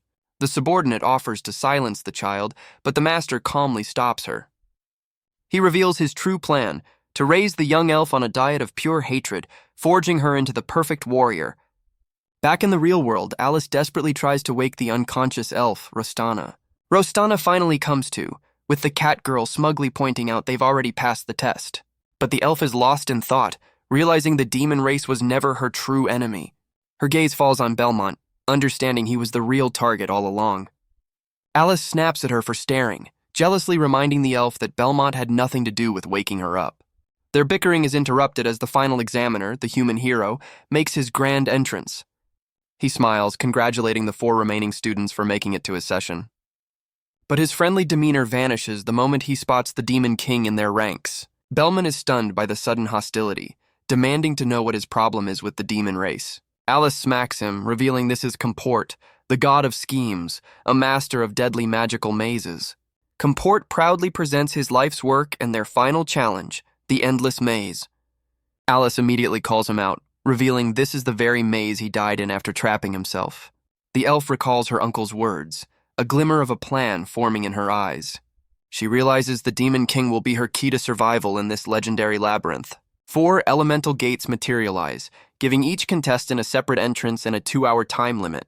The examiner smirks, officially starting the game and inviting them to enjoy his deadly creation. The cat girl immediately panics, admitting she has an absolutely terrible sense of direction. Alice is baffled, but the cat girl explains her simple strategy. Just run towards the sun. The elf cuts their banter short, reminding them the clock is ticking as she heads for her gate. With a final glance at Belmont, she promises to wait for him at the exit before vanishing inside. Alice furiously asks Belmont why he's just standing there instead of entering the maze. She huffs, declaring it's a waste of time to talk to him and he can wait for whoever he wants. But she accidentally stands in front of his gate, defensively claiming she just got mixed up. Meanwhile, the elf finds herself in a beautiful but disorienting part of the labyrinth. Rostana realizes the identical flowers make it impossible to navigate by sight.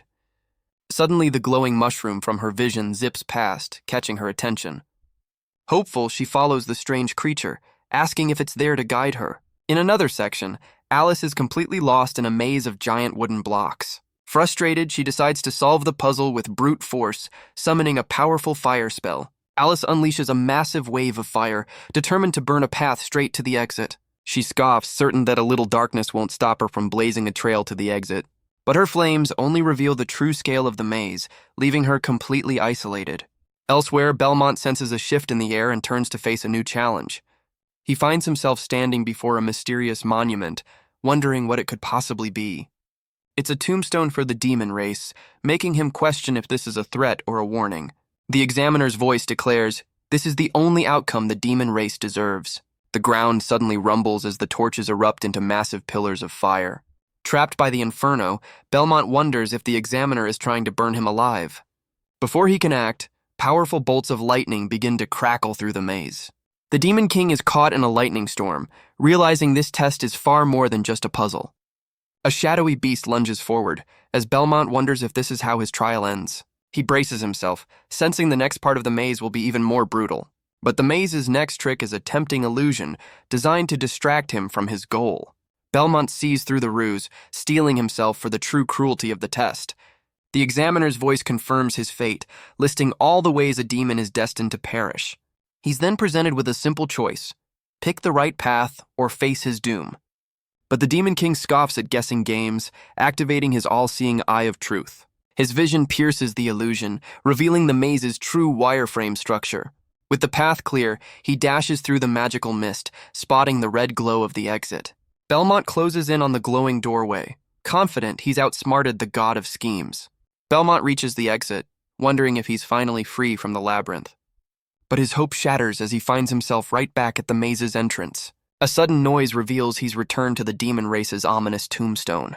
The Demon King is completely baffled, realizing the maze has looped him back to the start. Meanwhile, the examiner asks a mysterious power if he can trap Belmont there forever. The spectral hero is willing to pay any price to see his plan succeed. He declares he'll even sacrifice his own battle spirit to ensure the demon's demise.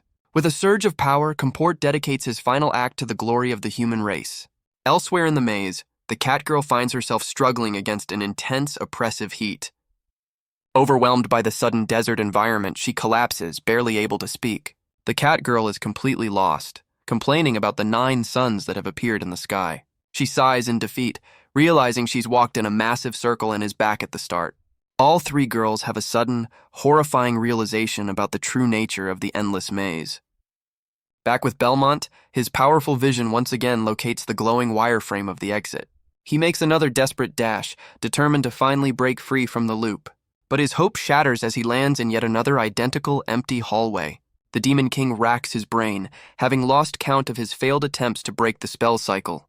He finally understands the maze's true meaning. It's a perfect, inescapable loop. The examiner's voice suddenly appears behind him, asking if he knows the real reason he's trapped. Belmont turns, a confused look on his face as he asks the hero what he means. The examiner reveals the horrifying truth. The maze is a manifestation of his own being. A flashback throws us onto a battlefield where Comport's army is being decimated by demons. A soldier urgently reports that the demon race is launching a final, overwhelming counterattack. The hero orders a retreat, but his men tell him it's too late. They're the last ones left. Comport refuses to back down, vowing to fight to the very end for his fallen comrades. His loyal soldier desperately pleads with him to escape the slaughter. A powerful blast rips through their ranks, sending his men flying. With a grim look, Comport gives his final order: run and survive. He then unleashes his ultimate power, trapping himself and the enemy in his newly created labyrinth. The demonic horde charges, ready to tear apart the hero in his self-made tomb. The hero declares his final, desperate act is all for the sake of humanity. Belmont realizes the hero willingly trapped himself to become one with the maze. Comport confirms his spirit will power the labyrinth forever, trapping everyone in an endless loop. Frustrated, Belmont knows he needs a new strategy since he can't just brute force his way out. He threatens to destroy the hero's spirit, but Comport scoffs that he's not the first to try. The Demon King realizes that even if he succeeds, destroying the spirit might not be the key to escape. Comport reveals the ultimate twist. Whoever destroys him is doomed to take his place as the maze's new core. Belmont can't help but admire the truly flawless and diabolical design of the trap. The examiner lays out the first grim choice: destroy his spirit and become the new warden of this prison. Or he can choose to stay trapped in the maze forever with all the other contestants. Belmont questions the rules, reminding the hero about the 2-hour time limit for the test. But the examiner reveals a horrifying twist. Once inside his maze, the time limit no longer applies. Comport then offers to show the Demon King how his friends are faring in their own personal prisons. A quick flash reveals Alice and the cat girl, both trapped and struggling within the labyrinth. The elf is also caught in the endless loop, as the examiner declares their efforts are completely pointless. He then presents a third, heroic option: destroy him, become the maze's new soul, and set the others free. The Demon King realizes the true goal: to force him into a moral corner where he's doomed no matter what he chooses. Comport mockingly suggests it would be a wonderful end for Belmont to sacrifice himself for everyone's sake. But Belmont furiously rejects the idea, demanding to know why he should pay for the hero's mistakes. The examiner laughs, declaring this selfish response proves that all demons are truly inhuman. Belmont reflects on his second chance at life, realizing how much he's experienced. He recalls meeting the short-tempered Alice and their many dramatic encounters. Then there's the fiery cat girl whose passion is always on full display. He even remembers the quiet elf, Rostana, and the other interesting people he's met. These new connections have fundamentally changed him, even with his power still recovering. The Demon King declares he's no longer the empty, all-powerful ruler he once was. The examiner scoffs, telling him to enjoy the endless loop he's chosen for his friends. But Belmont smirks, confidently stating he has no intention of staying trapped forever. Comport is completely baffled by the demon's sudden and unexpected defiance. Belmont unleashes his true power, vowing to become the maze's core and find a way to escape from within. With a surge of dark energy, Belmont roars that he is the one and only Demon King. The examiner ecstatically accepts his fate, urging the demon to become the new lord of the maze. But instead of taking his place, Belmont unleashes a blinding flash of power. The blast strikes the spectral hero directly, ready to obliterate his very soul. As his spirit fades, the examiner laughs, finally finding peace in his own demise. But as the hero vanishes, Belmont senses a new, unexpected presence in the maze. A mysterious, shadowy figure suddenly appears at the end of the hall. The Demon King looks up in shock, recognizing the unexpected visitor. His mind flashes back to a fiery past, where a woman screams for a demon to release her. The memory reveals his former self, taunting a captured elf archer with a bizarre question. The Demon King's past self ominously grants the elf's wish. A massive explosion of power erupts from his hands. He lands gracefully amidst the fallout of his own attack. The menacing demon stands over the defeated elf archer. The elf fumes on the floor, her armor in tatters as she accuses him of pure humiliation. But the Demon King dismisses her, claiming his research sample is too small and he needs more subjects. She erupts in fury, calling him a truly horrible demon for his bizarre request. With a flash of his hand, the Demon King prepares to send her on her way. He then blasts her away with a wave of power, ordering her to bring back all her friends. As she flies off, the elf vows to repay him for this strange and infuriating encounter. But as she flies back, a spear from her own side soars through the air. The weapon finds its mark, a shocking betrayal from her own comrades. She crashes back into her own headquarters, defeated and gravely wounded. Her allies coldly decide to cover up their mistake by declaring her a martyr. One soldier protests, but the captain silences her, his motives becoming clear. With a sinister look, he declares himself the best archer, revealing his jealous treachery.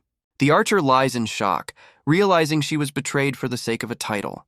Back in the present, the elf archer reveals she was the one who just saved him from the maze's trap. Belmont connects the dots, realizing she's also the one who secretly helped him in a previous trial. She declares her debt repaid, having recognized the Demon King from the very start. Belmont questions the archer's loyalty, wondering what the point of these tests even is. She cryptically explains that the lines between friend and foe are blurry, and she now trusts her gut. With her debt repaid, the mysterious elf begins to fade away. She offers a final piece of advice, telling him to follow his heart before vanishing completely. As she disappears, the walls of the endless maze finally part, revealing the exit. A magical announcement declares Belmont has passed, meaning his teammates are free as well. The Demon King is left to ponder why anyone would choose the painful path of a hero. Back outside, the cat girl celebrates their victory, while Alice scolds her for taking credit. The cat girl brushes off the comment, happily thanking Belmont for getting them through the trial. Rostana gives him a knowing look, declaring she's looking forward to the final event. Alice is left completely speechless, processing the elf's sudden change of heart. An official announcement reveals only 4 students remain: Alice the human, Newt the beast person, Rostana the elf, and Bell the demon, the first of his kind to ever reach the finals, sending shockwaves through the crowd. Fiona gives the finalists a 2-day break to prepare for the ultimate showdown. Belmont yawns, complaining about his weak human form, just as a familiar voice calls out to him. A small boy with a river of tears tackles the Demon King, screaming, "Big brother!" Belmont awkwardly comforts his little brother Ricket, who was worried he'd never see him again. Ricket wastes no time, dragging his big brother off to a surprise celebration. The surprise turns out to be a visit to a very lively, neon-lit entertainment district. Ricket proudly unveils a massive party full of beautiful women, all there to celebrate Belmont's victory. Belmont wastes no time, pointing out the ladies he wants for his victory party. The women swoon, completely captivated by the Demon King's direct approach. Ricket is beyond impressed, convinced his brother is a master at charming the ladies. But Belmont is furious, recognizing these women as the ones who kicked them out before. The fox girl quickly clarifies, revealing they'd never disrespect a friend of the esteemed Mr. Ricket. The Demon King's mood shifts as he coldly turns down one of the girls, refusing her services. His rejection enrages a nearby patron, who berates a different girl for daring to refuse a customer. The terrified maid apologizes, and Belmont is shocked to realize it's his old acquaintance Lacey. The brute raises his hand, ready to punish Lacey for her defiance, but a sudden blur of motion cuts through the air, stopping the attack in its tracks. Belmont's hand shoots out, effortlessly blocking the brute's incoming strike. The aggressor stares in confusion, completely baffled by the demon's sudden intervention. With a look of pure contempt, Belmont calls the man pathetic for his actions. Lacey looks up in awe, her eyes sparkling as she recognizes her savior, King Belmont. The brute shoves Belmont as the crowd realizes he's the demon finalist from the Hero Festival. Belmont turns to Lacey, calmly asking for an explanation of the situation. She explains she's just a part-time waitress who refused a customer's unwanted advances. A bystander reveals the brute is Andre, the previous Hero Festival champion and pride of the human race. Ricket is stunned, recalling Andre's legendary perfect score in the Magic Decathlon. He quickly whispers a warning to Belmont, telling him this champion is known for being ruthless. Belmont ignores the warning, coldly demanding the former champion apologize to Lacey. Andre scoffs at the idea, his eyes glowing as he refuses to apologize to a demon. The Demon King's eyes narrow, a strange sense of familiarity washing over him. Andre laughs, mocking the little demon and offering him a chance to earn that apology. He issues a challenge. If Belmont can touch his hand in the final event, he'll say he's sorry. Ricket is stunned by the champion's sheer arrogance. The brute leans in, taunting Belmont with his seemingly simple challenge. But Belmont smirks, asking if it counts if he just cuts off Andre's entire arm instead. The crowd erupts, furious that a demon would dare speak so disrespectfully to their hero. Andre roars with laughter, thrilled to finally meet such an audacious demon. Andre is ecstatic, promising to save the Demon King for the final event. Belmont returns the stare, his crimson eyes burning with unspoken power. The next day at the Hero Academy, the crowd buzzes with news of the returning champions. An official announcement confirms 3 legendary heroes will join the finals for the 50th anniversary. Ricket realizes with horror that the human champion Andre is the same brute from the club. Belmont feels a strange familiarity with Andre, but dismisses the feeling as a mistake. A studious-looking girl suddenly appears, bluntly telling Belmont to forfeit the competition. Ricket leaps to his brother's defense, angrily boasting about his strength and popularity. The girl is completely flustered, her focus stuck on the fact that Belmont went to a club. Belmont smirks, cheekily explaining that the club is a place for growth. The girl furiously calls Belmont nasty, recalling something scandalous she saw in the illusion realm. Belmont ignores her, declaring he'll never forfeit while representing the entire demon race. His noble words leave her flustered and speechless as she quickly makes her exit. Later, Belmont is treated to a massive feast at Lacey's place, fit for a king. Lacey proudly presents a spread of traditional demon delicacies, much to the Demon King's delight. He asks how she found the ingredients, remembering they were banned at the academy. She reveals the demon villagers risked everything to gather the food, all to support their hero. The Demon King is visibly moved by his people's unwavering courage and loyalty. Lacey then presents him with a special gift, holding it out with both hands. She unveils a rare and powerful item, a vial of pure dragon's saliva. Lacey explains the dragon's saliva will help summon even more of his remaining power. Belmont is stunned, asking how she collected the rare substance that vaporizes in open air. She reveals she risked everything, using a dangerous and personal method to collect it directly from a sleeping dragon. With tears in her eyes, she declares that he is the last hope for the entire demon race. Deeply moved, Belmont vows to make sure her and his people's sacrifices are not in vain. Elsewhere, an enraged figure slams his fist, furious that a demon made it to the finals. A subordinate warns his master that a demon victory would inspire a rebellion, undoing decades of their work. The master calmly reveals he's already made arrangements to deal with the rebellious demon. He pulls back his hood, his face set with cold determination. The mysterious figure turns, vowing that Belmont will not only lose but will die in the final event. A vengeful elf plots with a hooded figure, vowing to get payback on the demon. A sudden noise startles the elf, who demands to know who's lurking in the shadows. He spots a lone bat high above and casually dismisses the interruption. But suspicion dawns as he realizes his magical barriers should have kept any living thing out. Deciding to eliminate the intruder, he unleashes a powerful blast of magic. The bat narrowly dodges the beams of light, revealing it's no ordinary creature. Instead of hitting the bat, his spell reveals a mysterious glowing card falling from the ceiling. The elf realizes they've been spied on and declares they must change their plans immediately. But his anger takes over, and he decides to face their challenger head-on. Elsewhere, a high-ranking official and Teresa are alerted as the spy's message materializes before them. The spy's magical card delivers its message before burning to ash. Teresa confirms her master's suspicions, glad he arranged for her to join the festival. She confidently explains their message is untraceable, appearing only as a simple poker card. But her master demands an explanation for her sudden change of heart during the trials. Teresa falls to her knees, blaming her failure to act on nervousness and begging for punishment. He scoffs, accusing her of falling for the demon's charms and forgetting her true loyalty. She desperately pleads her case, swearing she will never betray him. The master coldly dismisses her, simply ordering her to leave. Worried, Teresa suggests they cancel the finals to avoid a disaster, but he reveals his true objective, to stop Alice from competing, dismissing the others as irrelevant. A mysterious man tells Alice to give up, claiming the final round is beyond her, but Alice fiercely refuses, shouting that she absolutely must participate.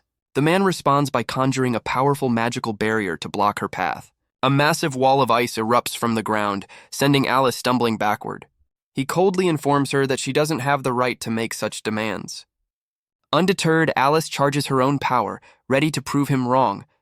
She unleashes a devastating fire spell, a burning heart drill, straight at his defense. Her fiery attack smashes into the ice wall, causing a massive explosion. Standing firm, Alice warns her brother not to interfere with her destiny. Her brother is genuinely shocked, realizing her power has grown enough to shatter his defenses. Alice is sent tumbling back, unable to withstand the sheer force of her brother's magic. He unleashes an icicle cascade, mocking her for not being fast enough to escape his icy trap. Her brother calmly warns that the barrage will continue until she finally gives up. Alice is momentarily restrained, but she roars that no one will stop her from competing. With a surge of defiance, she declares she's done being afraid of anyone. She leaps into the air, her fiery aura blazing as she faces the storm of ice head-on. The massive icicles crash into the ground, shaking the very earth beneath them. Her brother condescendingly tells her to be a good girl and stay put, admitting her reflexes are decent but not good enough. But Alice suddenly appears behind him, standing atop his own ice creation and catching him completely by surprise. With a triumphant smirk, she asks if he's finally ready to let her go. Her brother ups the ante, summoning a massive ice dragon tornado to trap her. Alice stares down the barrel of a full-blown magical assault. She knows she's outmatched, realizing she has no way to evade this powerful spell. He gives her an ultimatum: quit the competition and he'll call off the attack. But Alice's eyes burn with defiance, refusing to surrender her dream. She roars her promise to become a true hero, ready to face the consequences. Her brother scoffs, clearly annoyed by her unwavering resolve. The icy tornado crashes down, shattering and engulfing her in a cloud of frost. But at the last second, he raises his hand, halting the devastating spell. Alice stands panting in the aftermath, demanding to know why he stopped the attack. Her brother Adonis reveals his true motive. He only has one sister and wants to protect her. Alice is completely taken aback by his sudden display of brotherly concern. He awkwardly insists she's still not qualified, refusing to meet her gaze. But Alice fires back, declaring her success proves she's ready to follow in their grandmother's heroic footsteps. Adonis somberly warns her that the life of a hero is not the grand adventure she imagines. Undeterred, she vows to find the legendary Heart of Goodney and change the world herself. Her brother's eyes widen in shock, demanding to know how she learned of such a secret. Alice explains it was their grandmother's dying wish for her to find the artifact. Hearing this, Adonis falls silent, his resolve to stop her clearly wavering. With a heavy heart, he turns away, finally conceding defeat. Adonis finally relents, telling his sister to go ahead with the competition. Alice is stunned, asking if he's really not going to stop her anymore. He summons a glowing crystal, a parting gift for his determined sister. Adonis instructs her to crush it if she's ever in danger, promising he'll appear. He vows to be there to protect her, no matter what happens in the finals. Alice is moved to tears by her brother's unexpected show of support. He then awkwardly reminds her to change, since a maid's outfit is hardly fitting for their family name. Adonis realizes the moment his grandmother foretold in her will has finally come to pass. The final round begins, with an announcer revealing past champions will be joining the event. The first returning champion is introduced, the human hero Andre, who the crowd roars for. Next up is the pretty boy champion of the beast race, Pizzini, who has the crowd swooning. The final returning hero is the dwarf race's role model, the heavily armored Holt. The announcer notes with a smile that Alice appears to be a no-show for the final event. The cat girl looks around, worried, knowing Alice has never been late for anything. Fiona ignores the absence, projecting a map and explaining the rules for the final round on Merlot Island. The goal is simple: find the hidden hero's badge and be the first to bring it back to win. She reveals there are no rules, but a safe word will disqualify anyone who uses it to escape danger. With a serious look, she gives one last piece of advice: trust no one on the island. The human champion Andre flashes a sinister grin, clearly relishing the chaos to come. Belmont meets his gaze, his expression unreadable as he prepares for the ultimate free-for-all. Fiona announces the final event, stripping everyone of their items, including their clothes. With a flash of power, she activates the teleportation, sending them to the island. The contestants are instantly transported to the sunny shores of Merlot Island. Alice lands on the beach, relieved she made it just in the nick of time. But her relief quickly turns to wide-eyed shock as she spots a familiar figure. She's met with the sight of a completely bare Belmont, who greets her without a care in the world. Alice is left a blushing, sputtering mess at his shameless display. A mighty smack echoes across the island as she delivers some swift justice. Back in the control room, Fiona confirms all 7 contestants have arrived and are now on their own. An assistant questions the change of venue, hinting that Merlot Island holds a dangerous secret. Fiona calmly asks her assistant if there's a problem with the new venue. The assistant reveals Merlot Island is an exile colony for the nation's most dangerous criminals. She ominously dubs the storm-racked land the Island of Sins. Back on the beach, Alice yells at the barely covered Belmont, who wonders why she's still fully clothed. She spots the other contestants in the distance, all of whom also have their clothes. Belmont is completely baffled, recalling the dean's specific instructions about being stripped of all items. A furious Alice calls him a fool, pointing out she heard the dean's final words perfectly.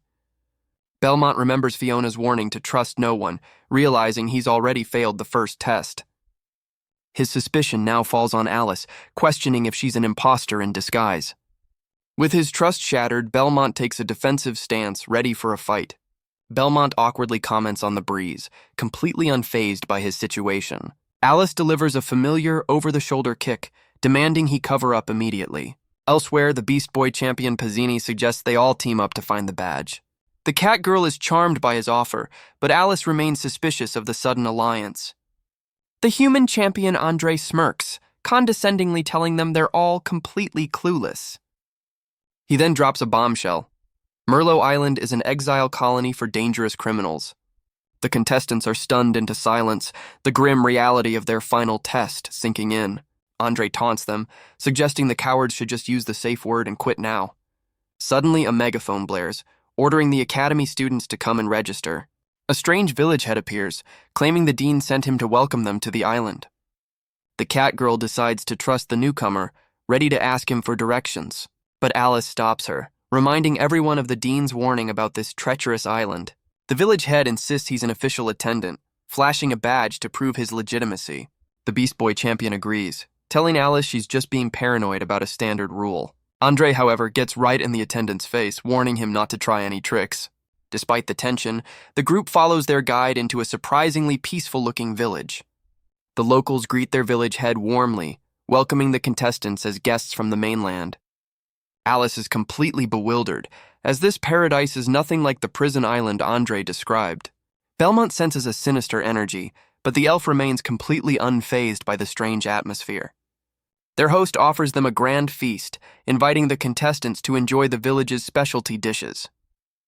The cat girl licks her lips, announcing she's starving and ready to dig in. But the Beast Boy champion stops her, offering to inspect the food for his princess. He scans the entire feast with a wave of his hand, checking for any hidden dangers. Pizzini boasts about his perfect score in magical medicine, assuring everyone he's an expert on poisons. With the food declared safe, he offers the first bite to a blushing and grateful cat girl. Alice remains suspicious, questioning how this paradise could be the prison island she's heard about. The village head laughs it off, claiming those rumors were a deliberate lie to keep people away. He spins a tale of refugees seeking peace, spreading stories of a hellish island to ensure their solitude. The host begs them to keep his village's secret, a request that momentarily sways the skeptical Alice. But just as the cat girl accepts their story, she suddenly collapses face first onto the table. A flaming arrow suddenly smashes into the table, narrowly missing Belmont's head. The village head panics, screaming that their territory has been invaded by barbarians. Alice is stunned, having no idea who these mysterious barbarians could be. Their host explains the invaders are the island's original residents, who believe their resources were stolen. Andre grins from the sidelines, thrilled that the real show is finally about to begin. A horde of massive warriors storms the village, immediately taking a local woman hostage. The terrified villager begs for her life as one of the brutes grabs her by the hair. Her clothes are torn as she struggles against her captor's overwhelming strength. The barbarian leader threatens the woman, demanding the contestants show themselves. Belmont declares they must fight back, while Pizzini promises to protect the panicking cat girl. The cat girl shoves Pizzini aside, declaring their priority is to save the villagers. Alice worries that the dean's promised dangers have arrived far too soon. She turns to Belmont, ready to hatch a plan to deal with the invaders. But the Demon King has completely vanished, leaving Alice utterly bewildered. Belmont suddenly appears before the barbarians, ordering them to release their hostage. The barbarian leader scoffs, enraged that a demon would dare to threaten him. With a cold smirk, Belmont declares he doesn't find this situation funny at all. He unleashes his power, vowing to never trust anyone on this island again. The barbarian questions his connection to the woman, but Belmont gives a cryptic, unrelated answer. Belmont's eyes burn with resolve, seeing this as a chance to atone for failing to protect his own people. The barbarian leader mocks Belmont's heroics, promising the demon is next on his list. A sudden, powerful gust of wind rips through the battlefield. The blast sends the barbarians flying, freeing the hostage in a whirlwind of power. Stunned by the attack, the leader whips around, demanding to know who dares to interfere. A mysterious horned warrior lands amidst the chaos, their identity unknown.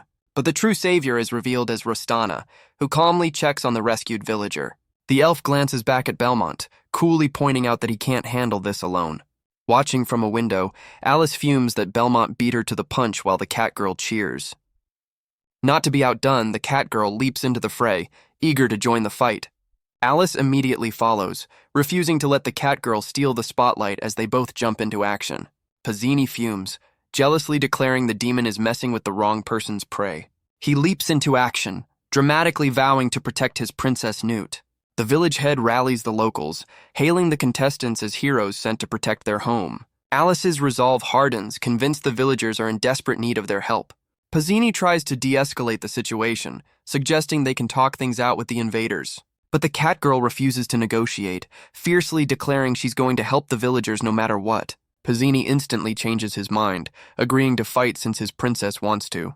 The barbarian leader roars in fury, declaring all invaders on his island will be eliminated. His horde charges forward, a wave of warriors ready to start the battle. Inspired by the heroes, the villagers decide to join the fight and charge into the fray. Andre taunts the dwarf champion, but Hult coldly states he's only here for the badge. The human hero smirks, calling out the dwarf for his inaction. Hult declares that dwarves only act when there's a clear profit to be made. Meanwhile, the battle outside intensifies as a barbarian moves to finish off a villager. But the cat girl leaps in with a devastating kick, saving the villager in the nick of time. Pazzini tries to calm his princess down, urging her to focus on defense. Newt furiously tells him to get lost if he's not going to fight with her. The village head suddenly sweetens the deal, offering a clue to the hero's badge for their help. This announcement immediately grabs the attention of all the contestants, changing the stakes completely. Rostana unleashes a massive wave of power, effortlessly tossing the invaders aside. Rostana's eyes narrow as she questions if this is just another part of the test. Alice unleashes her own magic, sending an invader flying with a powerful blast. She steals her resolve, deciding that protecting the villagers is the right choice, clue or no clue. Andre taunts the dwarf champion, asking if the promise of a clue is enough to get him to fight. The human hero smirks, revealing his plan to let the others do the dirty work and just steal the prize later. Meanwhile, Belmont unleashes a terrifying power, his true nature beginning to surface. He cuts through the barbarian ranks with a single devastating strike. The Demon King's face is marked by the battle, his expression cold and unforgiving. He stands victorious over his fallen foe, a truly savage display of strength. Belmont examines his hand, ominously noting it's been a long time since he's tasted battle.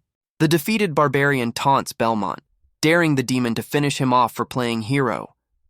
Belmont's crimson eyes narrow, a single chilling thought echoing in his mind: kill. His inner demon awakens, a sinister voice urging him to give in to his true nature. The Demon King struggles against a long-suppressed instinct, reawakened by the thrill of battle. Another barbarian charges forward, furious that these self-righteous fools would interfere. The warrior's blade clashes against Belmont, who stands his ground without flinching. With a blur of motion, the Demon King's hand shoots out to intercept the attack. He effortlessly stops the powerful sword strike with his bare hand, shocking his opponent. A terrifying grin spreads across Belmont's face as he questions the barbarian's audacity. Nearby, Rostana senses a sudden surge of power, realizing a dangerous magic has been unleashed.